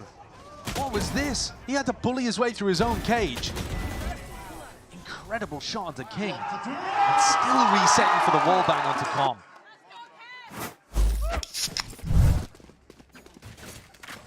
Pulls it out with the Red Bull clutch and gets another on the board for 100 Thieves. Also knocks down the economy of LEV. They have 4 in a row, so much money to work with. And now go back to a delayed A lobby punish. Yeah, this is making it feel like it's just Com there. Only the drone showing. LEV are going to be creeping up past this point. They might have missed the timing here. Kess starting to retreat already. The fight on top of it though with that paranoia. There it is, good connection and the stun on top of it. Trying to spam into the corner. Xander, he supplements and Kess stands his ground. Forwards is the call. 100 Thieves are trying to draw blood out of these players. And overfighting potentially there, but they are the victors, at least today, over towards that A lobby fight, leaving it into the 1v3 Tex. There's no world in which he wants to play into this one. Oh, he thought for a moment about sneaking into the back of the A site. But against Kess's ult, they knew exactly where he was coming from. And it looks now like maybe he'll go for a prod. His money isn't bad. But Okeanos, with only 1,000 credits. Use one away from the ult too. It's risky. Risky, but they're going to be taking the peek and the swing towards the back. 100 Thieves carving a path to get back into this one. Nice and even into the map so far. It has been high octane. Okeanos sat at 9 kills, but I don't think he'll be particularly happy about how that A lobby crunch worked. He wanted to dive in with the paranoia, but he went a little bit before the flash came out from King, and by the time he decided to re-engage, the cage was already up and he couldn't find Kess. So small execution problems there, meaning that the game plan from LEV, which was good, didn't work. And now 100 Thieves are on a bit of a roll. Most of it coming from the fact that they have no longer been denied A lobby.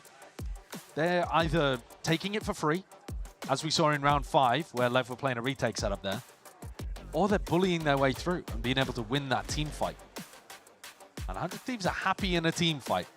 Yeah, they are. They want to scrap, they want to square up. Viatan also happy to try and take the fight straight to them. But as you mentioned earlier, that conditioning of that A lobby fight, 100 Thieves weren't biting. Honestly, I think it was a good idea from Leviathan. You know, they start out with 4 rounds where they stack, 3-4 players over towards A lobby and deny 100 Thieves of space. You expect teams to give that up, to just be like, all right, well, let's go and take garage control at the start, or let's do a C default to open up. And instead, 100 Thieves have just stuck to their guns and thought, all right, at some point, they're going to let up on this side. Now coming out of the tack timeout, though, we'd expect both teams to be changing things. And indeed, 100 Thieves looking like they want to take grass early. I'm out of here. Plenty of guns on either side. You see King actually waiting in spawn for Xander's ult. Trying to see if it's potentially a play that 100 Thieves want to make. If they were going to go for it, though, it would be in the first couple of seconds of the round. Fill up the space as well that he's given up a little bit earlier. 100 Thieves, again, that poking towards garage. Watch where EU uses his drone. If he uses it on the C side, they're pretty committed. Because you then don't have that to re-clear A lobby.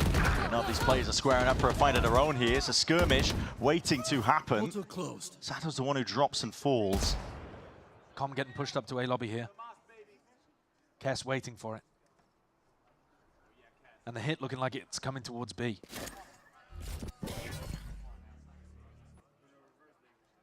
Cage in your face. Drone now over towards B, like you mentioned.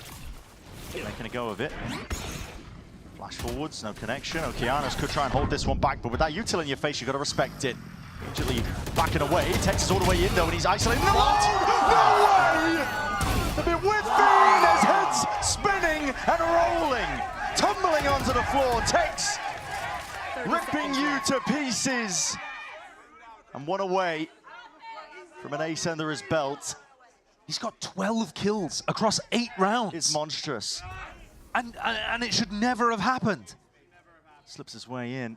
There were 2-3 players shooting at him.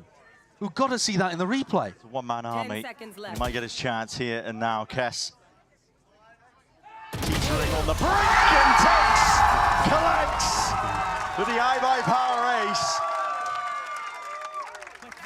Well, you know it by now. They're giving away PCs, those $100 Riot gift cards, and iBuyPower rewards for every ace. Got to follow at iBuyPower on socials. And you've also got answers on a postcard. How on earth has he got away with that? I mean, they pushed Okeanos out completely, all that util. And then Tex Asuna's sliding in, shooting at him from close range. And just missing. How has he whiffed that? I mean, Asuna is having one of the best stages I can remember in his career. I mean, that is just a fact. Asuna has been playing amazingly for the last 4 weeks. And this team, now that they look like they're all on the same page, has empowered him as the tip of the spear. But he was 0-6 to start. Now he's 2-8. And you see, some of it is going to be his selfless style of entrying. And some of it might just be a straight-up rough beginning here. Because that's an example of where he should have a slam dunk kill, and it goes so wrong. You're exactly right. I mean, Asuna lives and dies by being the tip of the spear for his team, putting his body onto the line because of it.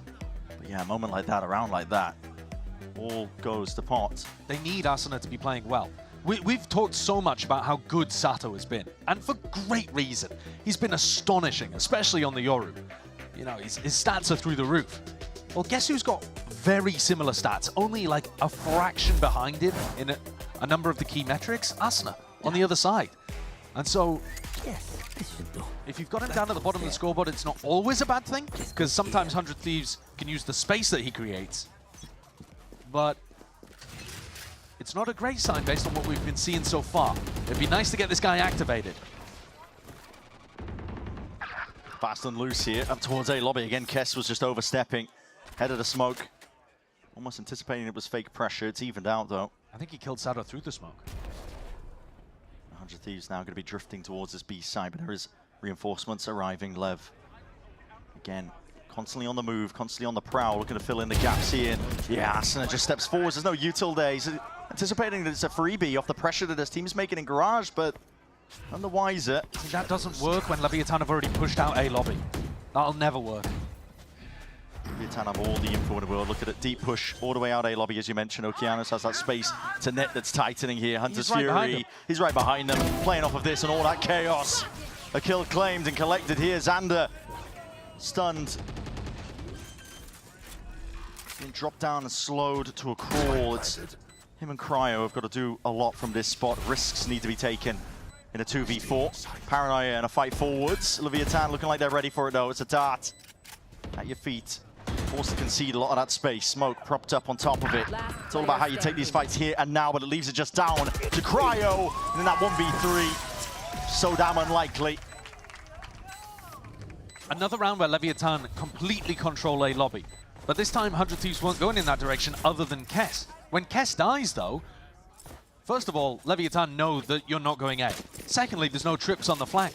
And both of those caught 100 Thieves really badly in that round. Asuna is assuming that the Garage pressure is going to pull people off B. Well, it isn't, because the A rotates have already come in to fill B. And then also, they don't realize how fast Okeanos is to flank on C. So Kess going down at the start of this round ruined them. But also, they didn't react to Kess going down. They just played the round as if the Cypher was still up. You guys, y'all played this shit perfectly. That's Sato, who was dead in the first 2 seconds.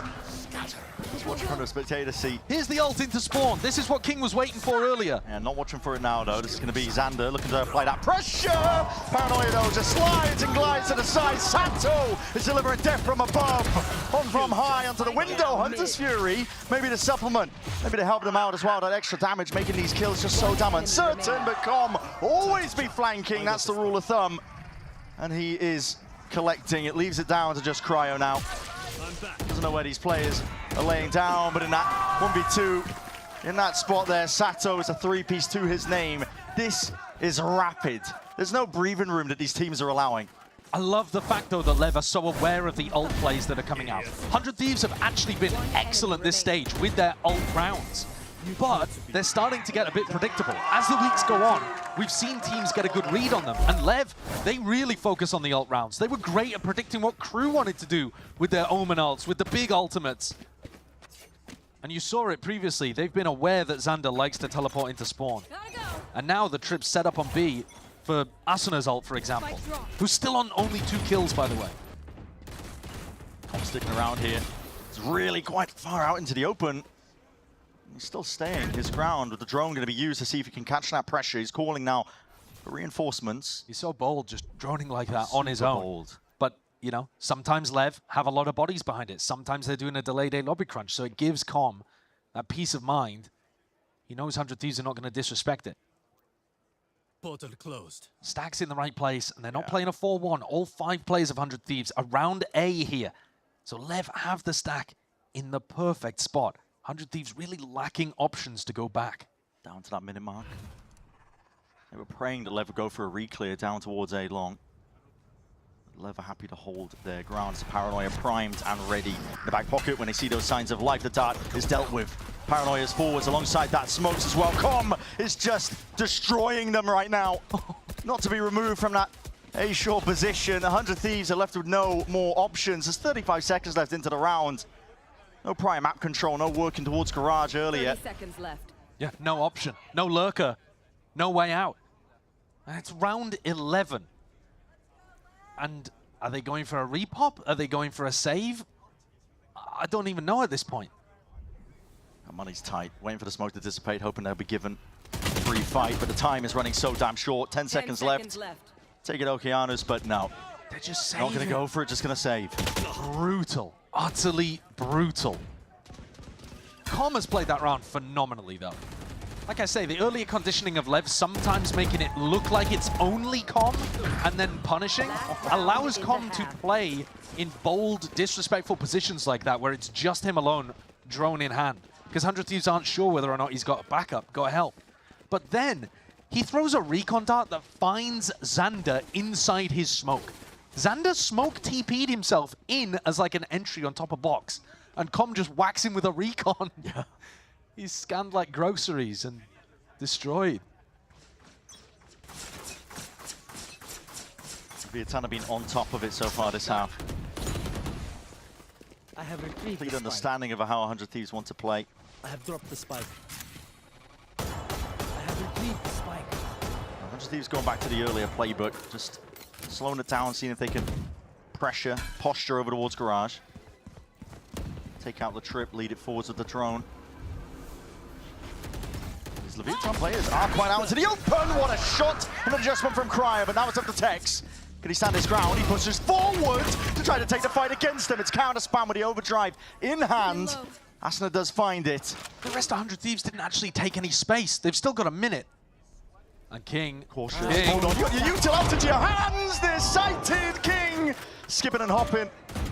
He's boundless now across the site, and he's out into the open, yet still cannot be stopped. Where are the punishes? Still cannot be stopped. King and Okeanos side by side, shoulder to shoulder. Will not be dislodged, and a 9-3 half is what we're staring at here. This is Leviathan in complete control on a 100 Thieves map pick. And getting away with murder. How many of these rounds? I can think of 3 off the top of my head that feature players getting away with stuff they should never be allowed to. Like this from King. How is he getting in and then in the open getting out again? Yeah, his teammates supported him, but man, they're finding some wild timings. Pure chaos. The Leviathan are playing like it's all getting put together now in the final few moments. We'll find out just how far they can take it on the other side of this.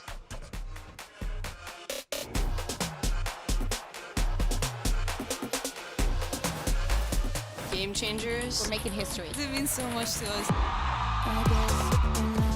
The beauty of gaming is it doesn't matter who you are, but as long as I'm good enough, I can go as far as I want. 全世界都会知道我们的厉害。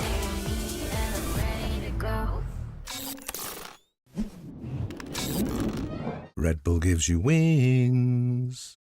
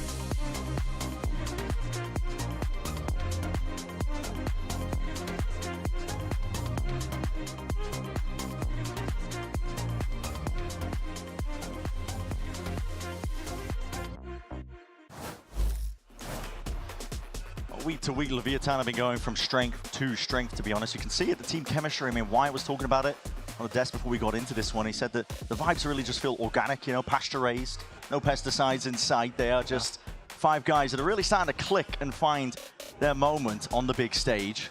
Each and every single one of them, and I think it showcases here in a 9-3 start on a 100 Thieves map pick. Now granted, a bit risky for 100 Thieves when they haven't played this map in the stage, but still, Leviathan good enough to really jump and capitalize off of it. That's what happens when you have a team that's willing to ban bind against 100 Thieves. This is the first time that any team has banned bind against them.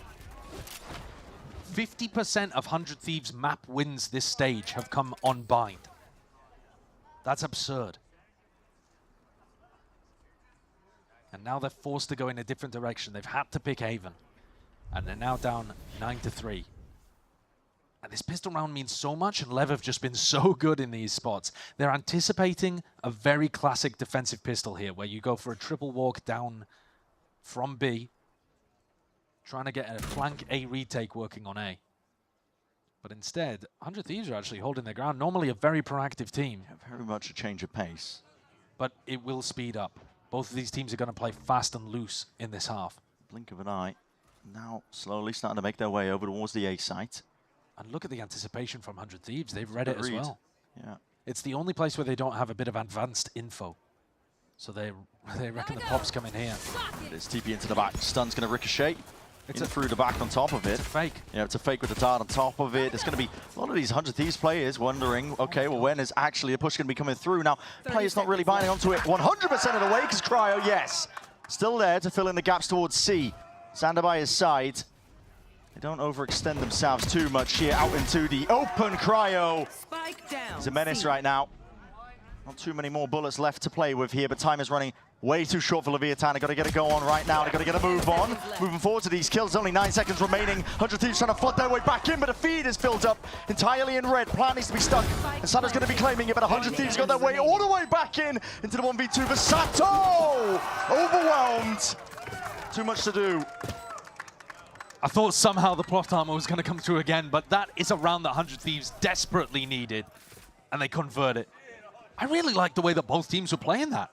The slow-paced idea from Leviathan, sick read against the way that 100 Thieves would normally play.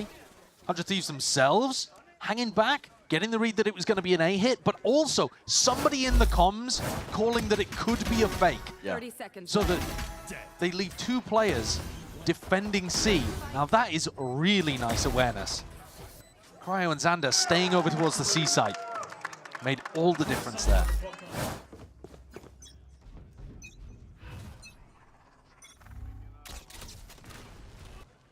Leviathan looking to get a little bit cheeky. There's 5 players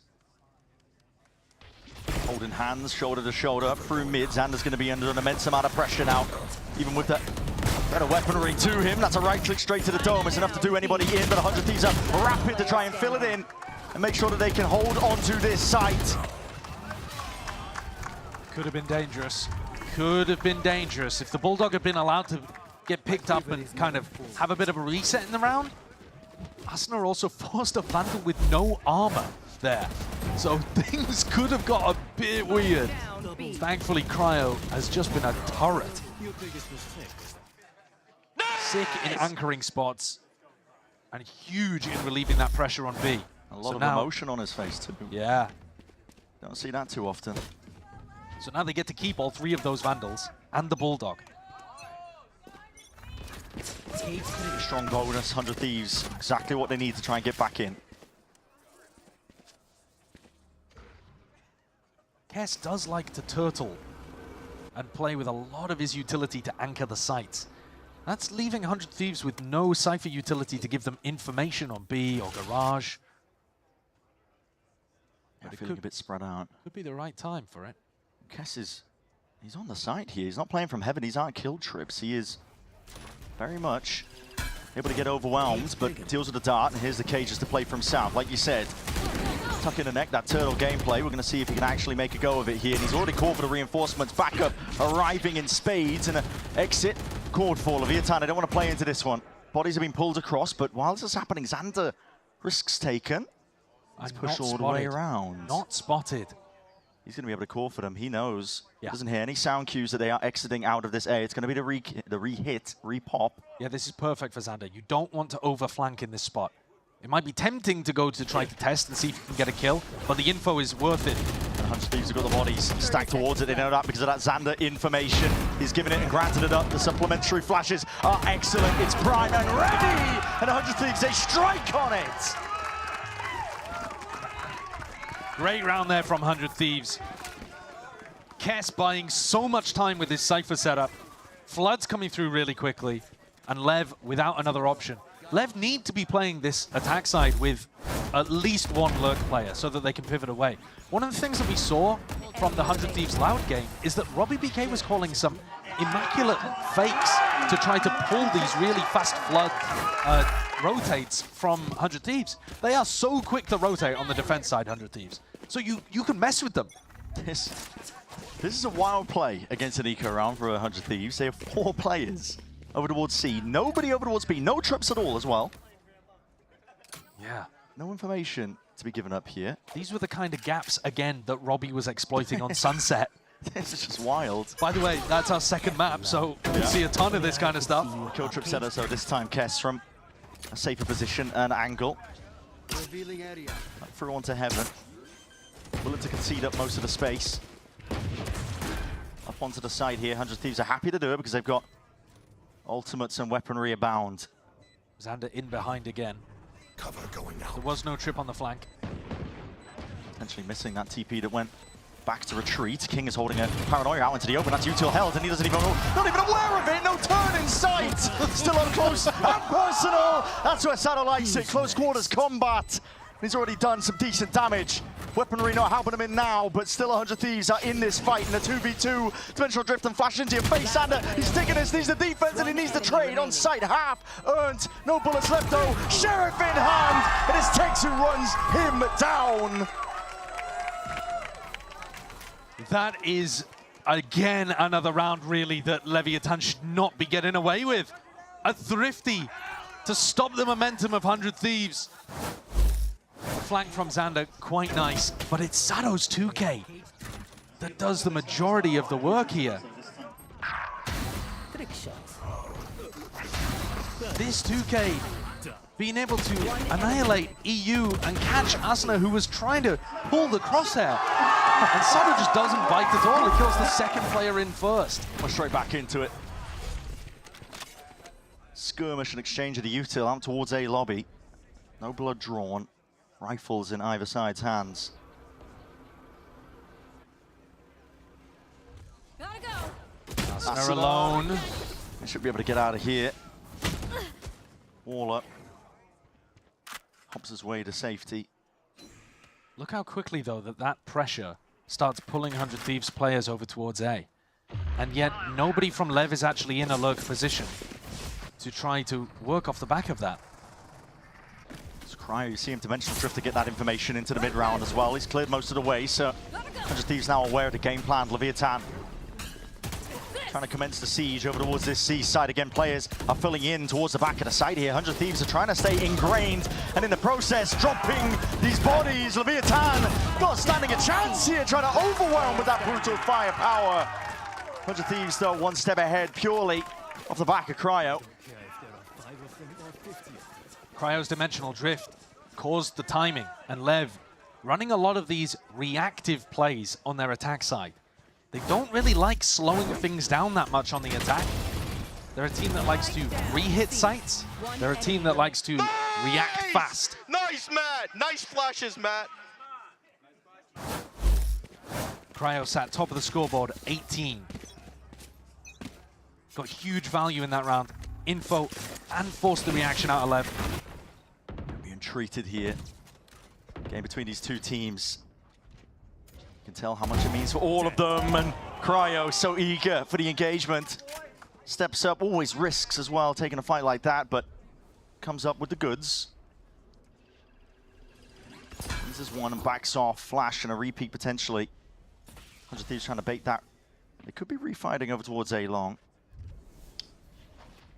LEV now just steadily making moves towards it. Tex. He is inserted. Spike's still over here. That pressure over towards Garage, all just from one player, Com, pulling all of them towards it. But as soon as he goes down, they realize there wasn't actually anything else alongside it. 100 Thieves should have a pretty good idea this is going to be over towards the A site. And Cryo still with a flash that he would be able to use to flood in. A smoke, maybe making them think that it could be a B finish here, though. Yeah, Asuna is trying to noise bait, I think, but he's going to be paying his life because of it. Tex got himself in. Yeah, and that little bit of fake util on B, and Tex's entry has given them the A site, and now a real chance here for LEV again. Rifles picked up, trying to gain a bit of an advantage. The dart's going to be sent out wide. No theft is going to be slowing down the approach of 100 Thieves for now. TP for info. This is Xander. He's trying to get information for his team to work with King with that paranoia. And it's a critical piece of util at that. Here's the footsteps, sends it flying forwards. The overdrive going to be nullified. At least for a moment. Okeanos just holding on to it. Waiting for the time to strike. Kess jumps on it though, leading the charge for the rest of his team and leaping all the way into the fray. There's a fight's taken to the 100 Thieves clean up, dissecting the site. On a knife's edge, that one. They gave LEV another chance where it could have got very dangerous. But credit to 100 Thieves. They are clawing their way back in this half. Narrowing things down to just 2 rounds, the difference. It started at 6, remember. Now dragging it back. Just 2 rounds to stand. Between these two teams. 100 Thieves are finding their way back in. Money's still going to be good for a buy on either side.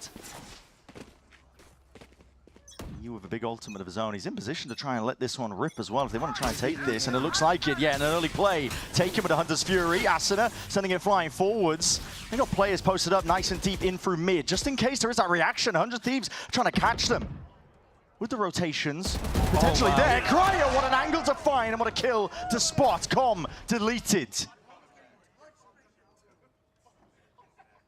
It's such an enormous pick. It's way harder to take garage control. Way harder to clear A lobby now for Leviathan on the attack side. Between Com and King, 2 of the worst people to lose early. Deep push. Xander is tucked into the box, into the corner, potentially hearing that one. Wow, even just swinging a return of the kill. It is traded out, but getting one for his troubles. 3 versus 3, down with that 50-second mark. So Sano manages to bulldoze his way in, trades Okeanos for a little bit of garage control, and breaks the trip. But this cam down C is doing so much, and EU's pushed out. Push out is being watched for just for now, but again, the kill does not go the way of King. And EU plays it with diligence and discipline. Backs himself up and away. 30 seconds left. It's got what they need. It's put 100 Thieves in an advantage situation. Spike is alone. Sano, very much so. Gate crash to get back to safety, but there's only 19 seconds left to play with. EU has not been removed off angle, up onto the high ground. There's no place to go to, though. They don't have the time to try to get in at all. Even committing the ult into the final few moments there, Kess. Not sure if they were even committing, but okay. Cypher ulting and seeing that they're in their own spawn is so funny. There's 10 seconds left, and they're where they buy guns. I mean, that's an amusing way of the round to end. But Cryo, what an angle to find. And these pushes on defense, they've worked really well for both teams, let's be honest. But now that we're watching 100 Thieves on the defense side, it's constant value. And here we see a timeout coming for Leviathan. And they need it. Every round in this half has been won by 100 Thieves, bar one. And Lev's economy is not in an amazing spot either. It's pretty horrible. Yeah, Lev are feeling this map slip away from them. Game of 2 halves so far. Absolutely. Like you said, I mean, this is just a string of rounds that 100 Thieves have put together. Sometimes the way as well, when, you know, it is their map pick, but it's a map that they haven't played too much, and you can definitely tell the work has been put in on that defense side for 100 Thieves. Well, 100 Thieves love trying to get active on defense, whether that's with pushes or whether it's with re-clears. And I think the best teams at handling 100 Thieves are the ones that are able to predict that and punish that. But LEV have not really been able to do these kind of things. They're not running many fakes, which I think are also really good against 100 Thieves. And they tried on the pistol round, nearly worked. 100 Thieves had a great read on it. Is this going to be a force? I mean... It's all over the place, really. Yeah, I mean, Sato's... like, Tex and Sato are kind of buying down, but... a bit confusing. Yeah, it's a weird buy. That's a very weird buy. Gonna be applying the pressure, though, to these C players. See what Xander can do. Kess by his side. One-way smoke up. Xander trying to play to the side of it. Trying to get ahead of it, and he spots it, just a shoulder. Gives up a lot of that space now. Paranoia is going to be gliding forwards as well, just to stunt and push back the approach. Leviathan forced to respect it. That was a golden opportunity for 100 Thieves to be able to get an opening pick by way of Xander, but having halted the push with the Paranoia, I think that's almost as good. Lev have taken a chunk of damage. They have no information on the rest of the map. No. They only had that one trip from Tex as well, covering their very backs. Com really not too much utility use as well for any sort of re-clear. It's actually a pretty efficient smoke there from King in A lobby, but Asuna is still disrespecting it, not calling for help. And it's a re-hit from Lev. Yeah, into garage. C. King loves calling these. Different avenue this time. Still going to be spotted out, though, by that cap. Walls up, dart alongside it. Xander, hard committed, anchoring into the corner. Hunter's Fury to try and at least clear the way, pave a path to victory. Leviathan need it desperately now, trying to make their moves towards it. Over towards the B site. Chopping and changing their mind in the process. Okeanos, though, could collect and claim a couple of these kills if they're none the wiser. Kess cleans him up. The deep push that's attempted all the way through, just trying to take these extremities by sheer force. Sato is gone.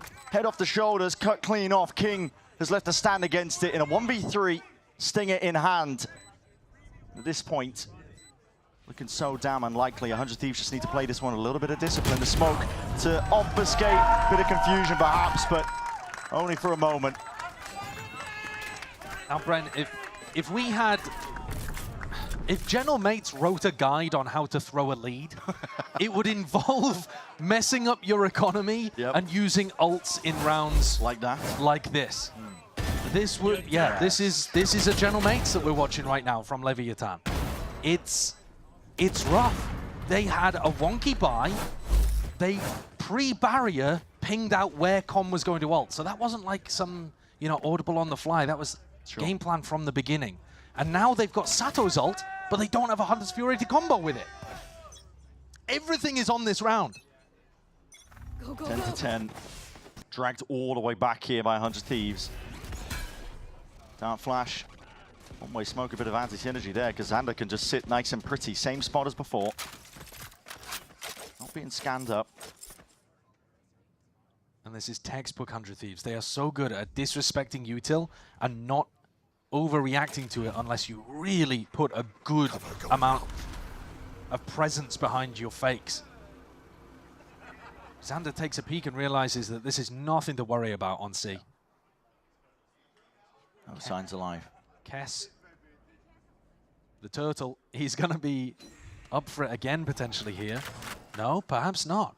King just getting inserted down deep in short For the minute with mark, Tex. 100 Thieves are re-exploring down mid though at the exact same time this is happening, and Lev trying to at least apply that pressure and make some noise, see if these A players can do anything whatsoever. EU though, he knows that he's being ISO'd, hunted down. It's Corrode, or Sado I should say, just right on top of him, just trying to escape, and Kess has to just nail this one down up onto the side, but tons of util coming his way. Lit up, scanned up by the darts. Counter util just coming a little bit too late there, but 100 Thieves versus Lev still into that 3v3. Plants has to go down here. There's a TP forward. Asuna is. Shot darts coming through, and Asuna's right, hot on their heels. He smells it. There's blood in the water, and Asuna wants to go hunting. Big reveal, jumps on the chance, collects, and colliding straight into a palm. Into this Leviathan players! There's no stopping him, man. It's getting tricky with it. And 100 Thieves take the lead. And that should be the map. A 9-3 half, and they're now in an incredible spot. Lev's economy shattered again against the rocks as the ship slowly sinks. This round, they inserted people deep onto A. They went back to try to fake garage, but they didn't realize how fast 100 Thieves were pushed out already down mid of garage. Again, they just take a peek and they're like, what? It's only the duelists here. What's going on? IGL on the attack side. Really slapdash at the moment from Lev. It's all in from Lev. Not playing to drag this one to OT. Trying to win this round here and now. Half armor, a few Guardians, but the rifle's still in play. 100 Thieves have taken all that control up towards A. Sending it flying forward, so that's a call for Leviathan. B-side should be open, but that paranoia sweeps anyway, and now you're seeing it with the dimensional drip. Xander is there, side by side, Hunter's Fury. It is tearing them asunder. Leviathan cannot stand against it. Snuffed out. Not a chance in hell. 100 Thieves were more than ready. Flash and a re-peek and a double face on top. This is 100 Thieves now at the precipice of taking map number 1. If you were worried about some of 100 Thieves' defense halves after watching, I don't know, occasional maps that you've seen, there's Sunset, for example, last week. I mean, maybe you would have thought that there was no hope here. 9-3, going on to a map that they haven't played a match on yet. Amazing round, guys. Good shit. Everyone's playing But perfect. It Except is. me. Lol. No, I mean, when they're allowed to play these fast exec flood defenses, that is where 100 Thieves thrive. They love that kind of tempo. And again, Kess, he just is alone handling A. Asuna goes for a walk down mid, though. This could be dangerous. If Asuna dies, Tex could give them some decent mid-round options. Xander just trying to bait. It's a jump spot. Out through garage. Meanwhile, a lot of pressure happening over towards the A side while this fight even takes place. Kess still stalwart. He's not going to be detonating any of those cages. Holding on to it. Leviathan are going to be moving in a different place. Tex might think that mid is clear because he missed this timing, this angle on Asuna. Asuna's going to be here in the start, the reload, the footsteps. Spells it all out. Potential chance for him to really collect some kills. And collect they will! Xander! Just on fire right now! A four-piece here, but this is 100 Thieves putting the nail in the coffin for map number 1. I have the spike. We were questioning it to begin with, but they ran it all the way back. No questioning at this point. 100 Thieves are in top bloody form. No bind, no problem, say 100 Thieves. What a run back from them. Only a single round given up on their defense side. And Cryo ends up topping the scoreboard with 25 kills. Lev left scratching their head about that one. How did they let that slip? Yeah. A combination of some sloppy rounds, some missed chances, but also the first half their 9-3 was a lot of stuff that they shouldn't have gotten away with to start with, in my opinion. So, you know, they had their chance and it slipped through their fingers. Hell of a tumble though for Leviathan. That's going to be a bit of a pain for them, I think, to just try and brush off and focus up onto the next map coming up.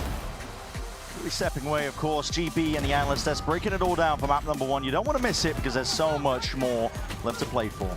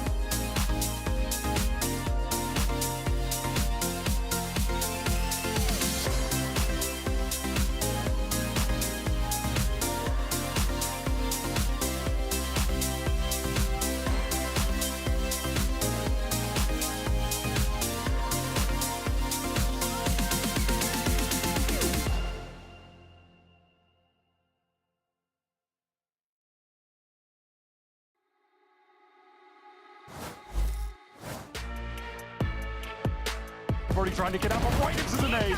Big damage on 30, and Asuna cleans him up. Un poquito más alegre, que se ve un poquito más perdido, pero todavía tiene que recuperar, termina perdiendo, que hay una vida al igual. ¡Ah, bueno, Coco!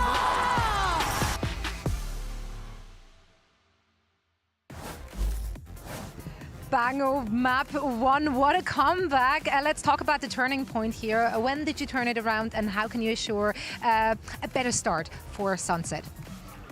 So definitely the halftime kind of gave us a chance to breathe a little bit.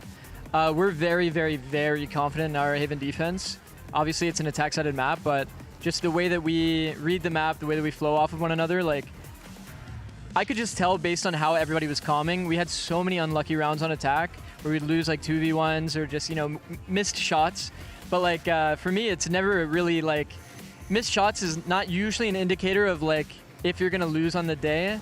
It's like, how's the energy? How are people like flowing off one another? Unlucky rounds happen, but we definitely had the energy and had the comms to make it come back in the second half. For Sunset, I mean, we're just gonna have to make sure that we carry that over 100%. We had a pretty bad Sunset last time that we played it, but we're still definitely confident. I think that we had a really off day and just a very slow start last time we played. And they're also playing a different comp. So we'll see. We'll see how it goes. We'll see indeed. It's a slow start, but never worried. Let's see if you can close it out. Thank you so much. Best of luck.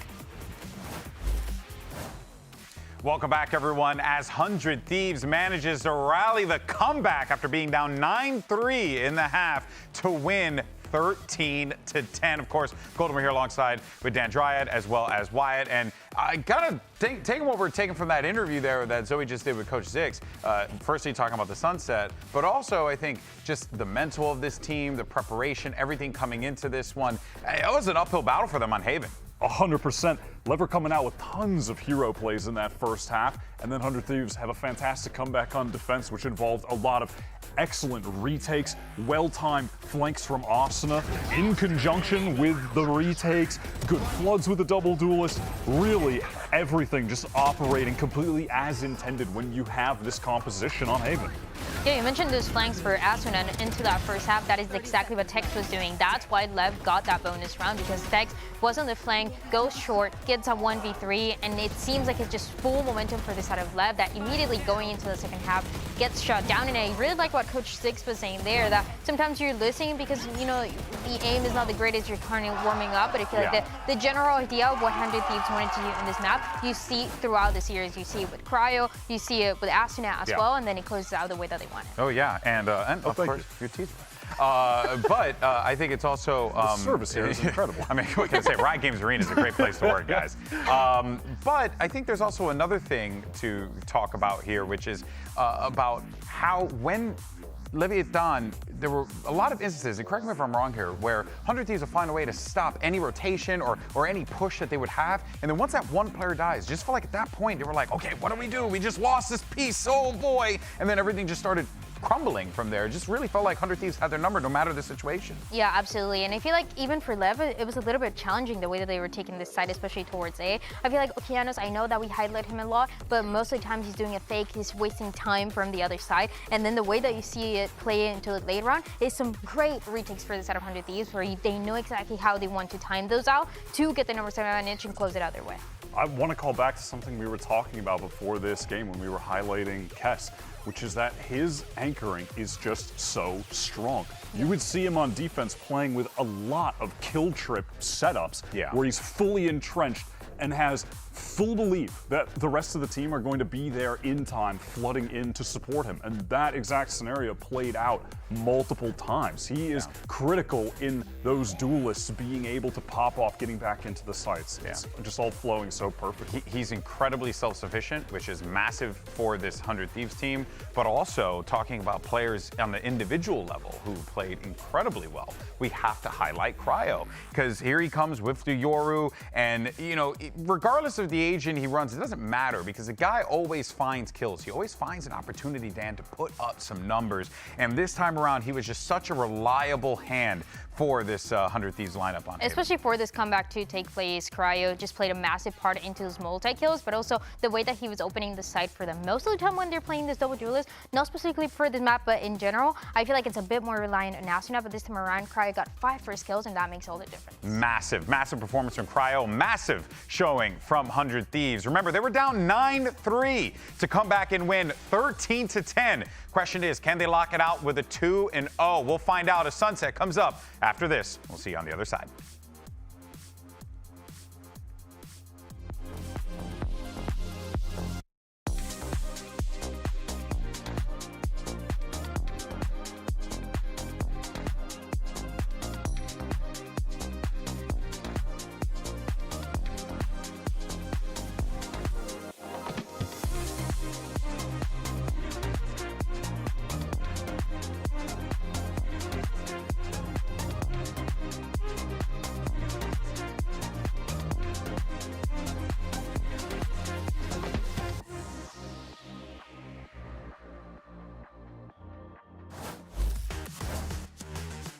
Just to reaffirm, I suppose, the stakes of this matchup here. This is 100 Thieves that are now 1 map away from claiming the first seed in their group. It's a big deal, really, when you look at Stage 2 overall, big picture stuff, because it's only 1 event left in a year, and it's the big one. It's the biggest one of all. So every opportunity you can get to get even closer to attending and really cementing yourself as a top dog team heading to the event, even better for them.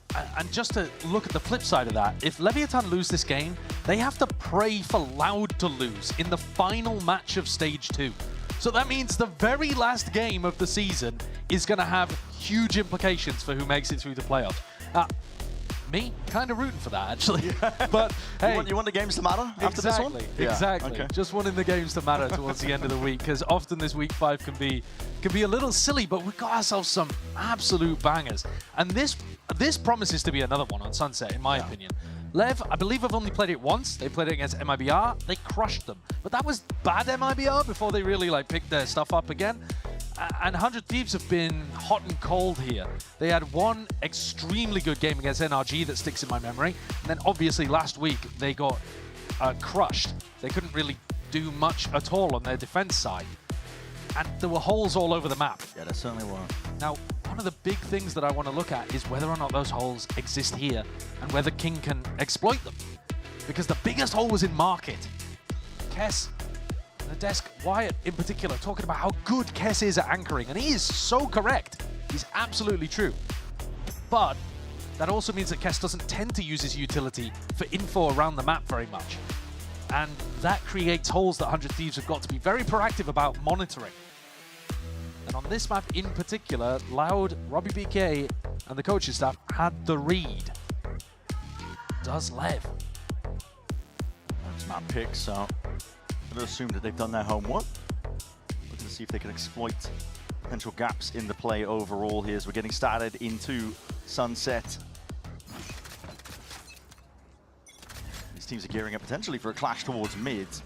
Door's going to be closed so early on. A dart, a smoke. Popped up nice and early here. 100 Thieves having no pushback over towards A main. Arsenal loves playing A main aggressively. You'll see him here with Xander all the time. And here, LEV take that timing up through top mid. Look, no trip here, no cam, no players. Very aware. This is a big gap, but Kess is watching Boba. And now EU started to watch behind, but he's only got a frenzy.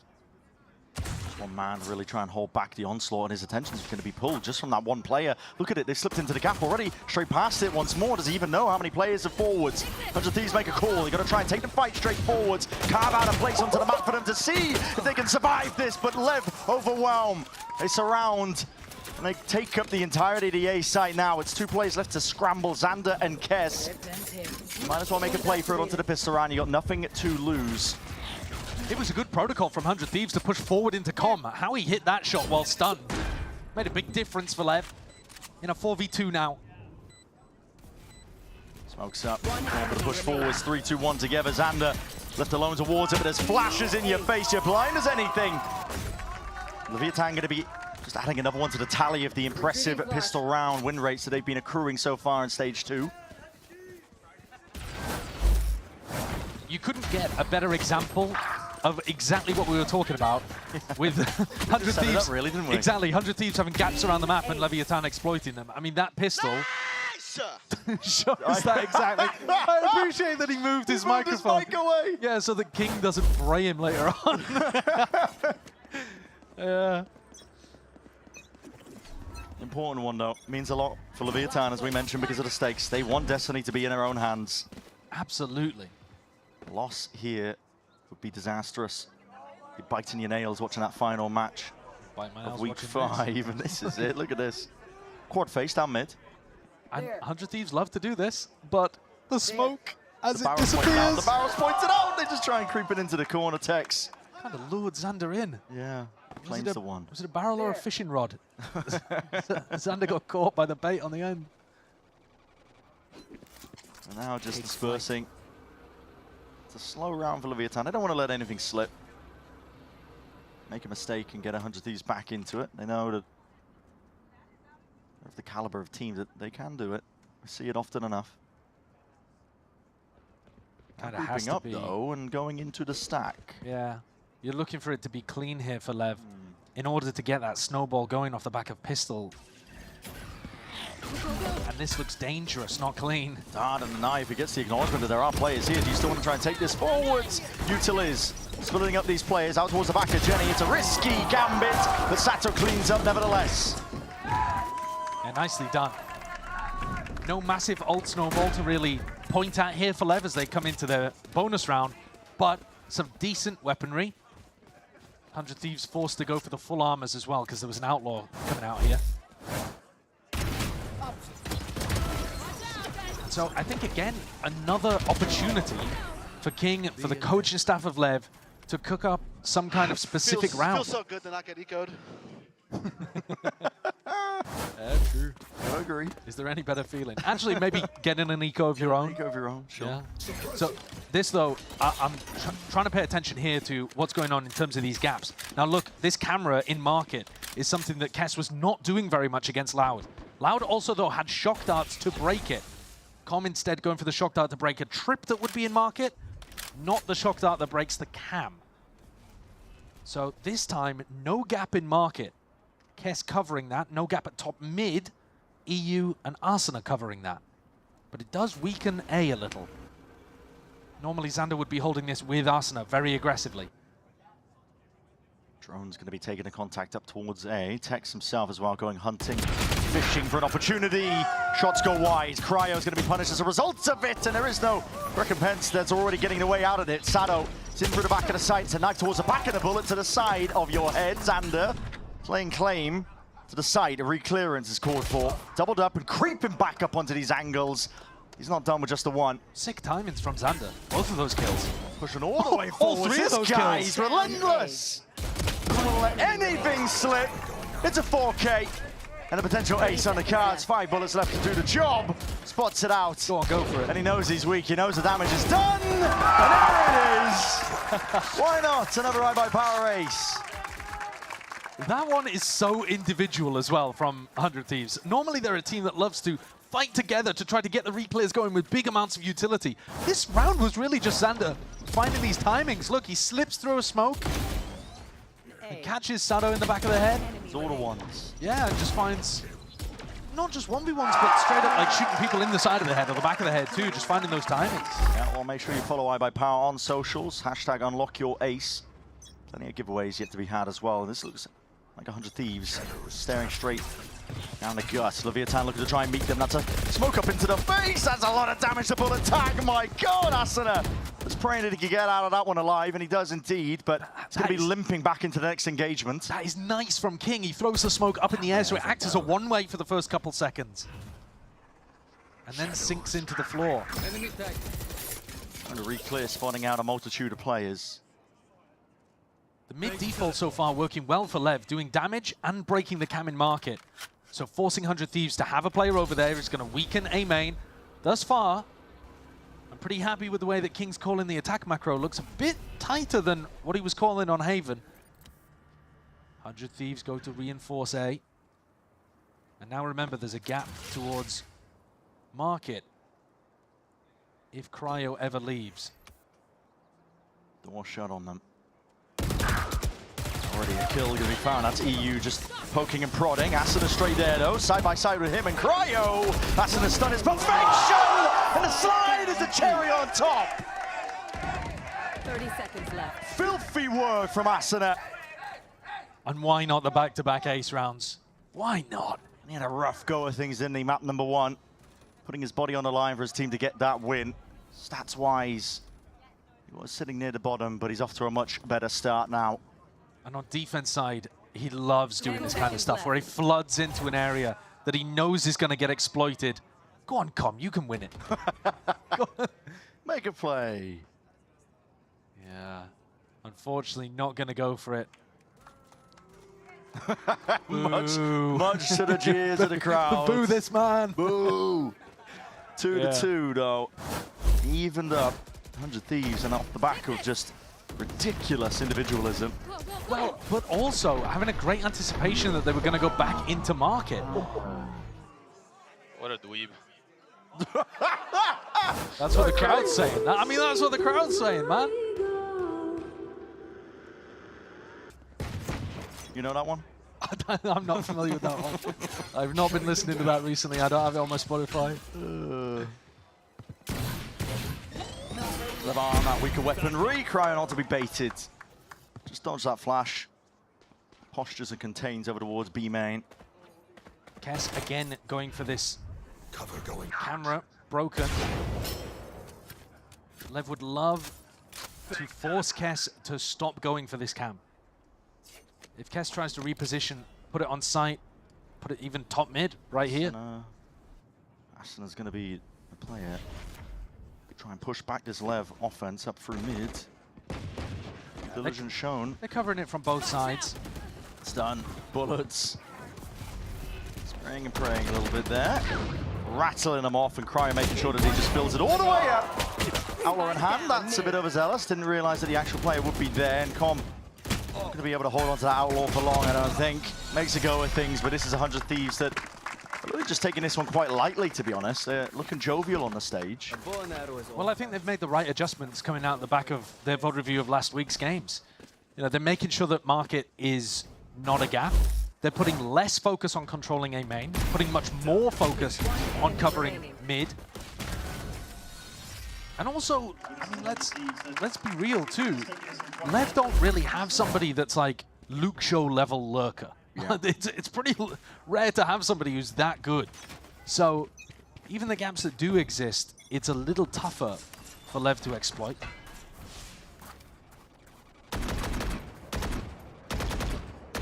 See that protocol there from 100 Thieves, holding the dart at the beginning just in case it's a fast A-pop.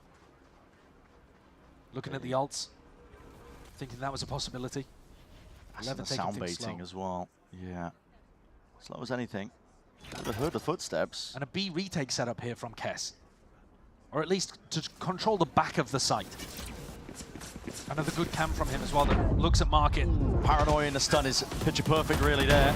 Stuns and collections across the board here. These heads are going to be toppling, rolling, bodies falling to the floor.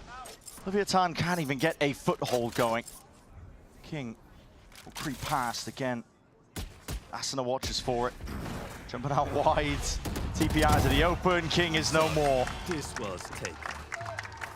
100 Thieves get an opportunity to scrap over towards A main, and they love that. LEV, a lot of their theory falling flat here. Yeah, it is. A ton, and then that smoke is so annoying. I gotta give credit though as well to 100 Thieves. A lot of the little micro things they're doing. Yeah, they're really nice. Like Asuna's just sound baiting for them to go for the refight. Yeah. Hear him running away. They're really playing into 100 Thieves' hands as it stands. Calling for the timeout now. Leviathan have got to change things up. And one of the big reasons is what the desk was discussing, right? We are not seeing Leviathan contest B at any point because that's where they know Kess is. So they're never going into the anchor player. So Kess is getting huge value without ever being tested. He's bottom of the scoreboard right now, 1 and 2. Only has 2 deaths across 6 rounds because he's just not been like an important factor in terms of his own rifling. But that's because he's got a lot of respect. LEV not going in his direction. They don't want to test the Cypher setups. They know how good 100 Thieves are at flooding back in based on Kess, so they're trying to test the rest of the map, and that's allowing other players to get the value from the brawling, from the team fighting. This is rough. Again, if LEV lose, they are praying for the downfall of Loud in Loud versus MIBR, which is the final game of Week 5, the final game of Stage 2. So they are going to be sweating all week. Yeah. Time to jump. Definitely not in their hands in terms of them making playoffs if they lose this. They're going to be coming out in MIBR jerseys. They really will. And MIBR themselves don't have much to play for. They don't. So that's a rough one. There it is. Different looks here for Leviathan this time, looking to put some pressure and apply it over towards B. Cryo lying in wait. He's in and he's out. Kill claim. Plan will be going down here for Leviathan though, but they've got to contest with the guns. See if there's some aggro plays. That is a monstrous shock dart. Big damage dealt. Thorns through the side, out as a Hunter's Fury as well. To supplement, see if you can pave away the victory on top of it. Flashes in your face, you're blind as anything, yet still, the util is reigning supreme and saving the day for them. It leaves it just down a com. In a hell of a position. Down is one kill. Hunter's Fury, hello, you're going to be using this? Tap onto it, Xander. TPs. Prediction by Com, he almost tried to send it, yeah. But now how do you stop this? Walked into the corner, does ISO it, but now the damage is done, the damage is done! With 2 left into the chamber. Not much you can do from that spot, but a decent go of things nevertheless. Really smart play from Xander though. Teleporting out, and Com has to cancel, and then TPing back in. If Com had hit the prediction on the teleport though, that would have been nasty. Like, that would have been such a sick outplay, but as it happens, LEV, the first round that they go B, they're on an eco, just trying to change things up a little bit, mess with the flavor, and it doesn't work. So now we're coming into another rifle round, and big adjustment. Tex is going to pick up an attack op to try to make something happen. Crazy work. They feel like perhaps they need a pick before they even begin. Or maybe they've identified somebody jiggle peeking that they think they can punish. But I don't really know where. Slowed them down quite a bit. You're going to see it with a no command forwards. Paranoia. Stun ricocheting onto the corner. A lot of space given up here by 100 Thieves. Happy to just contain and absorb most of this one here with a Steel Guard. And forward Xander steps up to it anyway. But he has knocked Okeanos down to his knees. Tex claims a kill anyway. Off from the side. Spike picked up. And Okeanos alongside it. Sato raining down a hail of lead. Cemented himself into the position, but Cryo is looking to see if he can light up the remaining players here. Step forwards again, and the bullets and the kills, they need to be clean. They needed to be clean there, and Okeanos delivers it. I was worried when King hit that teleport on top of the default box, but Okeanos was there exactly when his team needed him. What a strange round to pick up an attack op if you're just planning to go fast with ults anyway.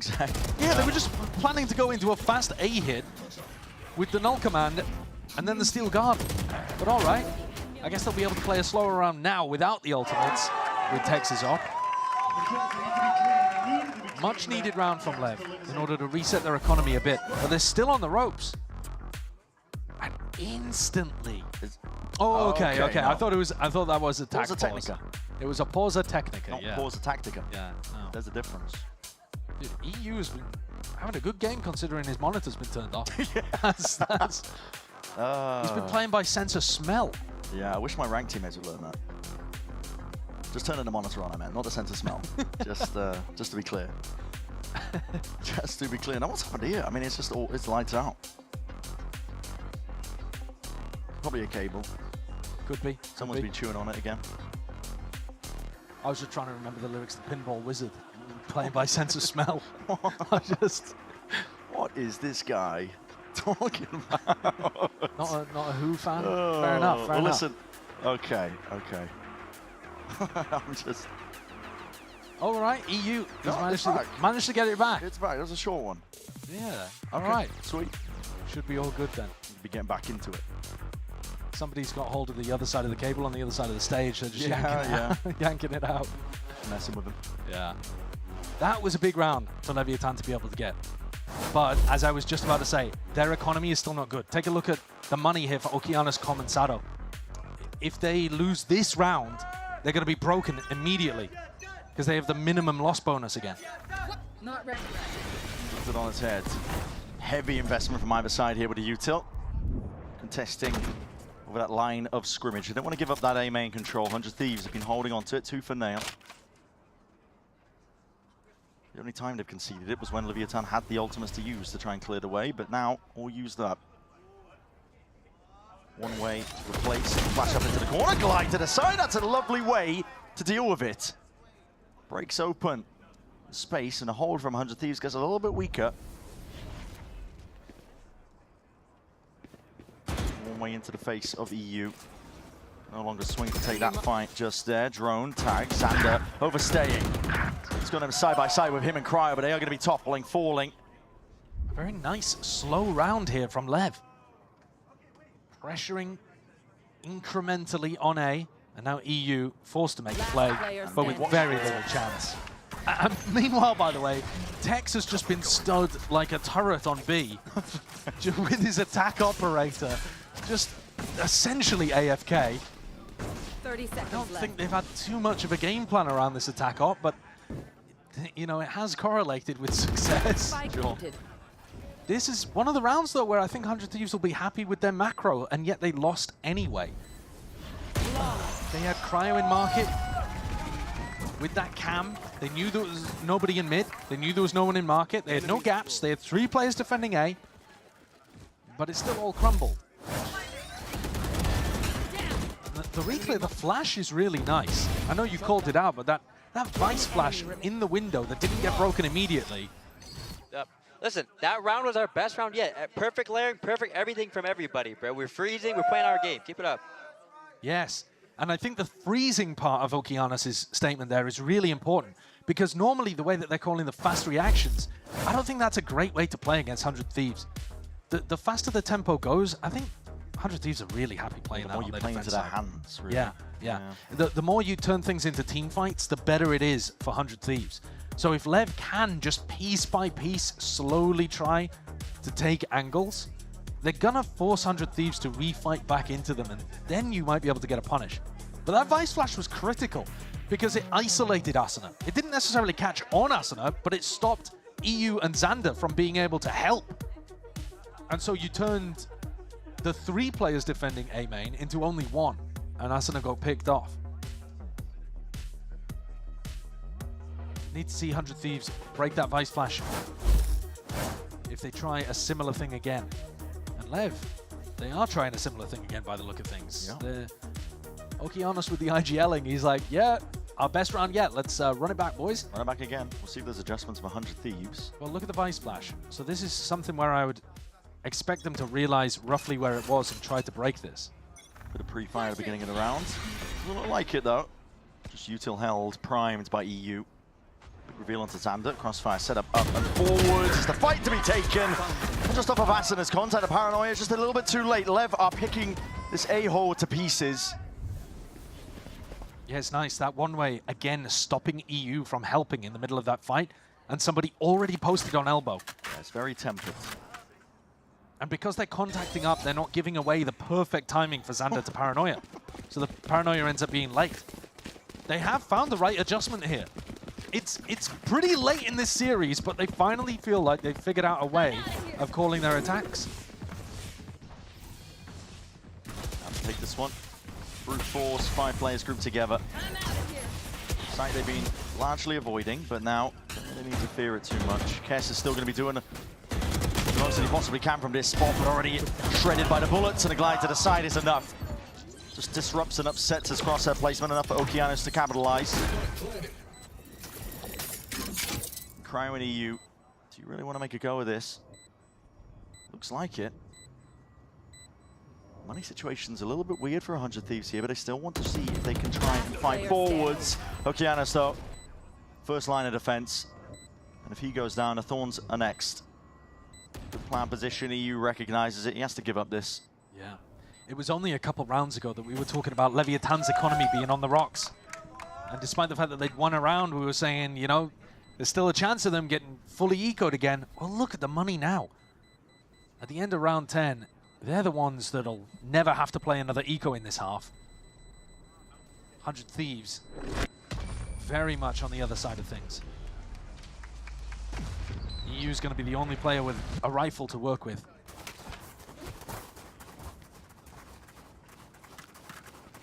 And Asana's still a long way from his ultimate, so it's not even like you can rely on the Neon ult to be able to get you through a round. I think it's time to, maybe not in this round, maybe in the next rifle, put Kess over towards A. They were doing that a couple of times in their previous game, but Kess has been playing B pretty much every single time. Leave him on B this time because it's an eco, but I think for round 12, swap it up. Same playbook for the eco for 100 Thieves. Stacking up through mid, even getting a bit of a push on up through tiles here, but Com Hunter's Fury in the tag is an attempt to punish. EU is fast with it, but again, Hunter down, locked down in place there. Hunter's Fury doing a lot stun. Uh-oh, Sado. We're hearing it. Flying to the side, Arsenal seeking to escape. He's barely out of there. Tex visibly frustrated at missing that shot. He hasn't had many chances with the op. And I don't think they're aware at all of Kess's position. Asuna caused such a distraction. Com still has a drone to clear through mid, to clear through elbow, any of these kind of spots. I do have to. That's the second time that's happened. I know they're doing it for info on the A shore line, but just seeing the team blind is making me chuckle. And Kess has actually retreated from his position. Yeah. He was tucked deep down mid. Might have had a kill or something here. You say that. Sado does hard clear it. 3 players are ingrained. Kess misses the timing. He was onto the camp. Now the speed up called for. Wall up and over towards the top. Xander just taking pot shots. Just with that Sheriff in hand still. How do you tangle and dismiss this when you can? Finally, Tex gets his chance. It's so funny watching Kess with his attack op, man. Oh, sorry, watching Tex with the attack op. He's running it like a rifle anyway.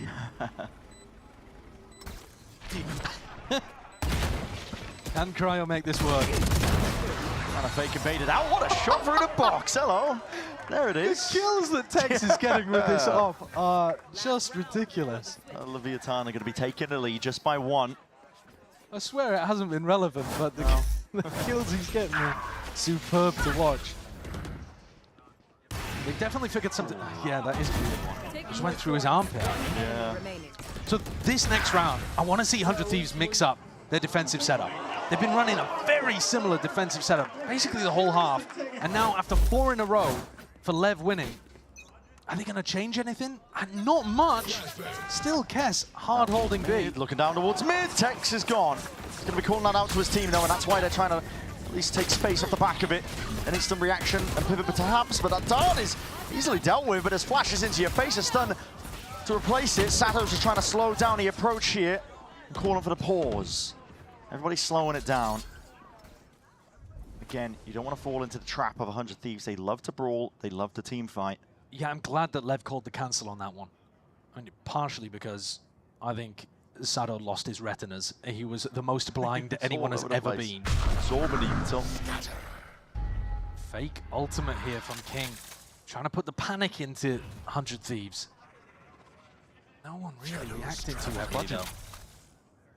And again, King calling a re-hit. He does love to call re-hits rather than rotates from one site onto the other. There are 2, 3 players here ready to defend. One player with a dart faking a presence, and Cryo's got the ult to clear this space immediately, so they're going to know. That's going to call the timing. Yeah, spotting it out there. Seen it, dart sent against the back wall. Leviathan definitely winning these fights out still here and now. Asuna is looking to see if he can make another go of it. Up onto the corner. One player to try and hold them back. These trips are still online, active and ready, but King and Okeanos, they swing and they lay claim towards it. 7-5 is the finish for the first half of Sunset. That's so bold from King. He just rezzed Okeanos in the middle of the site alone. And then they hard swung both of them at the end. 30 seconds left. LEV flying on that fragging. That worked really well from them in the first half of Haven.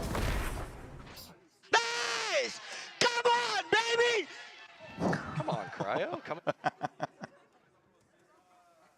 The 7-5 half. LEV will be happy with. Yeah, the energy sky high. LEV know what they're playing for right now. A chance to hold destiny in their own hands.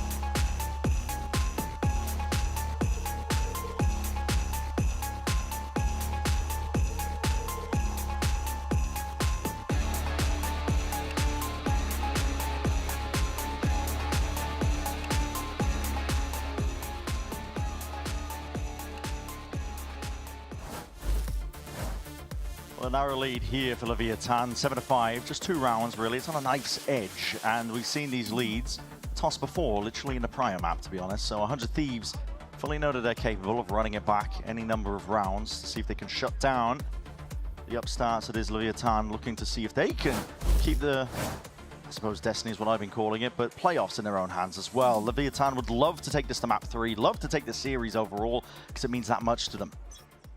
Yeah, it'd be a fabulous win for Leviathan if they were able to pull it out, getting them to second in the group. I'm out of here. I think both teams will be happy with the first half. A lot of it coming down to this pistol. LEV have been so good this stage with the pistol rounds.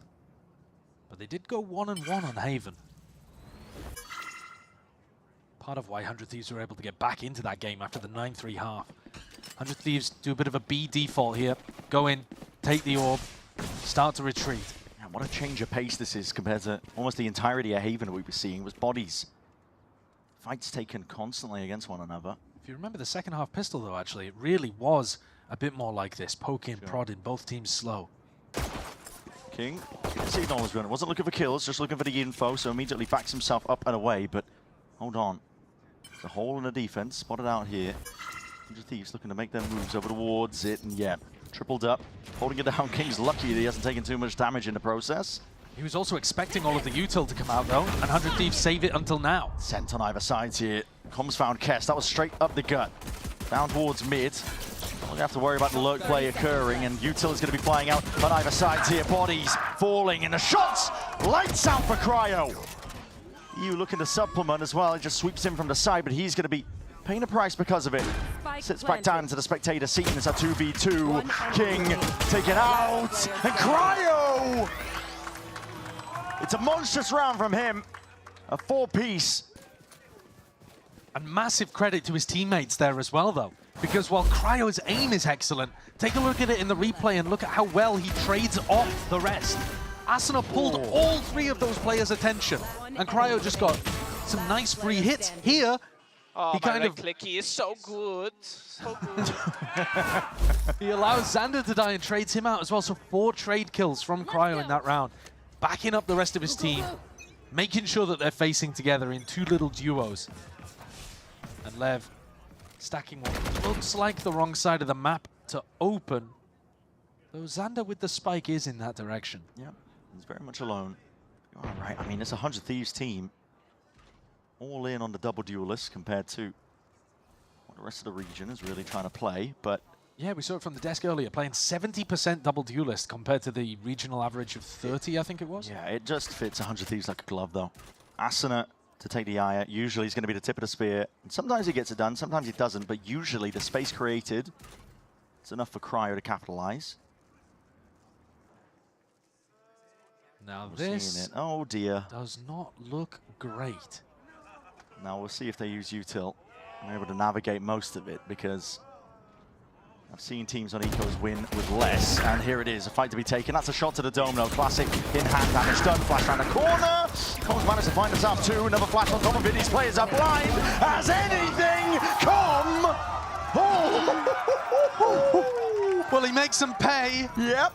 But Kess gets it over the line in the end and saves, what, 1 Bulldog? No, I think he got a Vandal out of the back of that. Oh, that is rough. I'd love to see the 100 Thieves players POV. Presumably, yeah, I would love to see Xander's, I think, because he was one of the last players alive, and I think he was blinded the most.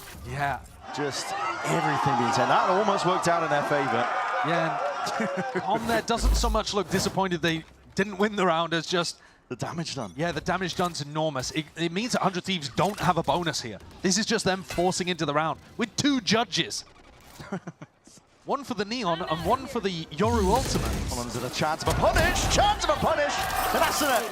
He smelt it, there was a chance, and more so here with a dimensional drift and a paranoia. These players are being corralled into a corner! You've been put into the blender! What a strat. Sato and Leviathan are looking to at least immediately seal up these gaps, undo the damage that has been done with the rifles in their hands, doing a decent job of it, at least with Xander. It's going to be dropped. These players anchoring tight. 100 Thieves almost looking like they were squaring up, gearing up for another refight towards a spawn. Now that the dart's online, sent it flying forwards. Broken 3 versus 3.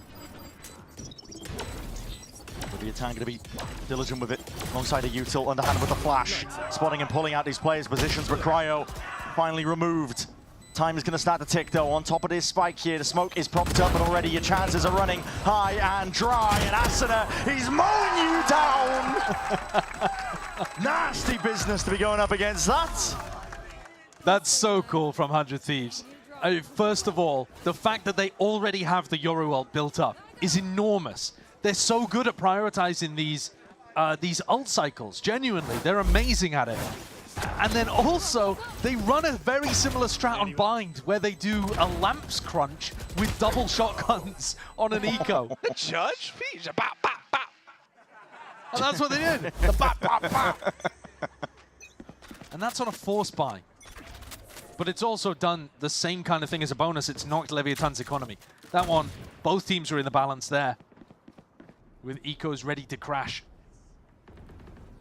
They're keen to do some more damage. Guess what? 100 Thieves have taken the lead. It is feeling a bit like Haven. Steadily, but surely.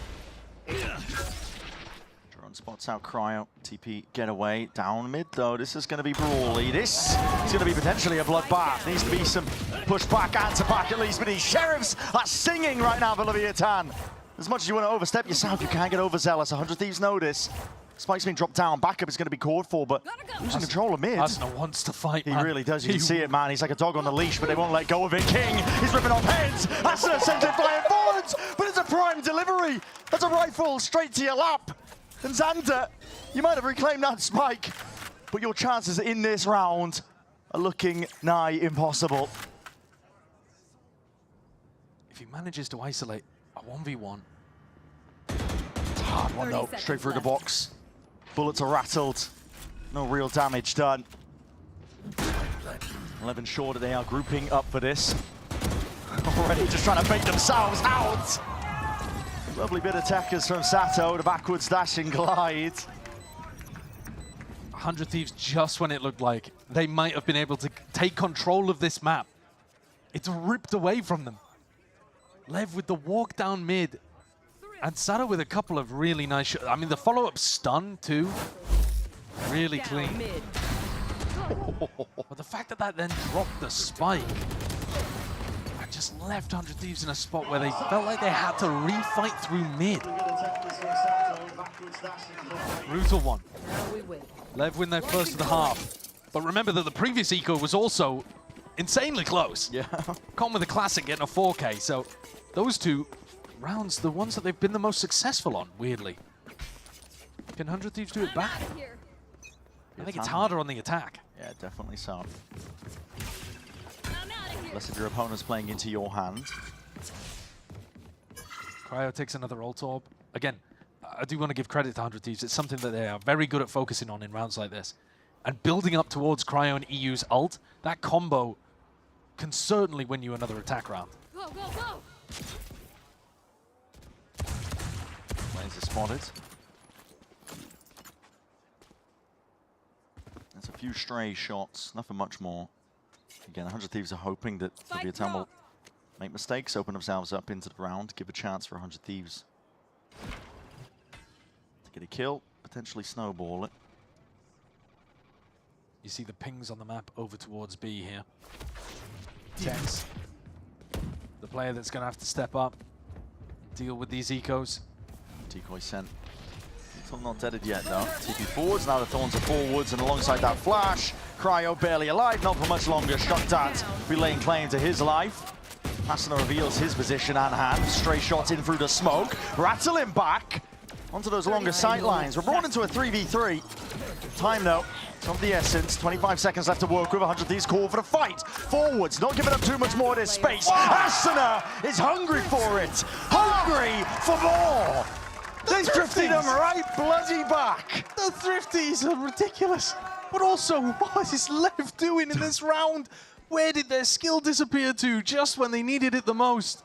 Tex, whiffy as anything. I think it was Okeanis in Boba that was really struggling there to win that fight as well. God, a couple of Couple of players that dropped the ball. Nice! Thrifty! They're right back. Yeah, we're back into another bonkers economical situation where whichever team loses is going to be at least have a couple of players that are in a bad spot. Yeah, only silver lining. LEV are building up to a few ults of their own, but Cover going just when you think they've got that foothold, yanked back down again by 100 Thieves. Steadily as they go though. Xander's just holding this one. Hold on, what is going on here? Hunter's Fury offloaded off the back of what? Not too sure, but it's just a one tag and nothing else. I mean, Interesting. Normally you'd expect that to be a drone punish, but EU didn't even use the drone. So yeah, I don't know what the trigger was on that. Aggro with the hold. Stingers though, the rifle's got to try and do the work here from this point and from this position. King! Oh my God, man! Looking like bloody royalty. Well, if we were complaining about some of the mechanics in the previous round from LEV, all right. this round was redemption. Tying things back up 9-9. King getting one of those fully blinded as well at the end. That push up in A-Main. They were very committed here. They had to go for that. Trading out there. Onto Sato. And 100 Thieves now, their eco's going to be in a weird spot. Because I think 3 of them can buy, but 2 of them can't. So that's a really odd situation. Because you totally could justify going for a force buy here. They have the Dimensional Drift into Hunter's Fury. Amazing ult combo on the attack. And so you could load, you know, Cryo up with even a shorty, but like, you know, some kind of light weapon. Judge again. Yeah, Bucky, Judge, Stinger, whatever it is. And I think you could genuinely win this round if you decided to force into it. But if you do decide to force and use ults and you lose, you're in a horrible spot. So it depends what kind of risk you're comfortable taking. Letting LEV get up to 10 and build up an economy could be a risk of its own, though. What is the input here coming from Zix? Do they decide to send this one? Yep, looks like it. Money is a bit of a buy-up. Yeah, you can see the economy here. They've gone for it. Judge, Stinger, 3 rifles. So this is all in for 100 Thieves. It is. But they, like I said, they've got the ults for it. Money is tumultuous. Win-loss, win-loss. I mean, the bonus for losing removed, wiped off the slate. Straight down mid again. Sato pulled past it. We'll respect it though. Sees the peak down for just the bottom section now. 100 Thieves are taking this one slowly. Honestly, I think it would be nice to give Xander the Vandal, so Asuna could just use his ultimate, but who knows? Maybe Asuna will hit something ridiculous. Who's next? There it is, Cryo. Dimensional Drift. He's not going to see any targets here for EU to go for. I mean, everyone playing off-site. Leviathan, full A retake. A deep push themselves. They are slowly clearing up the question marks on the map. Kess, the net's closing. Here's the footsteps raining down upon him, but the trade is in sight, and there it is. So he gets the one for his trouble. EU's now time to return the favor. He's trying to hold this one back. EU hears a lot, though. He realizes that there's nobody coming in his direction.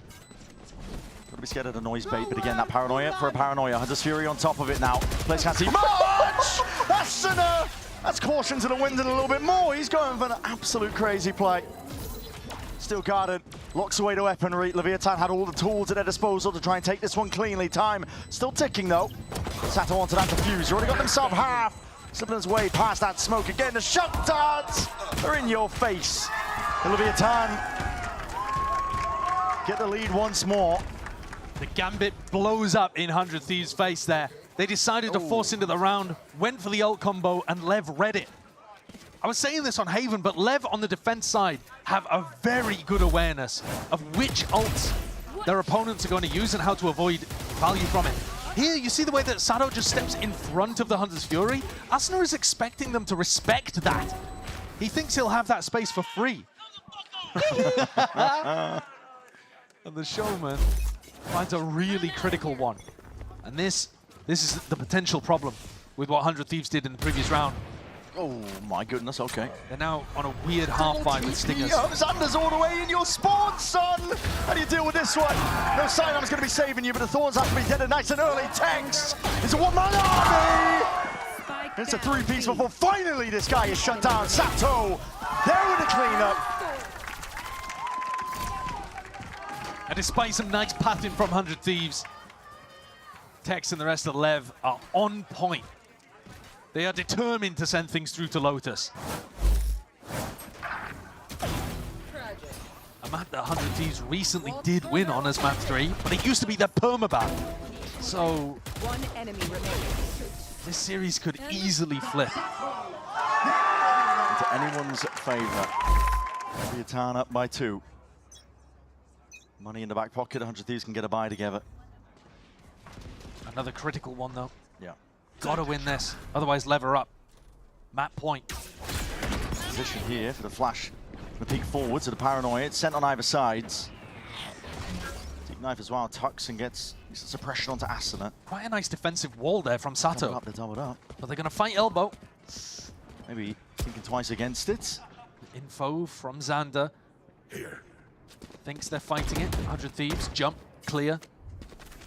Are they ready for the repush though, the other direction? LEV don't normally refight like this. They really don't. They're perfectly willing to try and make this play into their own hands. They hit a drone. That's a time to strike, but the difference maker is all Sato. How's he got 2? Tugged into the corner. There should have been no chance in hell. The spike has dropped down. They're willing to concede it. Give up the space. Play your lives. Play it together. Drops back. Just jiggling for the info, but just catching him into transit. He was dropping down off the box. Tex looking to find a timing too. 2v2. Already Cryo's taking that point. Tex! Can't do it all. Oh, just magical there from Cryo at the end. Sato had a couple of kills I don't really understand how people get. And then on the other side of things, Cryo's delivered at the final moments. The 2K. One enemy remaining. Last player. Really good adjustment. Time to check. A critical round. The money being knocked around though.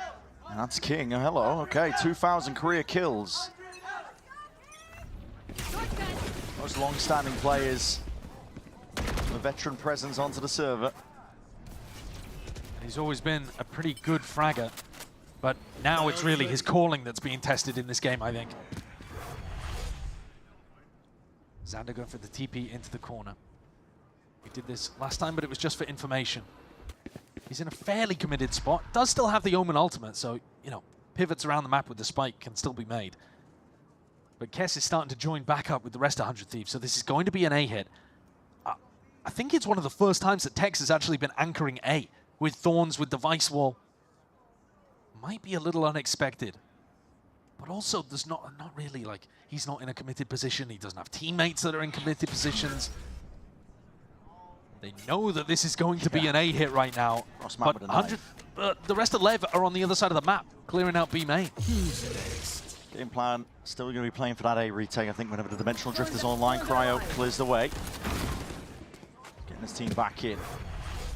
One's going to be skipped past, and Xander's going to be able to get that plant down. Yeah, the Vice util there didn't really do much. 5 forwards, 100 Thieves. Tex checking that one way.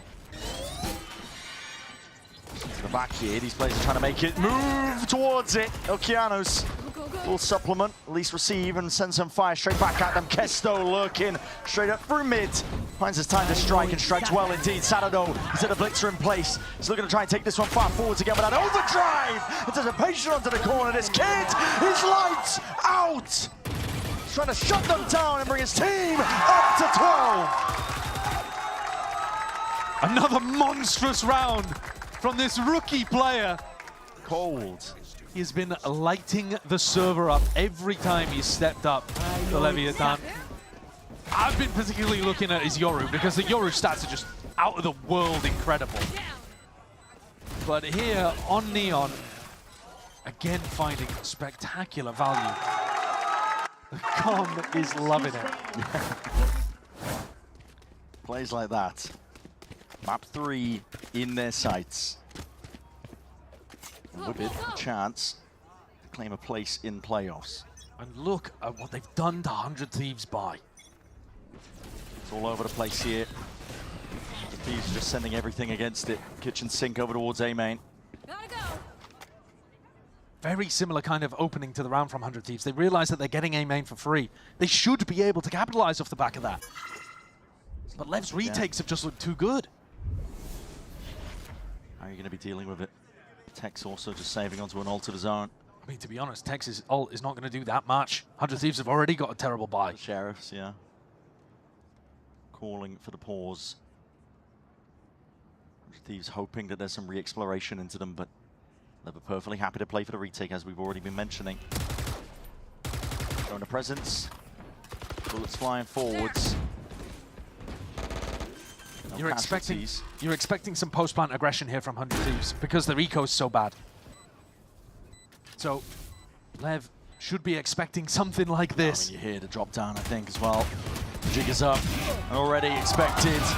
Looking to collect, capitalize, and collapse onto these players. Cryo is the last one left standing. Steel Gun will be ripping away your chances. Down to the secondaries, and down to no chance at all. 13-10, Leviathan. They do not want to be denied their chance. See if they can lay claim to that spot into playoffs. We were talking about the vetoes and how Leviathan have got themselves into a good position, but honestly, both of these maps really close affairs. Yeah. Lev this time with a 7-5 lead at the half, able to close things out, and they looked really nice there on those A-side retakes. Had a great read on what 100 Thieves were going to do with their ults, with the way that they were going to play the site execs, the post-plant aggression. But it is anyone's game. Lotus as a decider is so interesting because it used to be 100 Thieves permaban. But man, still so much to play for. First seed still available for 100 Thieves. And Lev would get second if they're able to win. A lot on the line for them. Leviathan are determined to take this one all the way to the brink, to the distance. Lotus is where it's all going to be decided. Do not go anywhere. You know you don't want to miss it. One enemy remaining. I know exactly. One enemy remaining.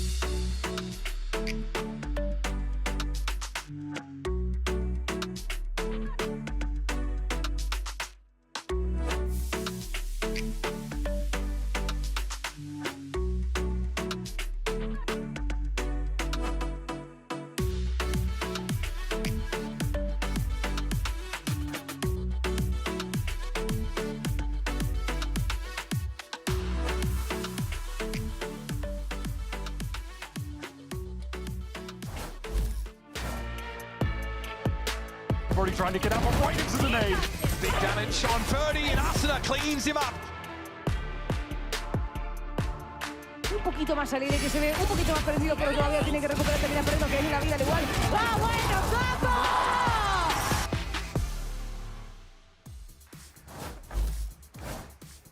Welcome back, everyone. As we get ready for map 3, the players are getting ready themselves. It's going to be a close one, without a doubt, as we head on over to Lotus to settle the score here and to determine who makes it to playoffs, who locks up first seed, all that good stuff. We'll talk about that in a little bit here. But for now, let's talk about what we just saw, because honestly, on that Sunset game, it felt like it was a point in time where 100 Thieves were a little bit in the driver's seat. They looked like they were in a good position. But then, man, Leviathan Dryad just absolutely stepped it up in really creative ways. I love how back and forth this series has. Yeah. I feel like for LEV, this is exactly what we wanted to see. And it, of course, requires the heroics of Sato. I feel like in that round that pushes them all the way to match point, that is the kind of plays that you see from him. And it's, at least for today, one of the last chances that we're going to be having to seeing him on the Neon, because he should be going into that race next for Lotus. But I just think he's been amazing, and the way that the team turned it around was great. I've loved this stage watching Calm on this map. The first time they played it, he really impressed me with his utility usage. He put up a decent amount of kills, but in this game, he was taking over in that first half at times as well. Even when the second half started, it was this round where he did a ton of damage with the classic, just put the economy for 100 Thieves in a terrible spot. But the way that he plays Sova on this map and how King uses him to dictate their site execs and using his drone to run a lot of fakes, he is just pivotal towards their success, and he was fantastic. Yeah. Even on the defense as well, I feel like he was incredible. You see a lot of these brawl fights that Leviathan likes to play here, where they put Sato King and Calm playing together. Sometimes, once you realize that the fight is not going to go that way, Calm is kind of playing by himself towards mid, getting that info. But I think overall, he's just one of those guys that bring the vibes up, and it has been great. And look, we put this up on the wall. Why? Because people be yapping about Calm online. But the good news is his teammates believe in him, and they have every reason to.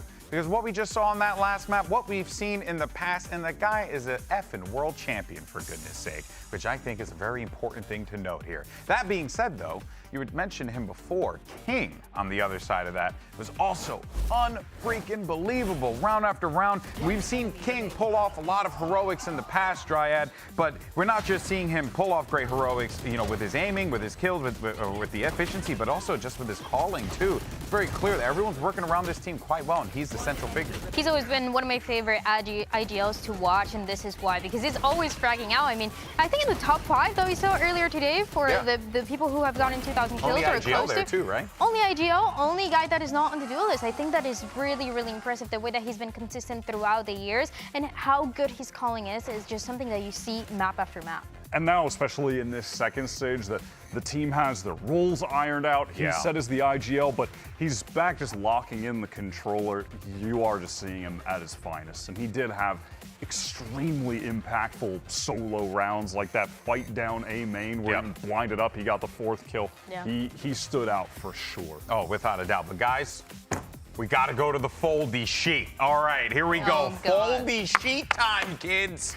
What do we have here? What are the scenarios? Wow, you cross out a lot. Crossing out, oh, dude, I mean, look at all this that we're crossing out. We're now down to the wire here. Now, I also want to clarify here real quick, because there was some shenanigans on the internet, I was told. All right, first things first, all right, if 100 Thieves get first, they will, or sorry, win, they will lock up first place in the group. Done. That's it, okay? We're all done. So keep zooming. Keep coming with the zoom, all right? Next up, all right, this is for you crazy people out there. If Leviathan somehow manage to win this game, guess what? They're in the playoffs, all right? But it wasn't like that earlier in the show. We actually had the wrong graphic. This time around, we have the correct thing, and we're telling you the correct thing right now. And the correct thing is that 100 Thieves gets in first in the Omega group if they win. Leviathan win, they're in the playoffs. There you go. Hope you enjoyed the zoom in on my face. Thank you. Thank you so much. That being said, there's a couple wild scenarios here, but we'll see what happens. I don't know. I mean, this again, getting Lotus as a final map in a 100 Thieves game feels crazy, because they purposefully floated it against Loud last week, and that was the permaban map 3 weeks in a row for both of them. 100 Thieves narrowly win. That game was absolute chaos, top to bottom, and now they've left it in again. Yeah, but against a better team on Lotus for sure. So yeah, dangerous. How are we feeling? How are we feeling? Oh, I want to say 100 Thieves because that was my prediction, but I don't know what to think. Like Wyatt was saying, it was a 14-12 for 100 Thieves to close it out, and it was incredibly back and forth. What I like about this is that we get to see a different version for both of these teams. Obviously, for 100 Thieves, they're going to keep playing this double duelist, but instead of that Neon that we've seen throughout today, is going to be that Raze instead for in the hands of Asuna. And then on the other side, Sato on the Raze. We don't get to see it that often, so I'm happy to see it on Lotus. Yeah, we don't see his Raze that often, but statistically, his Raze is insane. Like heading into this stage, all time, it was his Yoru was like #1, some obscene stats, basically like averaging 1 kill per round all time. And his Raze was just below that, like 0.9 something. Like it was clearly, at least by the numbers, his second best duelist. So we might have a sick Raze head-to-head, just calling back to the Asuna Sato, the whole, you know, the comparisons you were drawing earlier, Asuna, the older Sato, younger Asuna, past, future, present, history. Throw it to the break, Gigi. You got it. And hey, we're all going to do like Calm is doing, and we're going to stretch our legs and get ready for this map because it's going to be awesome. Our caster is Brandon Sideshow. We'll catch you on the other side. We'll see you then.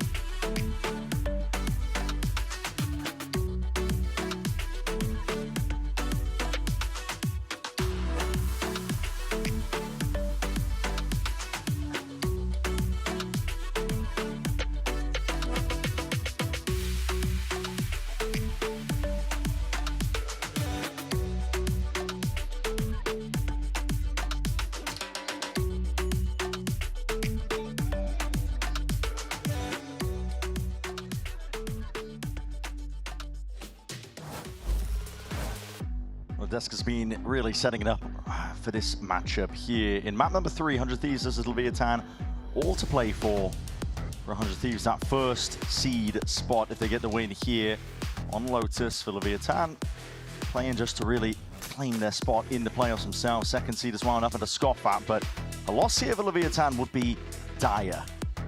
Yeah, because it means that they could end up eliminated from playoffs. A lot of that would hinge on Loud versus MIBR. Now, to focus in on Lotus, 100 Thieves, we've seen them play it recently, but only once, because it used to be their permaban map. They play without the Viper. So they play this double duelist style, but the Viper is so important to the way that most teams play this map. It allows you to mid-round contact clear rubble behind the wall and then spring out through it.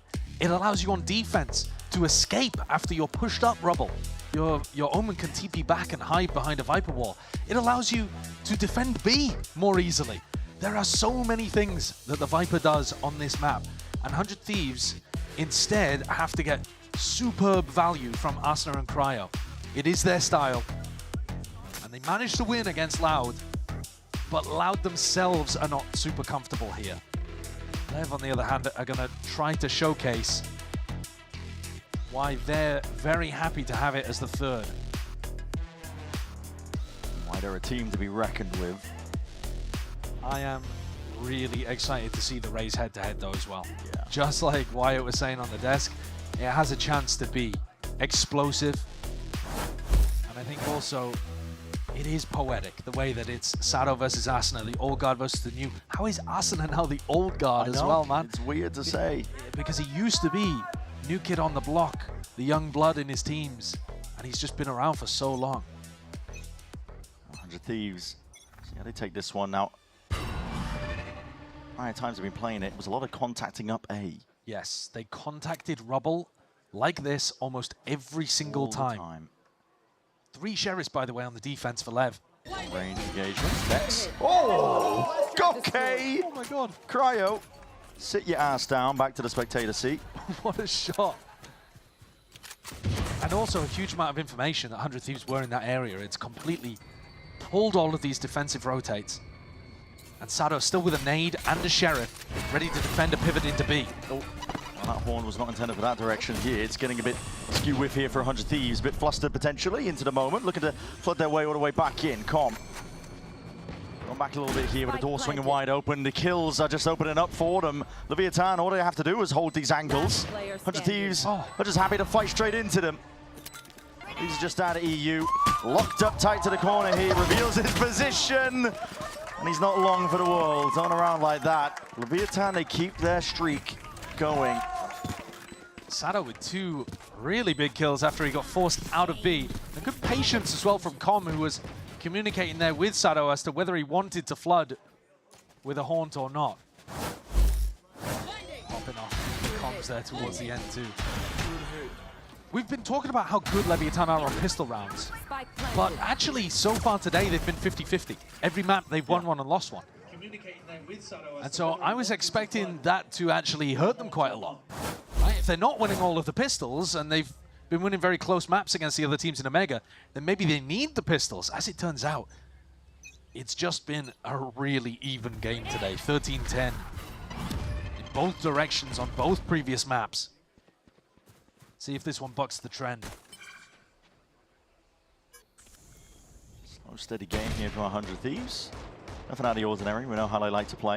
And prioritizing the ult orbs again. Vacuuming a lot of the orbs around the map, trying to prior the ults. Yeah, I would assume that they're going to throw the plant onto EU as well if that's the Fade ultimate that they're trying to prioritize. Tex holding C from a slightly more passive position. Doesn't want to get run over by the eco. What I struggle with on 100 Thieves attack side, how at 1 minute, for example, are they ever going to walk back into A without the Viper? I think that is going to be really tough for them. Because you don't have many options. As you were mentioning prior, if you're playing the Viper, wall up, you can contact clear it. I mean, look how difficult B is as well with the Viper wall and then the Thorns. There is just so much extra stall. To get past this one, there's the shear, straight up. Xander's locked out of the fight. Asner with the spike. 30 seconds left. Committing now to that plant. Lev, I've got to know that he's going to be going for a fight forwards. The paranoia. Oh my goodness. He's 5-0. Dirty with it. Yeah, well, he should be chasing right now as well, or getting the defuse. That's perfectly fine. This team trying to defend this one. Shots are nice and clean for about a moment. Pest gives us a glimpse, but quick cleanup though. As much as we were talking about 100 Thieves always prioritizing those ult cycles, LEV are actually the one that have got an outrageous ultimate up for round 3 for their bonus. Sato has a showstopper because he's 5-0. One enemy. We've got 2 on the pistol, 3 on the anti-eco, and a defuse. He's straight up there. And that's going to make this round really difficult for 100 Thieves to hit. If they go for something fast over towards C, Sato is there, ready. Incredible tool to have on your bonus round. He's holding it, close quarters, tucked to the corner on C. He's got a showstopper ready and waiting. Cryo taking a timing. Out on A. Nobody from LEV fighting it too aggressively. Don't believe the boombot there activated to spot Sato. Kiana's going to get some time. A chance to really draw some blood. Overstays his welcome. It's a 1 and a trade. Sent packing. Com hears it, scurry the footsteps. Risks to be taken on a round like this, even reclaiming the gun, but now he's put tight to the corner. This spot gets so much value. He's got to be careful here. Surely it's going to be cleared out. Cryo has already got his sights set on it. Very diligent. Good clear and good avoidance of Sato in this round too. Here he comes, but might not want to go for it. He's going to be dropping.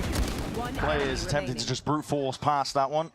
Tiny little choke point that the blue room is.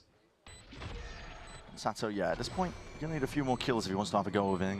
At least with that showstopper. At this point, hasn't played into his hands yet. Now still. You can go for it. Hold on. ISO'd the fights out. Aye, Cryo just takes the timing. Unfortunate for Sato hopping up onto the box, but a lot of damage done. Still, only 2 players surviving. 100 Thieves are going to be coming back into this one, having to choose between whether they want light armor or full rifles, full utility. And the showstopper is still going to be a bit of a danger, but this easily could have snowballed away from them. And so, you know, credit to 100 Thieves for managing quite a difficult spot there and doing it well. Let's make them dance. 100 Thieves gearing up over towards C. Little Vice flash. This acknowledgement. No one's really playing this one. Prowler on top of it. Cryo is hard committed. Has to get out. Well, that just snaps to the head of Okeanos. Okay. Gate crash to safety.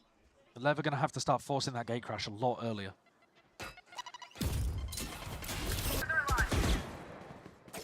Try and clear up most of this one. What is that peak?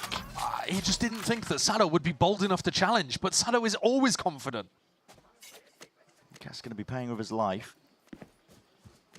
A bit of uncertainty, to be honest, looking in the movement of the 100 Thieves players, but now looking to put some pressure over towards A. Now the spike still sitting over towards C. 100 Thieves looking to try and see if they can do this. One showstopper unleashed out the back pocket. Oh! Sato!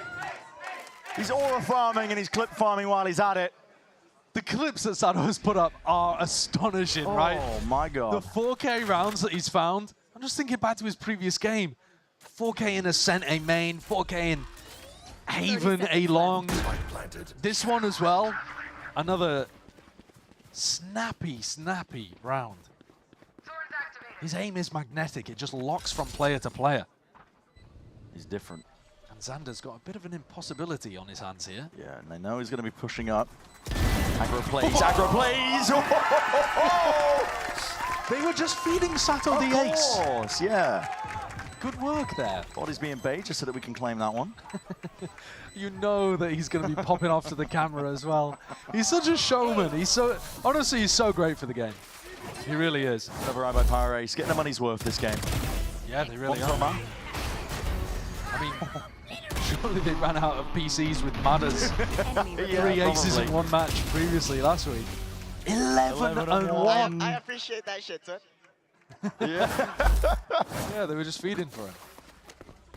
3-1 now. Big lead here by Leviathan. And Sato, more than a spearhead. I mean, it's like a heat-seeking missile. Yeah, I mean, he's deadlifting the team at the moment, isn't he? But don't think that just because this round 100 Thieves have light weaponry that there isn't any danger. If 100 Thieves get a pick or get onto a site, Asna's ultimate could end up being really big. And they do have a bit of a weak A site here to try to punish. 100 Thieves haven't had to use any util to take most of the space again. The contact calls. Yeah, I'm not huge on the idea that you're just going to give 100 Thieves a rubble every time. Cover going out. Maybe choosing not to clash with it this time around because of Asana's ult, but... Yeah, and that's fine. Yeah, saved most of it, and now look at him.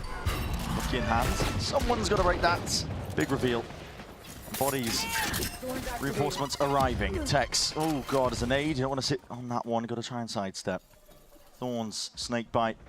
Being dished out. A quick pause is going to be called for, but okay. Asana's doing backflips. Ult will be to no avail. And EU and Kess will have to pick up the pieces. And around like this, not too much available. 4-1. LEV getting a lot of value early here, but a lot of it coming from Sato, let's be honest. And now 100 Thieves are going to start to get ults online. So this is a round where 100 Thieves should be able to pick an ult round strat out of the strat book and get one on the board. Yeah. The challenge in this round, 100 Thieves are actually taking an attack timeout here, so we've got a bit of time to discuss. But this is a weird one, picking this time to talk to the coaches. The outlaw purchase! The outlaw purchase! The reason I'm saying it's a bit of a weird timing to talk to the coaches is it actually allows Leviathan to have a discussion with Desmo and talk about how they're going to run an anti-ult setup, which they've been pretty good at so far. I mean, you know that Cryo's going to be leading with a dimensional drift. You know that then they've got tools to be able to take site completely. It's tough to deal with because Cryo's going to tell them if you're on site, and then you're going to get hit with a Vice ult or a Raze ult. But if you play off site, if you just play for the retake, they're never going to use the Raze or the Vice ultimate. So you've got to really walk a thin line there in terms of the pressure that you're putting on the site while still being able to retreat.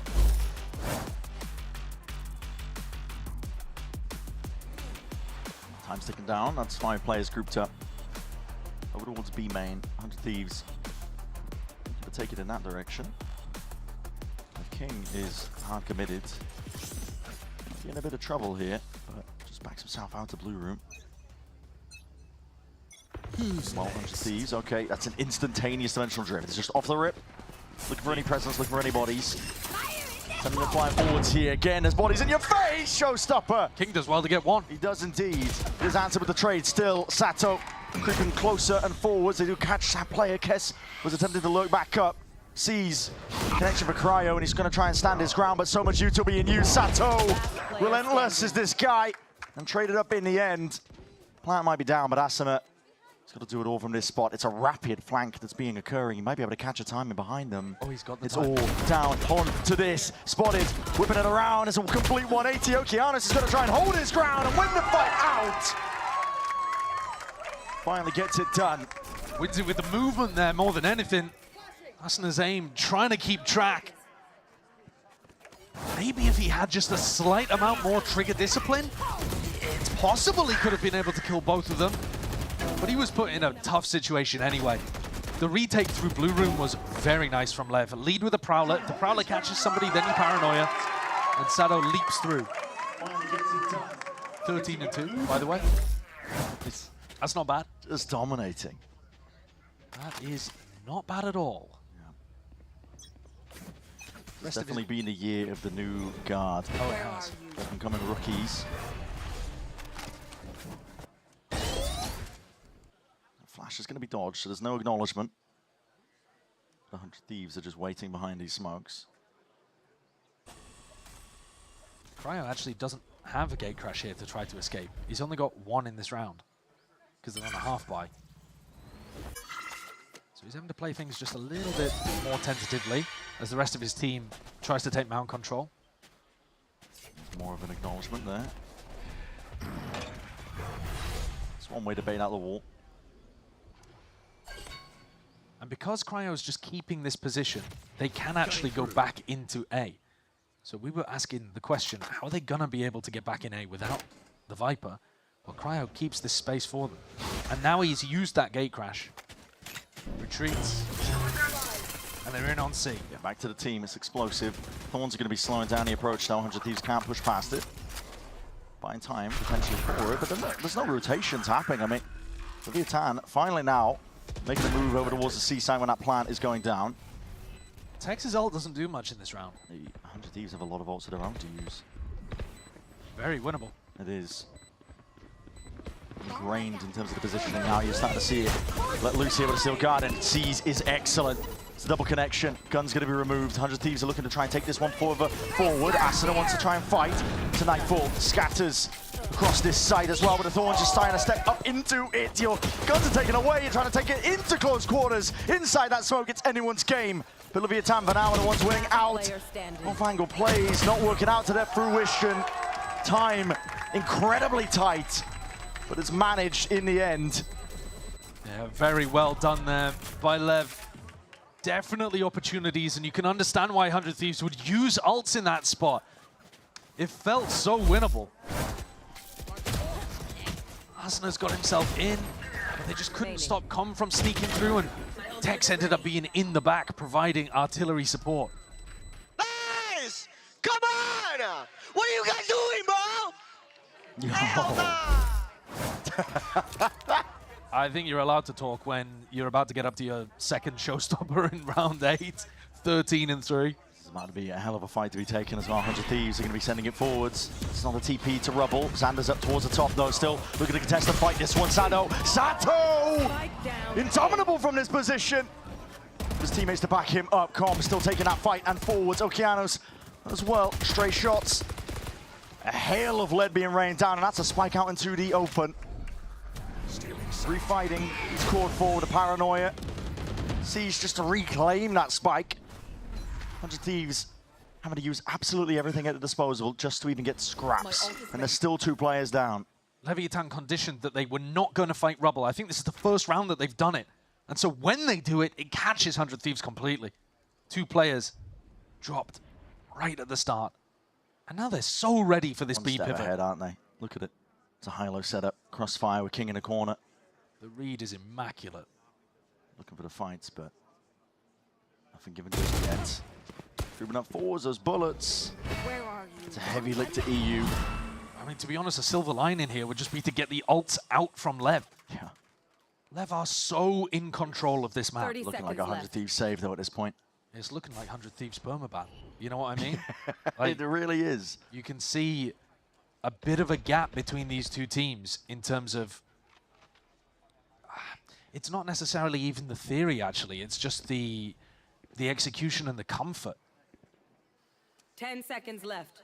And the time, yeah, it's just going to be going all the way down here. 100 Thieves trying to keep those guns into the next. But you're right, Josh, it's just 100 Thieves looking very much uncomfortable. The desk was highlighting it too. It's a map that used to be a permaban. 100 Thieves opting into it. Which means that they must have had some good scrim results and stuff as well, running double duelist on this map. But, you know, last week, something that was worrying to me was that when they were opting into rubble fights, they were never winning them. On the defense side, they were kind of getting stuck in 3v3 scenarios where they trade pretty evenly. And here again, a rubble fight. Let's make I mean, not this round, sorry, but the previous one. A rubble fight that did not go their way. And these ults, they are massive. So difficult to get through. LEV have had them up for plenty of these important rifle rounds. Asuna tries to get a bit closer to his own, see if he can equalize things. A lot of presence up towards C-Mound. Asuna needs a kill. Get that ult online. The way that Xander was baiting out this wall, Texas just put it slightly further back into the site. It'll allow you to lurk up past it, up through waterfall, but as long as you're aware of the gap. Don't think he got it. No. He went for the same play again. Yeah, just into the choke, and is the A-Rubble re-clear? Prowler gets the catch. How do you clear Okeanos? Peeks around the corner, Kess isn't sharp enough. This is where the Viper Wall is so good. You put that Viper Wall up on the attack side, you can face it with multiple players. What the hell is this? Xander's hard committed. Flip the switch, trying to take this fight towards it, but that's a paranoia that connects. Blind as anything. Wall goes back up as well. Body's going to be flying forwards towards it. That is disgusting work from Com. Holds the ground down. Lets his team, buys time for them to get back into the action and the fray. Asuna and EU staring down a barrel of defeat. They've got to try and do it themselves. Side by side with 20 seconds left. But the chances, LEV are still giving them at least a chance here or there, showstopper. To let loose off to the side with only 12 seconds remaining. And Asuna wants some more. Plugs out of the picture. Alongside EU, it's 8-1 now for Leviathan. They are in complete control. Com is looking sharp today as well. I know that we're just looking at the scoreboard and he's towards the bottom, but the shots that he's hitting, I mean, he's snapping from player to player. When he's required to make a play, this one's a good one. Again, value from the Viper Wall. I mean, I feel like a broken record talking about it, but it's such a big difference between these two teams' compositions. Sorry. Small apology to the team there for doing that on live comms. And the second timeout being used within 9 rounds for 100 Thieves. Yeah. They've got to get a comeback going in this half, even if they're super confident on the defense side, even if it's like Haven. Haven was at least a 9-3. Yeah. That would mean that they have to win almost every round from here on out. They drag it back, but... And their eco's shot. So this isn't really the round to do it. They're looking towards round 11, round 12. It's tough. Oh, LEV have just been dominant here. No, they've been in control in every aspect of the game. The shooting, map control, they just understand how to play the map. I mean, at this point, I'd be surprised if you didn't, because it's been out for a while. Sure. Same with the comps that they're playing. But it's, yeah, it's a struggle, an uphill struggle for 100 Thieves. Just a reminder, this is amazing for LEV. If they win this, Yeah. they're second in their group. They lock into playoffs. They've taken destiny into their own hands. But also for 100 Thieves, losing this means losing an opportunity to get first seed and getting closer to those champs points in 4th, 3rd in the playoffs that could make the difference of you going to champs or not. And that is how important this game could be. It could honestly make the difference of whether or not 100 Thieves make it to champs. We don't know anything for sure right now, but it would be massively helpful if they could make the comeback. One round at a time. That's what they're going to be telling themselves. Vietana always proactive around the map. They're doing a triple push. Outside, you can see it into B main. Yeah, it's a nice read. Because again, 100 Thieves were going for a contact pushes through Rubble a lot last week. All the way around here. Diamond's missed. Kess was holding it, but now Util into his hands. The time to strike is nigh. It's Cryo with a bullet to the back of the dome. Paranoia is good, but shots not quite there. And Xander's been isolated, split up from the rest of his team now. Supposed to try and split up most of this site here. There's 100 Thieves under an immense amount of pressure being squeezed from the side. Asuna does collect his shots. Composure's there at least. And Satchel into the back though. Tex just dismisses them. Sends Asuna packing. I think he thought that Okeanos was the only player on site there. Xander and EU have got a task of this one. 2v3, but the spike is just dropped into enemy territory. Shadows traveling. There's a 2v2 isolated onto the site with Tex. Holding this one, off-angle play. What a shot. Xander lights out from him. So winnable. Time of the essence, though. Plan has to be stuck and committed here, but the seize is there. Xander can't escape it. Can't disjoint it. Not with a TP, but has left it down to that 1v1. King claims another. King's great to win the 1v1, but what is that value again from Com? Yeah. To be able to land the seize and get that kill on a player that was through the box. That's really important. X2 with a bit of a freebie there. But this one, EU just could not punish him in time. And EU was left on the wrong side of a smoke, and you can see they can feel this game. It has slipped away from them. They need both of these rounds to have any chance. The ults aren't on their side. They haven't been all game. No. Cutting through. Big time can feel it. The energy in the air now. Bit of a season and aid. Okeanos being set up. All the bodies make moves. Spam straight shots. Okay, you. Just snaps to Tex. Punishes him for the hubris. It's the first kill that goes their way. Gonna be glad for it, but they still have a pit to contest with. Portal closed. Removes the available avenues that you could go down here. Okeanos is aggro as anything. Not on top of Rubble here. Smoke. So pushed up. At the perfect time. Oh my god, he's making all sorts of noise here. There could be that punish, and there it is. Needs some chance, needs some help here. The Haunt doesn't spot, has the TPs to disengage, so he will concede and give up that space. And the Thieves allowed to re-clear Rubble without too much problem. But this is going to be a split through into B. And Sado, he has been a warrior today. And now, looking for a chance to disrupt the play! Single-handedly. Pressure coming from every single side, yet still disengages. Back to a bit of safety. Leaves 100 Thieves. Just 3 players remaining. The nade rebounds and is picture perfect nice. at that. Cares barely alive. 6 HP to his name. A great discipline from Sado here, not over-facing. No need to greed. Stray shots sent flying, but you're right. The discipline's there. Doesn't overplay it, doesn't overstep, waits for his team to get into position. Shots are rattled. One to the dome indeed, but 100 Thieves are finally finding that light at the end of the tunnel. Com, he's been fantastic. Damaged under Xander, but it's a 1v2 for him with 5 bullets left. Just an impossibility. He'd have to do it in a miraculous fashion. And Cryo ensures it's not going to happen. 2 rounds, 1 left to play for in this half here for 100 Thieves. And my God, do they need it. I thought Sado had won this round for them. The Prowler kind of blocked a couple of bullets, and the rest of 100 Thieves hit some nice shots. He's holding good crossfires to be able to win out this post plant. And to be honest, any other team, any other game, we'd kind of be writing the 100 Thieves off at this point. You wouldn't be having this level of tension towards the end of the first half. But the fact that they already came back from 9-3 on Haven is still keeping me pretty invested in this final round of their attack. Because if they get 3, I think LEV have still got a task closing. Make a massive difference, Cryo. It's an ult earned up. Dimensional Drift is going to be carving up and cutting up most of this site. The Thorns get deaded a little bit prior. It's all just to try and slow down his approach as well, but that shield wall is going to be going straight up on Deed. But Aston is isolated. He's out into the open. Just in transit, trying to make his way back to the site to try and help out the rest of the team. Nightfall now scatters into the back. Leviathan going to get those sound cues, cut themselves away. But still holding strong with a player advantage. Cryo, an attempt at a chance. He's just trying to spot some heads and take a clean fight. but nothing's being offered up. Spike is stuck in tree. Still not planted. 100 Thieves desperate for it. A chance to try and take an easy fight, but again, it's just being picked apart at the seams. And the round is just unraveling. EU will do all he can, but from this spot, so damn unlikely.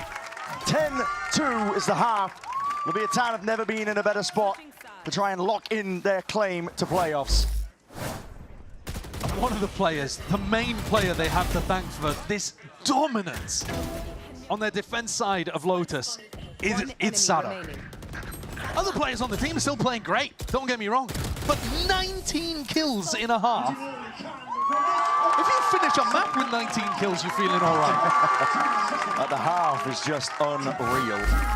The form that he's in, and they're looking to take it that much further as well, all the way, if they can. 10-2. Not much of a buffer for 100 Thieves, but listen, we've seen them come back before. We'll see if they can do it on the half.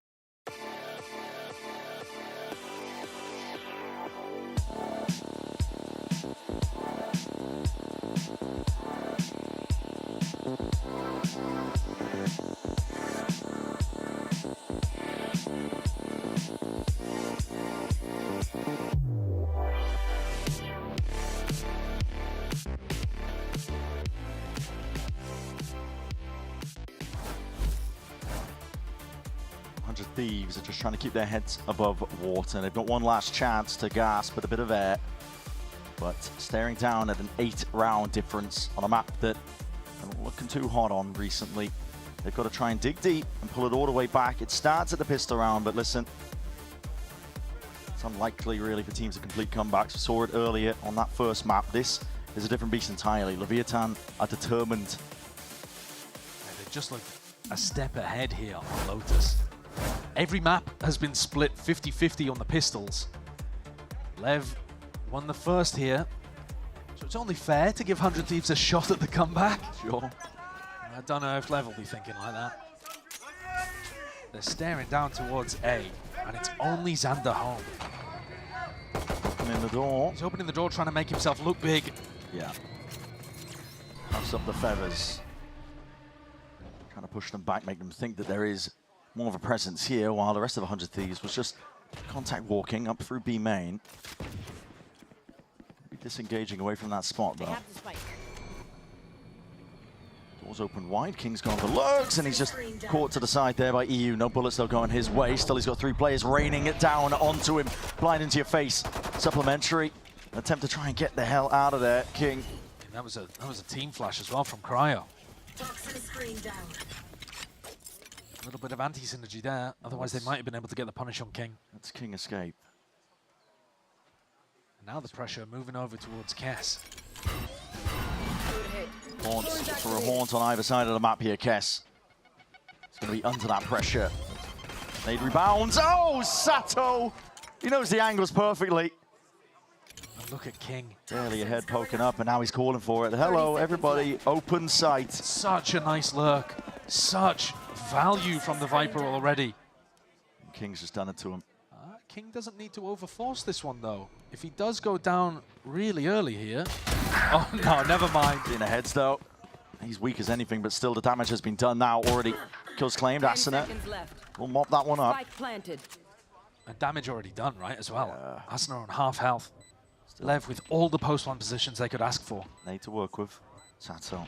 Slide off angle up through heaven is going to be spotted out here. White face, white swing. Shots are going wide indeed, but Comma's there. Able to help out at least with the trade and immediately backs himself up to a more passive position. To 2v3 in a must-win pistol round for 100 Thieves. And Asuna, deadly duo and dynamic in motion. Asuna trying to make a good go, a decent chance, an attempt at best, but maybe can take it over the line. Time's starting to tick away from him though. And with that, the hourglass just running dry as anything.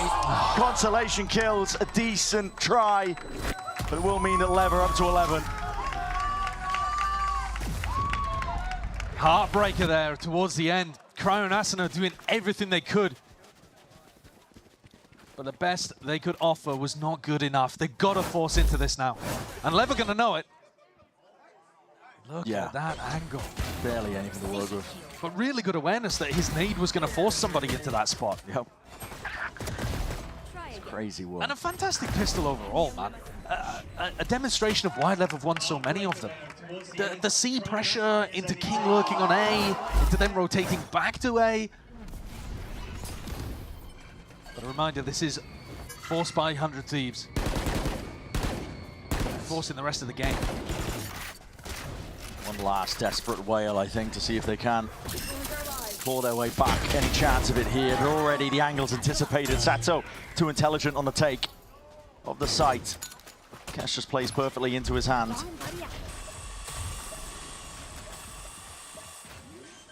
He's got a 1.5 kill per round. That's ridiculous. That is monstrous. He's not over-aggressing. It's going to be the first line of defense, the rest of his team to play off of him. Holding it down. Paranoia sweeping forwards along with that horn, clears out Waterfall. Pushes it back, nade at the feet. Sato aware of the timing. Knows what 100 Thieves might be going for here. They're conceding a lot of that space up still with that C's in the corner. Paranoia sweeping still. Bodies are falling and toppling. Leviathan on top. 12-2. Not an inch, not a crumb. No opportunities given. 10-round difference. They are locking 100 Thieves out utterly.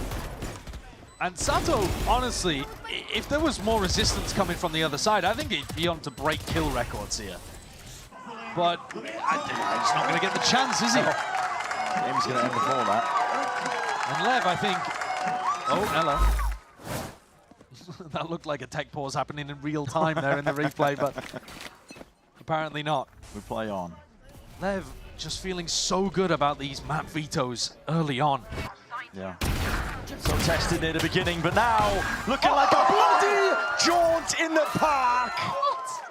Sailing their way into the sunset and locking up a position in playoffs. A triple headshot with a classic. At this point, just Xander and Kess. You can do anything about it, but quickly being swarmed, quickly overwhelmed. Xander, last-ditch attempt. The blind is good, but the bullet's a little bit better on the opposite side of things, and Sato is not done yet. Showstopper there, running and gunning, set him up for the win, and that's a slam dunk finish. Leviathan lay claim and lock up that spot in the playoffs in an absolute dominant fashion. Couldn't ask for a better finish to the stage for them.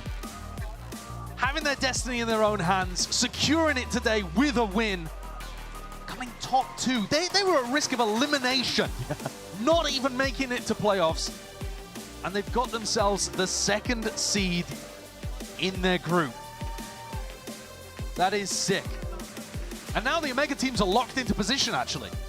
Yeah. Everyone knows what position, what seed they are in the playoffs here for the Omega group. A group that has been up and down all over the place.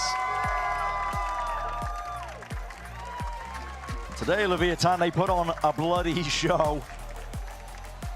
They showcased, I think, there's some grit with this team, and they've been improving week on week. Melding together. The vibes are all good. Like you said, Josh, they were at risk of being eliminated, and not even making playoffs, I should say. Better way to phrase it. Destiny would not have been in their hands. They would have been looking on with dismay at that last match of week 5, but now set in stone. And that also, for any Loud fans out there, has eliminated Loud from playoff contention. So they've been looking at this game, hoping that they could have had an opportunity to beat MLBR at the end of the stage and have that chance, like LEV did it right here, to pull things into their own hands. But as I said, the Omega group now locked up. And LEV showcased a real gap here on Lotus. Yeah. like I said, that if you ban bind against 100 Thieves, they haven't won a series where they've not won on bind. Right. 50%, well, coming into this match, 50% of their map wins this stage were on bind. And I think, let it through. Yeah, they had a chance maybe to even 2-0, if we're being fair to 100 Thieves, but the resilience from LEV, along with outstandingly good form there in the final map, pushes things over the line in their favor. And I'm glad that we're going to see this team with a shot in playoffs. Absolutely. Because they are fun to watch. Yeah, it would have been a massive shame, I think, if they ended up getting eliminated. But then again, Omega, very competitive, hyper-competitive between every single team. So, every team looking yeah, good. It's kind of astounding that MIBR are just sitting at the bottom as well when they've had their upswing in form. Meanwhile, in Group Alpha, might have a 1-14 qualifying. That's the way it plays out. That's the way it plays out. Listen, not critiquing, not critiquing. We're going to send it down to the stage. Zoe is standing by for that Verizon post-match interview. Take it away. I am indeed. Thank you so much. I have Tex joining me here for a quick chat. Now you and the team locked the playoff spot. You are in the second seed. That's a huge weight off of your shoulders. How do you feel? What's going through your head?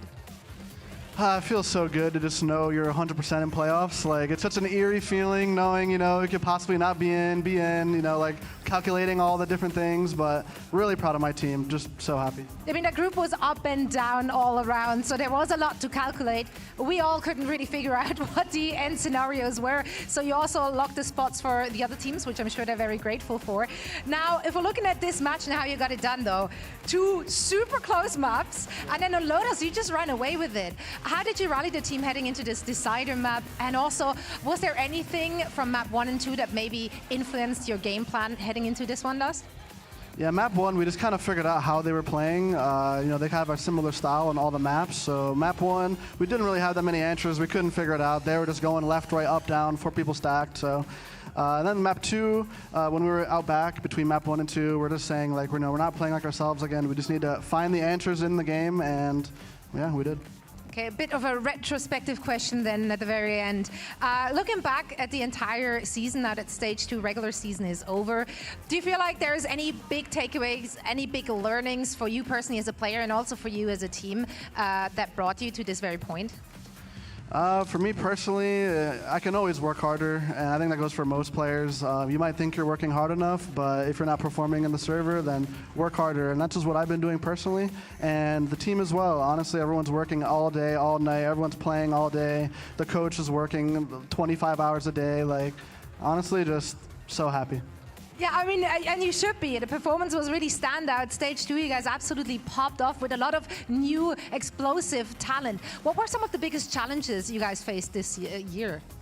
Honestly, it was just mentality. I wouldn't say like it was inexperience, but in a way it is inexperience. From the first match to now, the rookies are full fired up. Like, they don't even feel like rookies, They're giving motivational speeches in the back, telling us to focus in the game, and it's just all falling into place.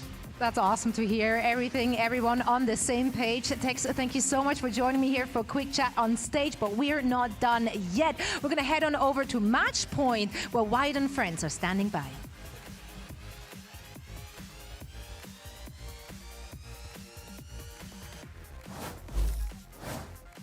Thank you so much, Zoe. Hello, everyone, and welcome to the Match Point post show. I'm here with King and Calm, who are obviously feeling good, and you said feeling a little bit tired after that series, but happy to be in playoffs. So what's the vibe right now? What was the vibe coming into the game today, and were you, a little bit of nerves, or what was the situation?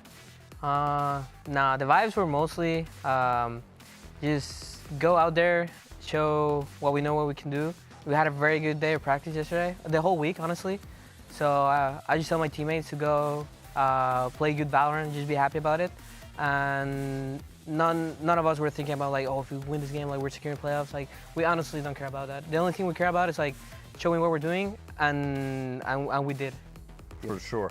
Also, I just wanted to ask, because before we got on, we were talking a bit about the coaching, and you guys are telling me what Desmo was like, which is pretty funny to hear. If you just want to kind of go over that conference, what the situation is like with the new staff. I mean, both Desmo and Mikol, which is our new assistant coach, are basically just after practice, they're just sitting there for like 5 to 10 hours just talking about like Valorant and stuff and what they can do. Honestly, I'm really appreciative that they're like that because I think it affects everyone like around us as well, to where everyone wants to work just as hard as they work hard. So then it just becomes like an infectious thing throughout the whole team where everyone just wants to like just top each other, like it's a competitive nature, you know? That's awesome.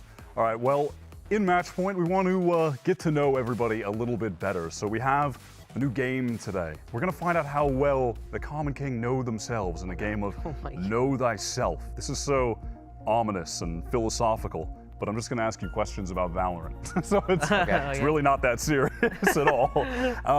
So we're gonna go down the list here. I do have 6 questions that are about one of you, and you can both speculate as to what the answer is. Now, the first one, it is about you, Calm. Okay. How many clutches did you get at Champions 2023, and what was your rank in terms of most clutches at the event?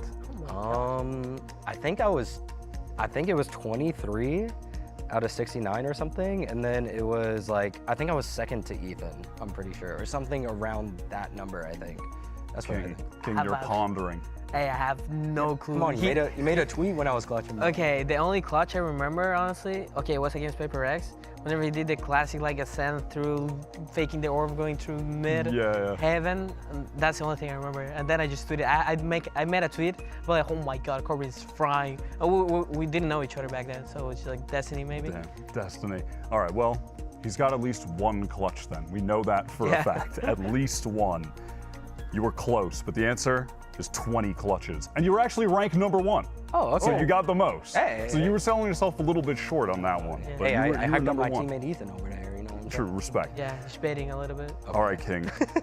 What rank are you for all-time assists in VCT Americas? All time. Honestly, let's just take a wild shot. Because I have no clue. Because I'm playing smokes a lot, so that's like the easy Farm-free assists. Yes, like literally you're doing nothing, you just smoke, 3 kills, hey, got 3 assists. I will say maybe around top 10, so I'll go with top 9 maybe. So 9th? 9th, yeah. I'll go with, do you have a theory? I think you're selling yourself short. If they're asking this question in my brain, like, holy Einstein brain, you're #1. No, because I remember they show like the all-time assists in Americas, and I was not even top 5. Oh wow. So what if they're just roasting you right now? Probably. They're like, top 9? Good luck. Well, let's find out. All-time assists in VCT Americas King, you are 3rd. Damn. 3rd, and actually, you were in 4th, and the producers had me update the little card to 3rd after the game today. Yeah, just walling so I up, don't know who you smoking. passed, but you own somebody. Let's fucking go. So now you're in 3rd. Okay. It's good to know. Calm, we're going back to you. Okay. In matches, not including roles you perhaps have not ever played, but what is your least played role? It has to be duelist. I'm trying to think. Because you played Senti, you played a lot of Controller Viper, you played a Senti, it has to be duelist. There's no other one other than duelist because Controller counts as Viper. Yes. And then like Senti I played a lot in a crew like. And also you played with us on Sunset, like last year. Oh yeah, I played Cypher back then. Yeah, it has to be duelist. It has to be duelist. And you're correct. It is duelist. Only 12 times. We did the same thing. Only 12 times. That's right. Okay. Okay, we're going back to you for the final question. How many agents have you played in your pro career? Oh my God. How many agents are in Valorant? A lot. I played. I have no idea. Omen, Race, Brim. Kind of count them all? No, I have to. I also played duelist. Yeah, you played duelist. I played Whaley, Yoru. I might have to play. You played Vise now. Vise. I don't remember if I count Viper. I'm gonna go with like 20. No, hell no, impossible. 21? No, Are we locking that in? No. I'm locking that in for myself. I'm locking 10. 10? Yes. You're both incorrect. It's right in the middle. It's 15 different agents in his pro career. It's because you played like KO and Breach. Yeah, I count. Oh, I didn't count Breach. Yeah, exactly. But I didn't play Breach in Americas, I think. You played it at Lock-In. That's not Americas. That's when the. No, I know, but that's not Americas. You know what I'm saying? That's not Americas, though. This is the Titanic stand. All right, we're going to take a look at the standings and see what's up for the rest of this weekend. Well, obviously the Omega group looking pretty good. That's you guys, and you're highlighted in green. And that means you're going to the playoffs. Woohoo. So that's pretty sick. And everything has been figured out in that group in terms of who's actually going to be there, but still the order of things, a little bit chaotic. We'll find out what's going to go on there. But in the Alpha group, oh, is the order locked? Never mind. Production is telling me that the order is locked. Love to see that. So there's no chaos. Your group was crazy. It was. That must have been stressful the last few weeks, not going to lie. Honestly, we started very like cold in a way. Like we had a lot of pressure, like because we were doing very good. So everyone wanted to perform and show that in the server.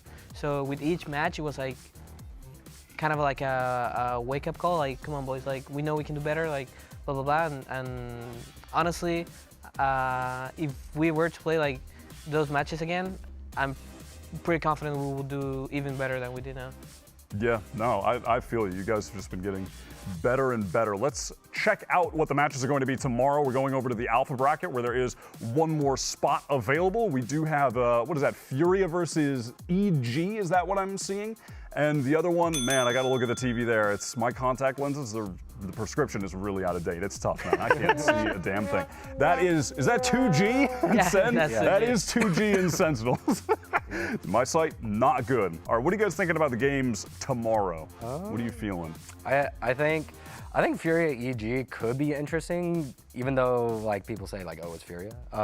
It's like EG hasn't been playing particularly like super well lately, so it could be a close matchup, but I still believe that EG will take that. And then 2G Sen, I mean, Sen is on a heater right now, so we'll see how that goes. Yeah, they're looking pretty insane. You kind of feeling the same way? I'll just go EG Sen. Just simple Just answer. easy, EG Sen.